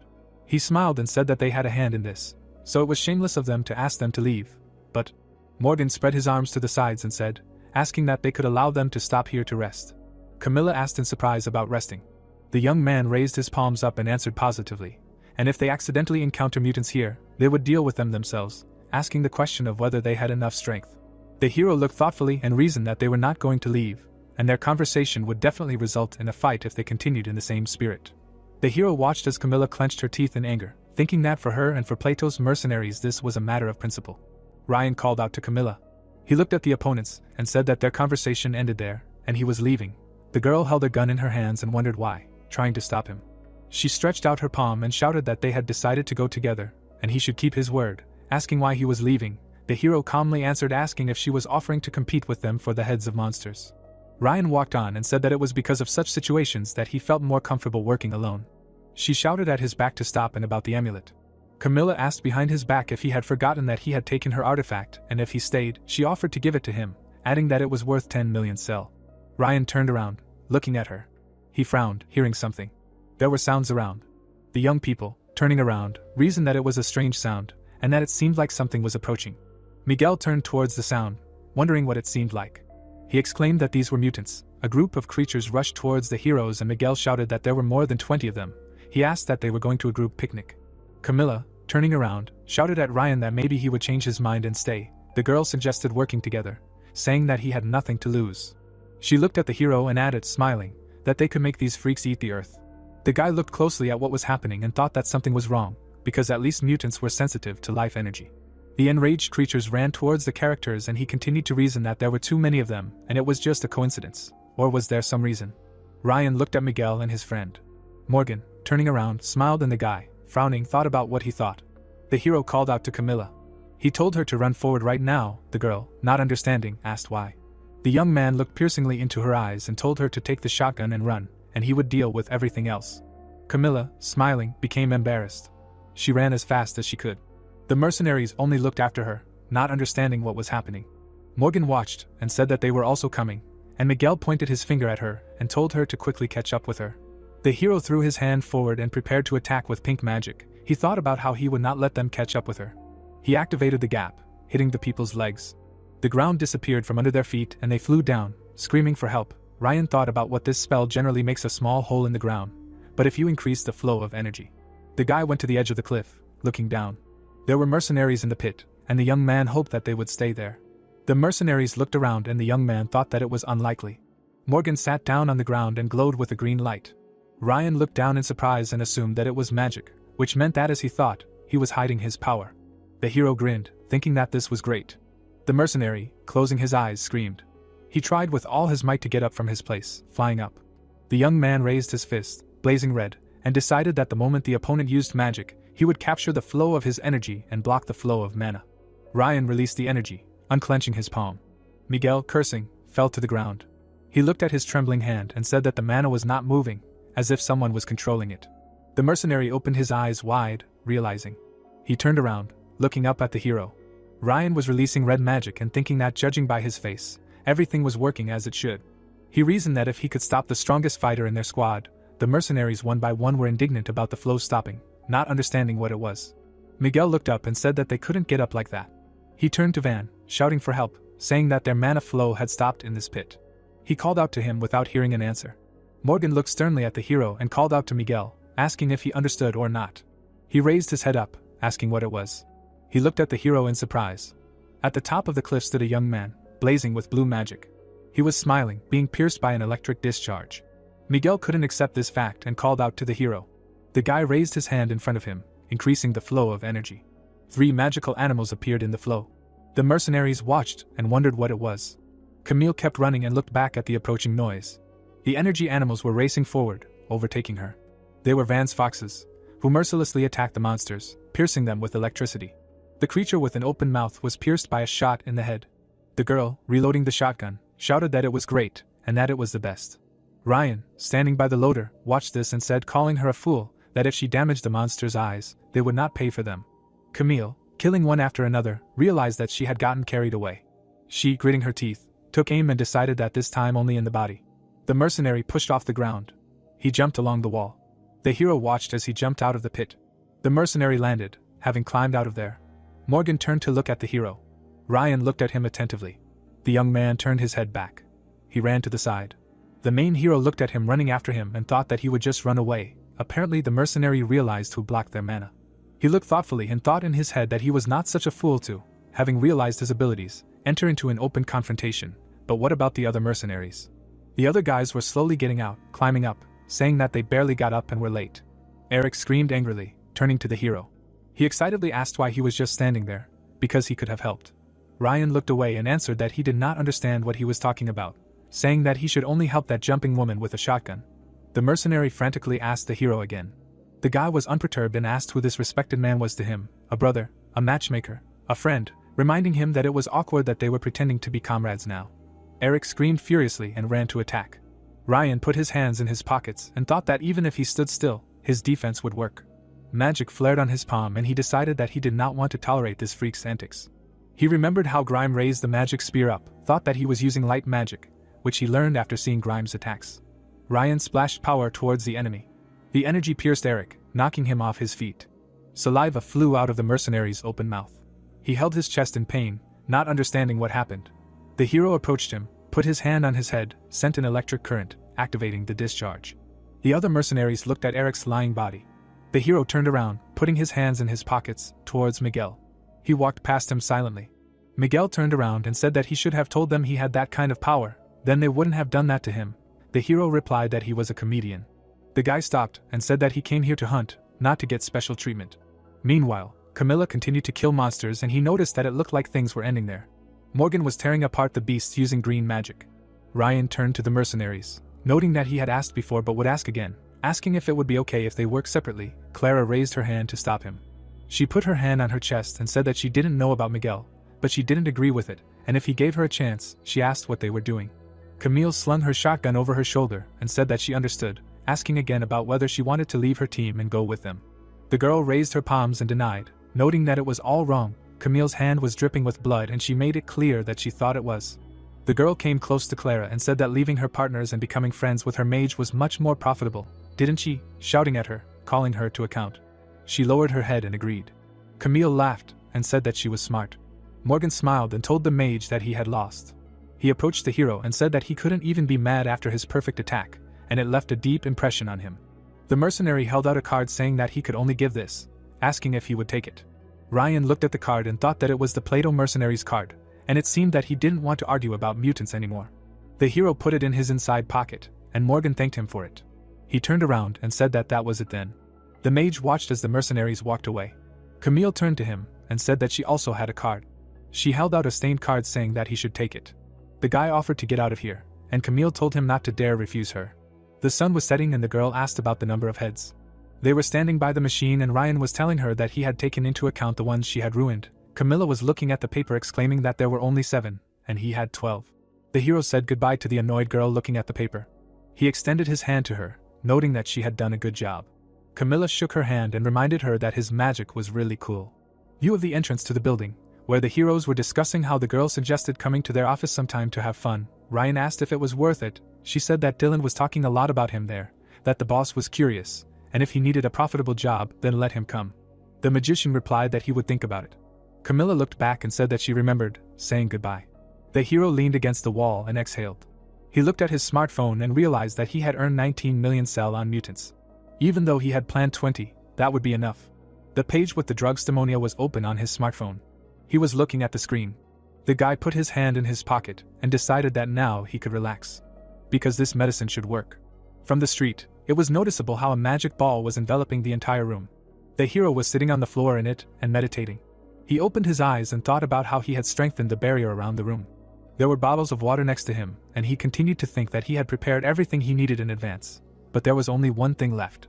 There was a sealed box on the bed, and he was thinking that he needed to take Stimonia. He sat on the bed next to the package. The hero looked at it, and reasoned that he had offered all his money at the auction and his bid had won. But he was not sure that this thing would completely rid him of the karma system penalties.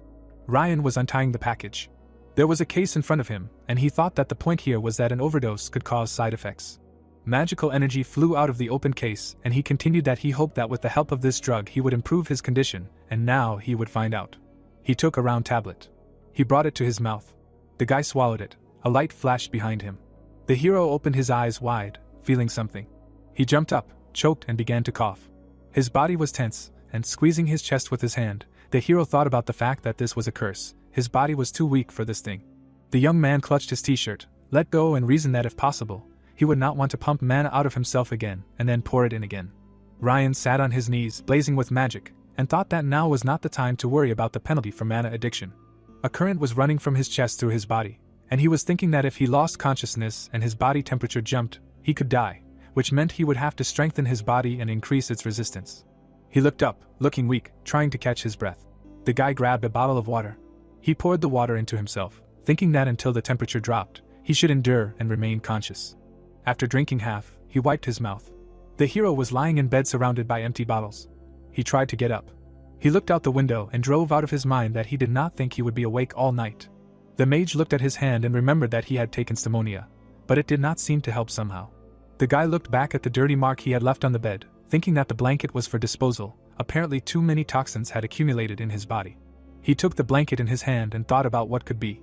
He looked ahead and realized that he smelled a viper. The hero lowered his foot to the floor and reasoned, wondering that in the process of removing internal toxins, all the crap that had accumulated in the body because of the viper came out. Ryan opened the window and noted that such a cleansing justified the money invested in the drug. He sat by the window and remembered that he had been transfusing mana all night, and now he did not feel pain, because before, when he stopped strengthening the body with magic, he was pierced by pain, as if hundreds of needles were piercing his body. In general, withdrawal began. The guy looked away and thought that since he still did not have any symptoms, his dependence on mana had decreased. He went to the case and thought that it seemed that he had no other effects besides this, now, and that he could at least temporarily compensate for the effect of this penalty. The hero grabbed the box and thought that this was quite enough. The guy was at least convinced that the method existed. The vegetables were lying on the table and the hero was talking about what happened after that for a week. The guy was cutting bread and continued that the magical effect of Stimonia was felt. Ryan was lying in bed and it was said that he could not sleep without taking sleeping pills, and even felt for the first time that he was resting properly. The hero was sitting at breakfast and understood that now he could get down to work. The magician took the smartphone in his hands and dialed Jenny, remembering that he had spent all his money on that auction. He was told that the subscriber's device was turned off. He needed to leave a message. The guy looked questioningly at the screen and did not understand why her phone was unavailable. There was a half-eaten sandwich on the table, and he thought that he needed to go and check. The hero was walking along an empty street. He was walking with his hands in his pockets. Taking the smartphone in his hands, he thought that something was wrong here. The city was too quiet and the internet was glitching. The guy thought that something so unusual had happened that even the traffic was not coming properly. Someone wipes the table with a rag. Dave sees the hero and says they haven't seen each other for a long time. The guy turns to the side and asks about Jenny. The bartender adjusts the rag and says she put him in a substitute position, and it looks like Jenny is stuck in some unknown office. Ryan looks at him and asks about something happening in the Balkan. Dave asks in confusion if he slept all week or was born in a cave and says he's asking very strange questions. The bartender asks if the hero has heard the news about the sovereign Philinome. Ryan says he has in general terms. Dave says he'll explain it quickly. He stands in front of the young man and tells him that the Philinome delegation, which was supposed to arrive at the end of the month, unexpectedly sent a notice of visit a week ago, and that's why there's a commotion in the Balkan. Ryan looked away thoughtfully, driving out of his mind that all this was because of the early visit of the delegation. The guy was sitting at the bar and asked what was there. Right, Dave answered that he was right. He turned his back to him and continued about how it became known that the delegation would include a person whose influence is simply colossal.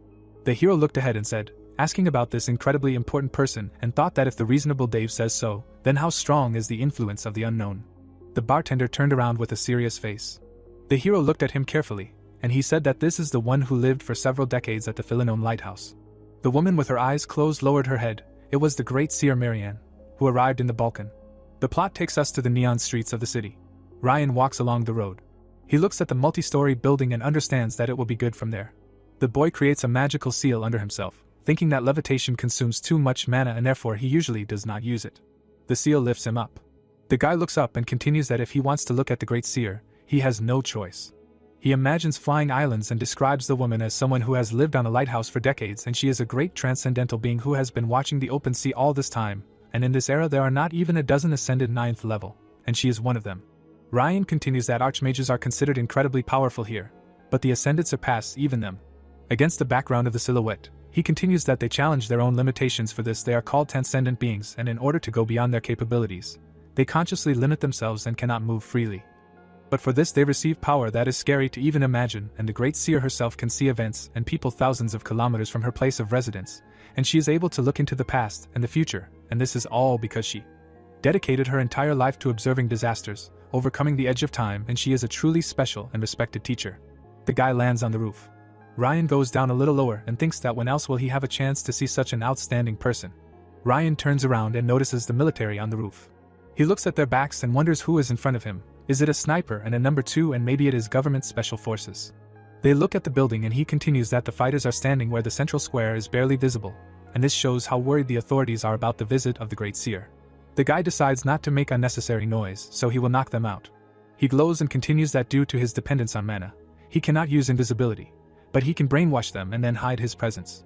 Ryan casts a spell on them and walks calmly, thinking that they will not be able to notice him. He sat down on the edge of the roof. The brunette looks through a magnifying glass and notes that the sight that was given to him should help him here. Ryan looks at the crowd and realizes that everything is clearly visible, and the crowd itself is simply huge. He looks at the guards and continues that not only the military but all the agents were mobilized, and wonders if this is always how they treat the ascended. The second one says into the radio that there are 30 seconds left and asks everyone to be ready. Ryan looks into the crowd again and understands that the most interesting part is beginning. He watches as Marianne is accompanied by a bunch of people. The fans shout that they see the great seer. The guards listen to these exclamations with displeasure. Granny smiles. Ryan looks at her stunned. He feels the magical wave that she emitted in his direction. The guy is shaking and notes that this is madness, because it is not for nothing that she is called a transcendental being, and with her power she can easily erase an entire city, and her energy presses so that it is difficult for him to maintain sanity, and he wonders if the seer could feel his gaze.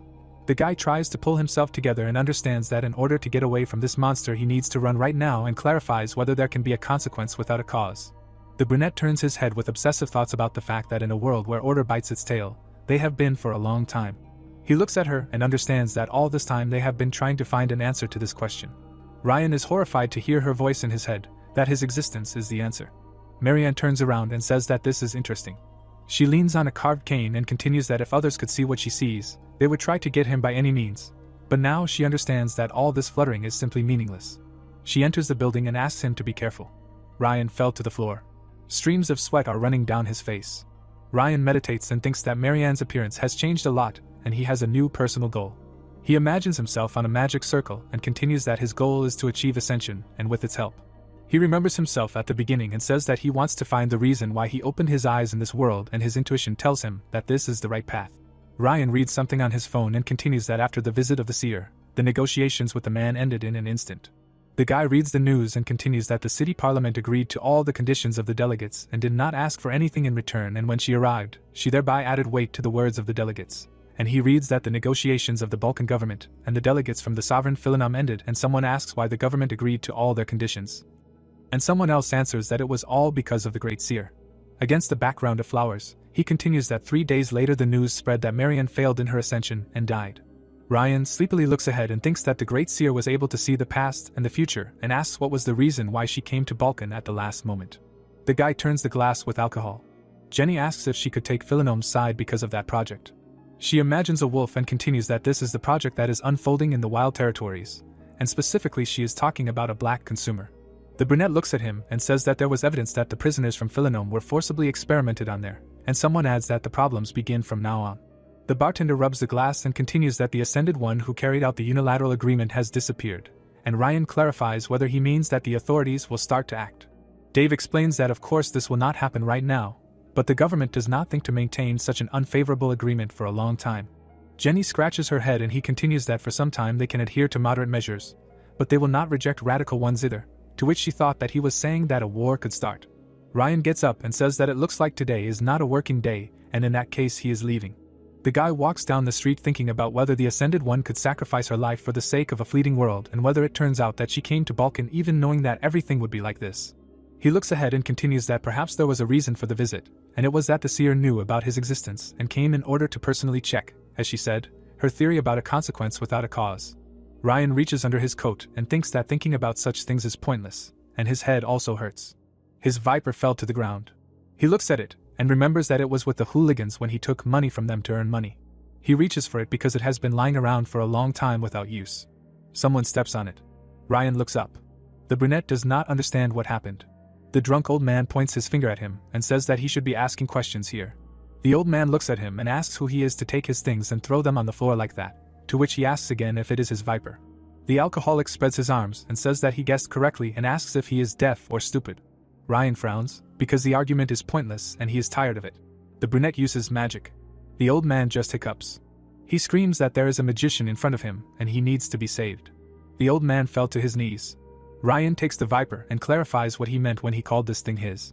The old man looks up and explains that he made it in his store, because everything is simple, to which the guy clarifies that this cutter is a product of the Dyke Company.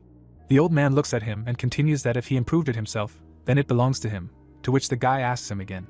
Ryan remembers how he asked the hooligans what it was, and one of them yelled at him not to point it at them. Ryan looks at the thing in his hand, and the man explains that it is a portable laser cutter from the Dyke Company, and it looks like it was illegally modified and used as a weapon, and he wonders if this means that this drunk improved it, and this is just an incredible coincidence. Ryan looks at him and says that if the buyer pays money for it, then it does not belong to him anymore, and asks why he tells him otherwise. The old man scratches the back of his head and replies that this is why it is so difficult to talk to people who do not understand the soul of the master. He turns and continues that in any case, if he has this thing, it means that he is his client, and if he needs it later, he should come to his store.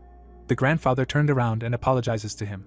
Ryan watches him go, and notes that he did not even want to listen to his answer, and he does not know his name, or the location of the store, and he will need to check with the boss about this. The plot moves to 2 days later, when Ryan heard that Jenny received a request through the general database. The guy is standing next to the door, and the bartender. Jenny waves at him and asks him to come in. A man with green hair stares at him. Ryan sits down opposite him and says that this time the customer was much more open than last time. The green-haired man looks at him point blank. Ryan asks if this is the first time he sees a magician. Jacob replies that it is almost so. He smirks and notes that this is really amazing, because this is the first time he sees a decent sorcerer alone. He laughs and asks if he is not a fake, but a real magician. It is just some kind of miracle. Ryan attracts his attention. Jacob smiles in response to the question if he knows him. The brunette emits lightning, saying that if he does not know him, then why is he behaving like this with a stranger, and if he wants to get a job. Jacob realizes that his body is not moving. The green-haired man asks him to stop. Ryan is ready to cut him with a laser and asks him to open his mouth and answer his question. The client stares at him in horror. Ryan says that he should do exactly this, and not get on his nerves. Ryan glares and fully realizes that he is a werewolf. Jacob watches in horror as he continues that after he understands whether he is stronger or weaker, then superiority will be established that will last until the very end, and he has to pressure him from the very beginning so that he does not even have a chance to resist. Jenny clears her throat while he clarifies if he understood everything. The werewolf is shaking while he deactivates the laser. Jacob exhaled sharply. The green-haired man stood up. He rubs his neck and says that this is great, and apologizes to him and realizes that he has to admit that the man in front of him is tough, and that no one has ever spoken to him so rudely. Ryan peers into his face and thinks that he is laughing even though he just couldn't breathe and notices his feigned nature. His eyes light up as he continues, that the fact that he came here with an errand and such an attitude only proves that the line between enemy and ally is blurred in his worldview. Jacob pulls away, and the guy thinks that even at first glance, this guy looks more like a wild animal than a man. Jacob looks at the modified cutter and asks if this is the work of Old Man 10. Ryan asks him again, while he explains that he thought that he was long dead, but he is still alive and doing such things. Jacob takes out something and asks him to say hello to his grandfather and to tell him that the head of security does his job very well. The green-haired man smiles grimly and says that although everything did not turn out very well, he still needs to introduce himself and clarifies if he is right and gives his name. Ryan looks at his technical assistant business card. The guy examines the laser, while he says that he works in the support department of the company that made this cutter. Jacob crosses his arms and adds that they want to hire him, to which Ryan asks if the company is looking for him. Ryan hears the question if he is ready, and he says that he is interested in knowing why they want to hire him. The scene moves to the main office of the company. Jacob looks at Ryan and asks if he knows what their company does, to which he replies that he only knows in general terms. He looks ahead indifferently and thinks that according to the information that Jenny gave him, this company was previously a factory that made tools for industrial use. He imagines weapons and continues that the company has been developing all the time and now, thanks to powerful capital, it is also engaged in the production of weapons, and because of this they say that they are waging a small war with an existing company that makes Achilles brand weapons. Jacob smiles and asks again if he is generally familiar and confirms that he thinks that this is quite enough. He walks ahead and continues that in short, he will be temporarily hired as part of the support team, to which he says that so far he has not heard a word about what he will be required to do. The green-haired man grins and explains that this is exactly why they came to the main office. He comes in and tells someone who brought him that this very mage. Lori looks at the screen and replies that she asked him to warn her in advance if he was going to come to her. She gets up and asks if this guy has tired him out and offers him to sit down. Ryan looks around and hears that she is pleased to meet him. She sits down opposite and continues that she is the head of Lori's planning department. The brunette immediately gets down to business and says that he is interested in something, to which she gives him permission to ask. The girl hears a question regarding her position in the company directly as the head of the planning group. The guy clasps his fingers, while she clarifies why this interests him so much, to which he says that he wants to know who is responsible for the matter and understand the scale, because he already has the sad experience of working blindly. Lori looks indifferently, while he adds that he did not hear anything useful from the wolf. Without flinching, she asks if he knows that Jacob is a werewolf or if he told him about it himself, to which he received a negative answer. Ryan opened his eyes and continues that he simply felt that he was a werewolf, because he had already killed one such person before. Lori listens to him silently. She sits opposite him and, as if nothing had happened, continues that their company has a strict ban on conflicts between members of the support team, to which he replies that he will make a decision after listening to her.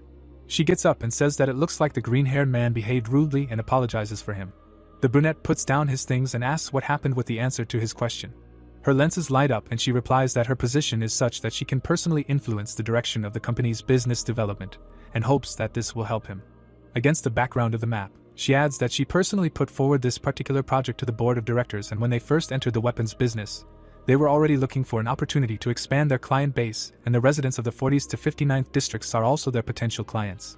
Ryan smiles and interrupts her, saying that he is not strong in sales, to which she replies that they did not call him as a mage for such a purpose, and continues that in order to expand the business in the 40s, they need to restructure local competitors, and this needs to be done before they put their products there. She looks at him and continues that they need to remove some obstacles for them. Lori looks through her glasses and hopes that he will help them with this. Ryan looks down and thinks that she is talking about ousting monopolists from the weapons market. The brunette looks at her again and asks her to wait, because he does not understand what she is talking about. She listens to the fact that their company does not seem to have a shortage of combat resources, and he does not understand why they ordered a mage. The girl adjusts her glasses and states that they have two reasons for this. She continues that the first reason is that he has earned a reputation so quickly that it is extremely difficult to find an example of such growth, and besides, he is a mage, and the second reason is that if they turn to an outsider, they will be able to justify their actions to some extent. Ryan watches while she clarifies that the second reason is essentially the main reason why they need him. The guy replies that it is just an excuse. Lori looks down and retorts that if they risk their name and use their own armed forces, their business can be subject to sanctions, but if they indirectly regulate the situation through a mercenary, then this will not happen and competitors will not be able to do anything, at least openly. Ryan frowns and thinks that in the 40s there is complete lawlessness, and all with the tacit consent of the authorities. He presents the silhouettes and continues that if the companies put their hands there, then even the well-being will probably disappear, and most likely this is not the result that the authorities want, and as a result, Dyke asks to eliminate the company's competitors in the 40s. The guy smiles. Ryan clarifies the money issue. Lori takes out a tablet and answers that she knows that Mr. Mage is looking for extremely rare items and adds that his requirements match his outstanding skills. She shows him the screen and continues that if we are talking about this item, then even he will be satisfied. Lori continues that this item is put up for a private auction sponsored by the Central Parliament. Ryan understands that this is the Five-Finger Anakfil. It is an expendable artifact that is not on the market and that it is provided by the Maladas School and launches 5 evasive maneuvers. But this is far from something that you can just take and buy. The girl looks and adds that they have 5 assignments. If he completes 5 of their assignments, then they promise to give him this artifact. She presses the screen and says that here. Lori hands him a document that for each completed task there will also be a reward in accordance with the rates of the general base. Ryan reads it and thinks that an artifact that will be able to cover his lack of maneuverability. They look at each other. Ryan looks at her and hopes that she will give him time to think about it. He sits at the bar while someone is surprised. Jenny looks down and notes that both the risk and the reward are very high. She stands up and continues that she knows approximately the price of this artifact and that if they are offering them as payment, then the risk he will take will be appropriate. Yellow Eyes looks and continues that ultimately what this company wants is to implement a plan in which they will benefit from forcing one to do absolutely all the work, but the emergence of discontent in such a relationship is inevitable. Ryan agrees with what she has come to. He remembers that until now his tasks had a fairly simple and clear goal, or their implementation itself did not entail serious consequences. But now everything is different, because there is a high probability that competitors of this company will take revenge. The brunette thinks that even if so, then if he puts only safety first, he will not get what he wants, because a sharp elixir, a precious artifact, and these are not the things that can be obtained simply by having a lot of money. Ryan looks ahead and continues that someday he will have to rise even higher. He asks Jenny to tell them that he is taking on the mission. The plot moves on to the next day, to the entrance to the bar. Jenny sits and shows that the first target that the customer will indicate to him is Paul, and in area number 48 he is the most active in investing in the illegal arms trade. She points to the photo and continues that the guy started acting 2 years ago and instantly created an effective sales chain, and his business is expanding quite quickly. Jenny looks at the image and says that starting with cutting off all investors is a good strategy. Ryan holds the paper and thinks. The girl says that during all this time the source of his capital has never been revealed, and there is a rumor that this guy is connected with Master Juice. Jenny looks at another person and asks if he knows the second one, because she is talking about the head of a huge cartel, Dominic. He was recently included in the pandemonium. Then at the third one and continues that in addition, Paul has her own personal escort. He is also of the appropriate level and his name is Joe. He is from the military mercenaries and enjoys great authority. Ryan listens that his primary target is Paul, but for killing Joe there will be an additional reward. The brunette clarifies why the escort also needs to be killed, to which she replies that who would know. Against the background of the map, she continues that according to the information that the company provided them, Paul will hold a meeting with distributors in the port area of District Number 48, to which he clarifies whether this is true. The girl states that they checked everything and that in the direction of some ports all roads are blocked, so there should be no mistake in this. Ryan leafs through the documents and asks what about the other participants. Jenny stands up and replies that this time there will be 5 people and most likely they all received a company assessment similar to his, and their meeting is in 3 days. She exhales and ends by saying that the customer sent all this. The guy stands up saying that he understood everything. Jenny asks if he is leaving, to which he says that if their meeting is in 3 days, then he needs to start slowly preparing for it. He silently turned around. Jenny is stunned to hear words of gratitude from him. Yellow-Eyed smiled and asked him to return alive from the mission. Ryan comes out smiling and says that it goes without saying. The plot moves to the night port. Ryan walks and smokes a Viper. He exhales. His comrades note that he has finally arrived, because he is the last one. Ryan sees people in iron masks in front of him, and wonders who is not there. The man in the mask continues that everyone has already heard the general gist of the assignment. He opens a hologram and says that he will acquaint everyone with the details. The man looks at the map and says that currently the soldiers' pole have cordoned off the entire port. The mask wearer continues that there are 5 entrances in total, and how can he see their corresponding number? He looks at the warehouse and continues that everyone will take 1 entrance. After the soldiers are destroyed they should gather at the pier with containers, and that they also wait there until the meeting place of pole with the distributors is determined and the one who saw them first starts working there. The woman looks displeased while he adds that after that the others immediately join him. The mask wearer also adds that there is a disposable communicator for communication. He hands out one of these to everyone and says that it only works at night and after that it self-destructs, so there is no need to take care of it. The guy points to his ear and addresses them, because they are really quite careless. The second mask wearer asks if they came to such a place and did not even think to hide their faces, because the company may have a lot of money, but they certainly do not care about their safety. The girl smiles and says that this is the nature of their work, to which he is perplexed. She says that if they want to prove themselves in this field, then they should work without hiding their faces and names, and in her personal opinion, there are many other more important things to worry about. The first one grins and notes that their most important thing is not to interfere with them. The two leave. The bearded one asks who is going where. She frowns and asks if there is a difference, because they will simply do what they must, and each has their own task, to which he asks again if so, because it is such a pity. He smirks and says that if he were like that skinny guy, he would want to go to the same place with the lady. He looks at Ryan and says that judging by his appearance, he is not one of those who works hard and asks him not to die and to follow him to the port. The man looks madly and warns that if he creates a lot of problems for them because of his slowness, then he will tear him to pieces. The guy turns around and thinks that he is already pretty tired of listening to this from these upstarts who judge everything simply by appearance. The brunette looks ahead and continues that after work they will still find out who is the boss in the den, if of course the bearded man survives to the end. In the background of the entrance, someone is counting down. Ryan watches carefully. The masked man finishes counting.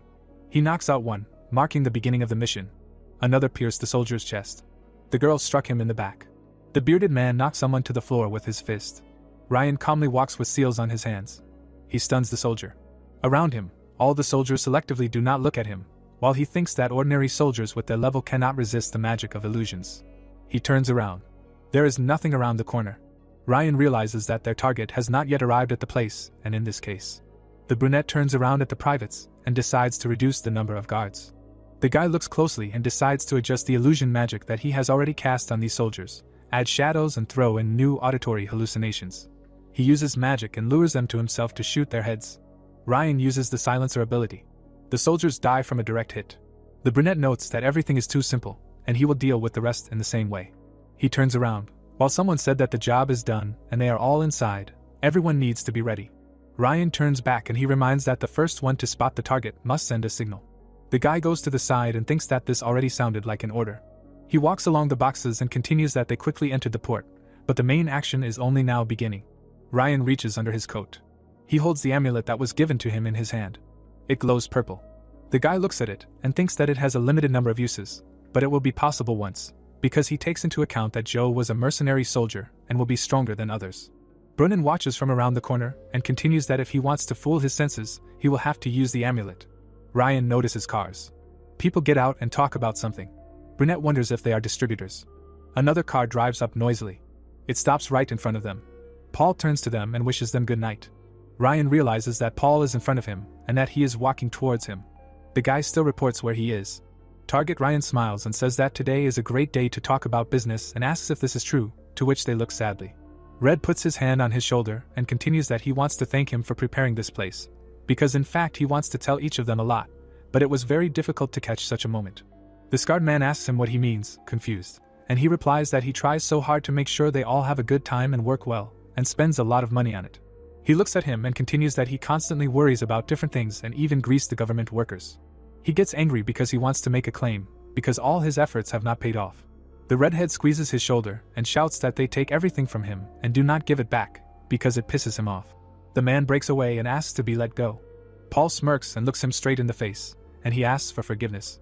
Paul kicks him in the stomach.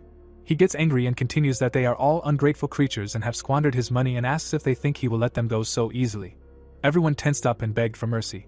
Ryan frowned and noted that he had given his signal to his people. He takes out a gun and continues that he can't just sit quietly. He takes aim and thinks that a little later when the others come up everything will be over. The guy uses the ability sniper scope, concealment of trajectory and acceleration of attack and a silencer. He shoots a bullet right into his forehead. Paul looks stunned. The bullet is blocked at the last moment by his man. The distributors look around in horror, wondering what that was, whether it was a shot and whether there is someone else. Paul looks at the running man. Paul grins with displeasure. He gives the order to Joe. The blonde tries to escape. His path is blocked. The escort hits. The man screams in pain. His comrades turn around in horror. One asks how their customers can be afraid of such things and what they have been doing all this time. Paul notes in rage that they will not die. They look at him in horror. The redhead turns around, asking what this time. There is a blue explosion. Ryan is stunned that someone would attack with a laser, but who would do such a thing? He sees a person in the distance. The masked man is ready to attack and remarks that it is incredible luck that she was able to remove all the debris in one go. She looks at the burning piece of land and asks if this is the end of the mission. The woman asks her why she is making a fuss even after checking the body. She looks at her and notes that Joe was not even in the blast radius, to which she replies that she does not care, because they need to deal with Paul and leave. Ryan watches as she interrogates her if she is going to arbitrarily decide this for everyone, and he thinks that the situation is tense and arguing is inappropriate in such a situation. He holds up the amulet and continues that in any case, now he has time to prepare another attack. The woman yells that she will file a complaint against her to her company.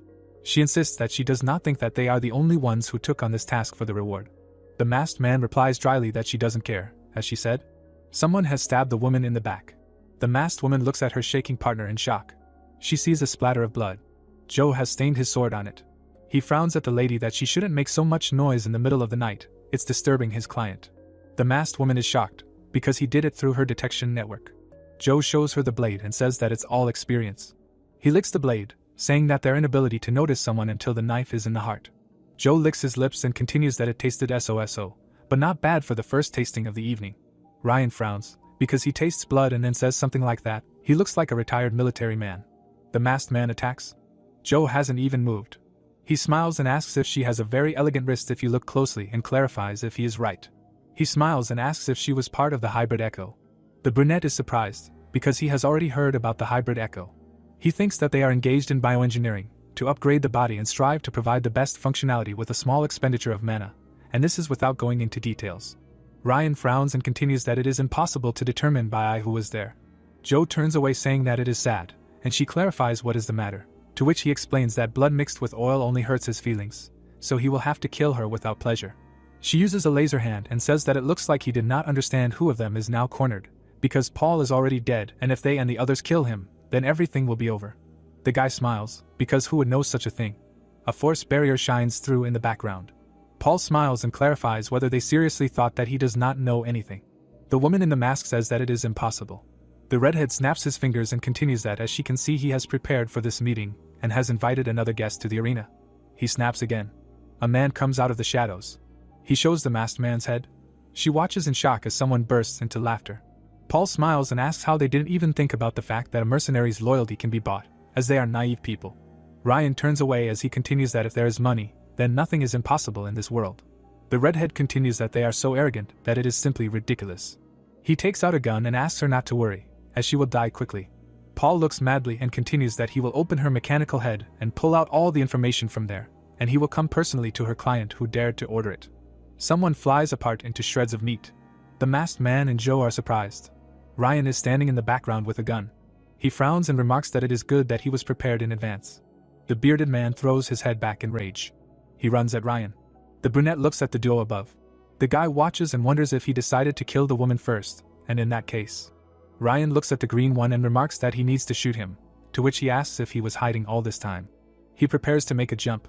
The green one jumps and tells him not to even hope to escape, to which he thinks that he would not have succeeded if he did not lie. Ryan uses a barrier and continues that he will have to block it and increase the power of his shield to maximum. The bearded man meets an obstacle on his way. Hands break through the shield. Boxes fall down. The shield consists of many layers. Ryan realizes in horror that the protection is broken. He looks straight at it and thinks that 4 layers of the shield are already broken and he just demolishes them, because such power is comparable only to heavy weapons. Ryan jumps back and realizes that this is a problem and that it won't be resolved right now. The guy picks up the gun and uses the sniper scope and reload acceleration. Ryan prepares to fire with additional amplification. He fires from the territory of his shield. The guy looks into the fog and asks himself if everything worked out. The bearded guy smiles and laughs at him. He furiously advances and asks if he thinks that such childish pranks will work on him.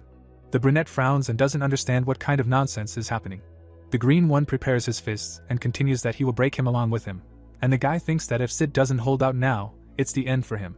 Ryan takes the gun and notes that there's nothing to be done. He uses magic on it and assumes that he will dodge it with the help of shock magic. It breaks through his shield. Ryan gets hit in the stomach. He flies into the wall. Ryan falls to the ground. The brunette shakes while the guy says that he is stronger than he thought. The bearded man smiles and continues that this is great, because his ancestors really love such courage. He uses green magic. Ryan is stunned that his opponent uses necromancy. He looks at him and thinks that he is good without it, but now his power has become even greater than before. Ryan nervously smokes a viper and continues that if Joe joins him, the situation will become much worse. He creates a barrier and continues that first they need to understand how the battle between the latter and that girl in the mask will end. The bearded man goes towards him and continues that he honestly tells him that he sincerely wanted to save him. The green man says that thanks to the fact that he smashed Paul's head, everything became much easier for him. He spread his arms out to the sides, saying that the advance that he will receive from both sides will allow him to live as he wants until his death. And if he cleans everything up to the end, then he will not have to break the contract with the company. Ryan asks him if he means that there will be no witnesses to the betrayal. The bearded man laughs out loud. He makes a serious face and explains that he is right, and if they are not there. The brunette sits on the ground and thinks that his opponent is thinking of removing all the witnesses and hooking into the company again. The guy looks away. He understands that the woman in the mask has escaped. The man is approaching and he thinks that Joe is coming to him, and he will have to fight against two. Ryan looks away thinking that he has only one choice. The guy looks at the water. Ryan runs at full speed. The bearded man takes the box and asks where he is going. The green one throws the box at him. Ryan was safely faster. The bearded man screams with anger. Ryan turns around and realizes that he won't be able to run far. Another box is flying at him. The guy dodges and thinks that if he goes a little further. Ryan looks up. He uses gravity binding. He caught the box with this ability. The bearded man walks. He looks at him. The man smiles and says that maybe he swims better than he seems at first glance. But in the night sea it is definitely not easy, to which he clarifies what he means. The bearded man spreads his arms out to the sides and asks if he didn't go there because he wanted to escape by sea, and if not, he doesn't understand why he ran away from him so quickly. The brunette turns around and notes that there is nothing to think about, because it doesn't look like he can last at sea for 2 hours in such weather. The bearded man notes that with his build the answer is obvious, because it means that he simply chose the night sea as a good place to die, declaring that he is more sentimental than he thought. Someone strikes. The bearded man turns around. Joe walks towards them. The bearded man smiles and asks if he spent so much time running after that woman and still didn't kill her. He continues that that's why he couldn't protect the object either, to which the man orders him to shut up, because they tried to pull her out of here with a hybrid echo, and even managed to use a biological transmission. The bearded man notes that this is unexpected. Joe smiles and asks that it looks like he decided to escape, but failed, but looks quite calm and asks him if he has yet to resign himself to dying here. Ryan calmly states that he is interested in something and asks if they have a reason to kill him, because their job ended when the escort object died. Joe closes his eyes and replies that he is asking such a useless question before dying out of pure curiosity, and adds that the object is indeed dead, but he must save his reputation through revenge. Ryan asks what he wants to say. Joe is silent.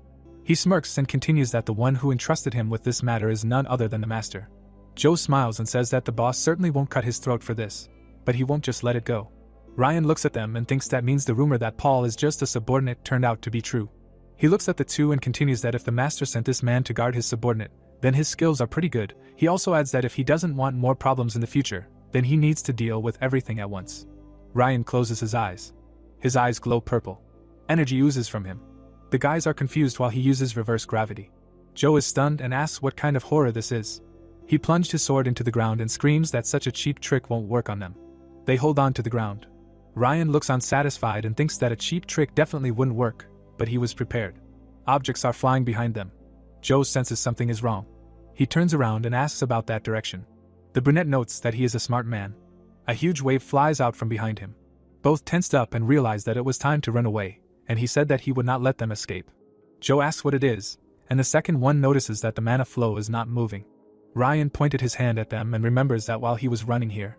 He remembers the flying boxes and continues that he could have killed him several times back then, but despite this, he held back for this moment. Ryan gathers even more elements. Both opponents look with a grimace of horror. The wave washes them away. The guys cough and scream. Ryan stands still and thinks that in order to cope with such cool fighters, it is necessary to wait for the moment and do it before the wave leaves. They swim towards him while he uses an ice circle.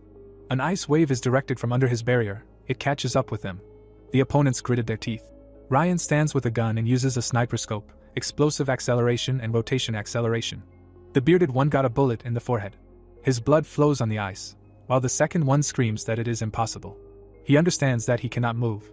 Ryan is shocked to realize that he is able to speak even when half of his head is torn off. He is a monster, and he must be killed without regret. Joe looks at his comrade, and he thinks that no matter how strong he is, even he will have a hard time coping with necromancy. Ryan looks away. Joe breaks out of the ice. Ryan stands still, and he attacks him from behind. He rests against the barrier.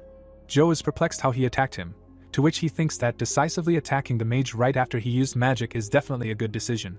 The guy looks at his opponent and continues that this definitely does not mean that he did not prepare anything for such a case. Ryan remembers that he left a barely noticeable distance between the shields, and at the moment of the attack the shield will change the direction of the magic to reduce damage, and he needs to control the mana a little more. But this is also not that difficult. Ryan turns around and prepares for the next attack. The blows follow a common trajectory, while the guy thinks that he blocked his lunge, and therefore he will avoid direct blows. The man jumps on the boxes. Ryan stands with a gun. He makes a jump. Joe runs on the box. He flies at Ryan from behind. The brunette turns around with a smirk. The guy watches as he hits him in the stomach. Joe instantly lights up. He falls face down in the ice. The mercenary is bleeding, and he uses gravity binding. Ryan ties him to the floor face down. Gravity entangles him. Joe grins. He asks how he understood everything. Ryan looks at him and replies that he knew everything from the beginning. Ryan freezes him and continues that how can he not find the magic mark that he himself put on him. He remembers how he ran around him. Ryan looks down and says that in addition, he also cast magic on the place where he is lying. Joe is worried, because he does not understand what this means. Ryan uses Shadow Raid and opens a void under him. It sucks him in. Joe screams in horror. Ryan looks at his legless opponent. The brunette smiles and says that he thinks he will buy into this, after he watched him lick blood with pleasure. Joe wilted. He was covered in red energy. He dissolved himself into particles. Ryan frowns and realizes that he is a vampire, and he knew it. He remembers that their physical abilities are higher than humans, no less developed intelligence, and thirst for blood. Ryan remembers how he licked his sword. Ryan realizes that there is a bloody fog in front of him. He looks up and thinks that the ability is very useful, but in fact it makes the magician vulnerable to blows, and using this form while escaping only means that he is desperate. Ryan uses the Thundercutter ability, and strikes him with lightning. The guy looks at the dissolved Joe. He exhales and notes that he is tired. There is a stimulant in his mouth, and he notes that the fight was not easy. He stands on a block of ice and looks into the distance. The camera films what is happening. The plot moves to the main building of the company. Jacob looks at the monitor and notes that he knew it. He sits in a chair and continues that he said that it is bad to choose people based only on their career, to which she notes that this is quite expected. The green-haired man asks if betrayal is expected. He looks at the tablet with displeasure and says that they should have been tested, and he said that they should filter out shady individuals.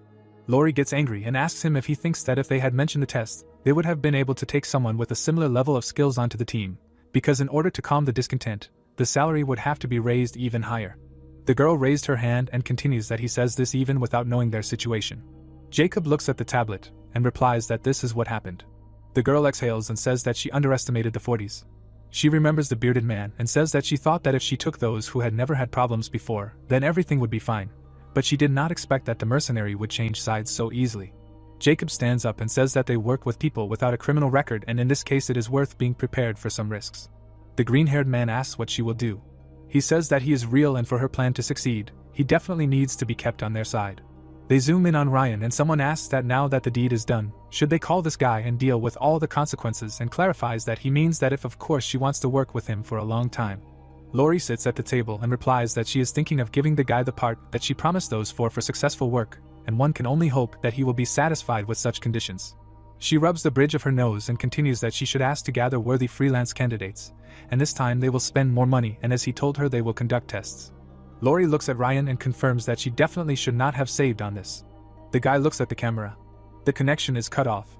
The story cuts to Ryan's home the next day, where someone says that they don't seem to have a good reaction, and that the money Paul was putting in here and there was actually more than they thought. Jenny stands behind the counter and continues that those who were receiving investments from him were cut off from their cash flow one morning. Ryan reaches for the can and she says that of course his touching the subordinate foreman also had an impact on the overall situation. The guy looks exhausted and asks if the company said anything else.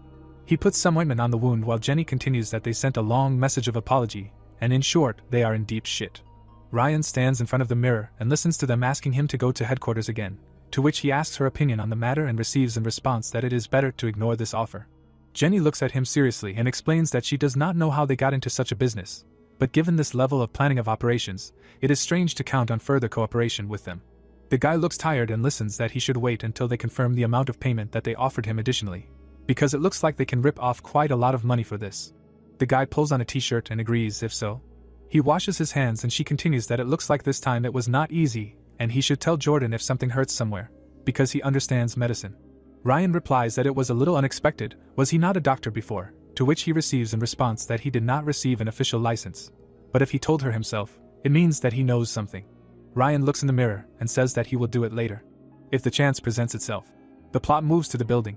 Ryan meditates and remembers what he did after talking to Jenny. He sleeps and continues that he ignored all calls from the company and focused on his recovery. The guy eats, and he says that because of the reckless attempt to dodge, his condition was so terrible that he could not even eat and thinks that in the future it is worth refraining from such experiments. Ryan again meditates and reasons that when his body became a little better, he returned to studying magic, because rest should be spent usefully. The guy uses chain lightning with thoughts that if until now his magic developed through simple imagination.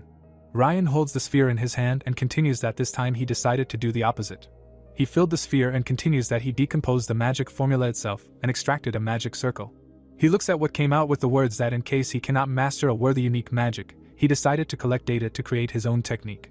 Ryan is sitting among the leaves and thinking that if you apply compression to the mana flow, rotate 7 times and press twice, and asks himself if it would be better to draw a diagram. It is already dark outside. The plot moves forward a few days, where the guy thinks that no matter how busy he is, he cannot deny himself healthy food. Ryan remembers the woman and thinks that it is good, of course, to go to the market near the house, but an agent of the city government works there, and he cannot go to the place where this girl is. He chooses something until someone tells him that they have not seen him for a long time. Ryan looked ahead. Lena is sitting and chewing an apple. The guy looks at her in shock and thinks that this is impossible, and asks if he is such a loser, or if she moved. The guy realizes that things are bad when he remembers her words about his unique mana, while she asks what such a mage is doing here. Ryan thinks that he needs to change the mana pattern as soon as possible, but he is not sure that she remembers him, and he tells her that they really haven't seen each other for a long time. Lena watches in shock. She looks at him and asks if the pattern of his power has changed that much. The girl closes her eyes and notes that it is not so, because she has been very tired lately, so apparently she just imagined it. Ryan holds a bag of onions and replies that it is quite possible and thinks that it is possible to notice such a short moment of change in the pattern and asks if she is that strong. He remembers what happened with the crocodile, where she turned to him, that this time he crossed the line. He looks down and understands that she is strong enough to resist that reptile. You need to be careful with her. Ryan gives her a bill and wishes good sales. She gets up and asks him to stop. The guy turned around when asked what his name is. Ryan clarifies why she is interested, to which she replies that for a level 4 MJ his pattern is too clean and notes that usually people like him, who have a very good base and quickly rise to the top. She smiles and continues that it is quite possible that they will see each other again sometime, so it would be good to get acquainted beforehand. Ryan is stupefied, wondering if she means seeing each other as colleagues or if Lena means he is her prey. Lena looks away and continues that it is not really something she should reveal, but she wants to share, and Ryan asks what she is talking about. The girl looks at him and explains that there is a big audit coming up and in the 40s they will be looking for mages who are trying to cheat on their taxes, in general, work underground. Ryan hears her continue that if he has connections, then he should lay low for a while. She does not know if his name is in the general database, but she should find out if he is doing something like that. Ryan asks her what this general database of hers is. Lena smiles and notes that if he does not know, then there is no need. She is just telling him this because she likes him, and it will be awkward if they meet in such circumstances, and clarifies if she is right. Ryan tensed up and thought it was true because they would run into each other during the test, and it wouldn't end in awkwardness. Lena said her name was Lena. Ryan gave his fake name. The woman smiled and decided to remember his name, to which he responded in kind. She frowned and continued that if he couldn't use the same name the next time they met, he should be prepared. Lena asked if he agreed. Ryan looked at her silently. The guy went about his business and grinned. He walked down the street and said that it looked like he would have to look for another market for his products again. The guy picked up the phone. Jenny lay there and replied that she had received a call from the company and, as expected, they were in a fluster because they couldn't get in touch with him. Ryan looked away and waited for details. The girl continued that the fee was twice the original amount, and it seemed like the company was thinking about what else they could offer him, and asked him to come to their headquarters in a week. The brunette goes saying that he was given more time than he thought, and she clarifies how about developing a strategy for communicating with them, and asks him to drop by her bar when he has time. Against the background of the sky, he agrees. The plot moves to Jenny's bar. Ryan goes inside. He looks around and does not understand what is wrong. Ryan realizes that the atmosphere is different from usual, and it is so quiet. A man is sitting at the counter, and the guy notices that everyone is looking at him warily. The brunette turned to him and says that he finally waited for him. The man asks him if he knows who he is, to which he receives a negative answer and immediately clarifies that from now on he should remember him. He lights up and continues that because of what he did last time, people got hurt. Ryan protects himself with a barrier. Both look at each other. The guy weakens his defense. He waves his hand and asks if he worked with Paul. The man raises his eyebrows and replies that he received investments from him. Ryan smiles and points out that he was selling weapons and asks if he came to him for revenge. The man stands up and says not today. He looks him in the face and explains that he just wants to warn him. The man lights up again and continues that they don't look down on people because of their age and the first time he attacked without knowing the situation and that's why they let him get away. He clenches his fist and continues that if he touches their business again, he should be prepared to pay for it. Ryan looks at him and thinks that it looks like this guy just came here to put pressure on him and only he won't take it that easy. Ryan aims at his stomach. The man looks at him silently. Ryan calmly replies that he hopes he doesn't get it the wrong way. But if they are going to solve the problem in such a dirty way, then his clients won't just sit there either. The man tensed up until the man asked if he thought Paul was so stupid that he couldn't even die normally. They both just look at each other again. The man turns away and agrees to pretend it just didn't happen. The man turns to Jenny and tells her she didn't see anything either, and reminds her that they're not touching her bar just because of her friend's reputation. She stands up as he continues that if she causes problems because of this guy. Jenny looks at him and says that he is scaring her customers and should get the hell out. Beck looks at her with displeasure. He turns to look at Ryan.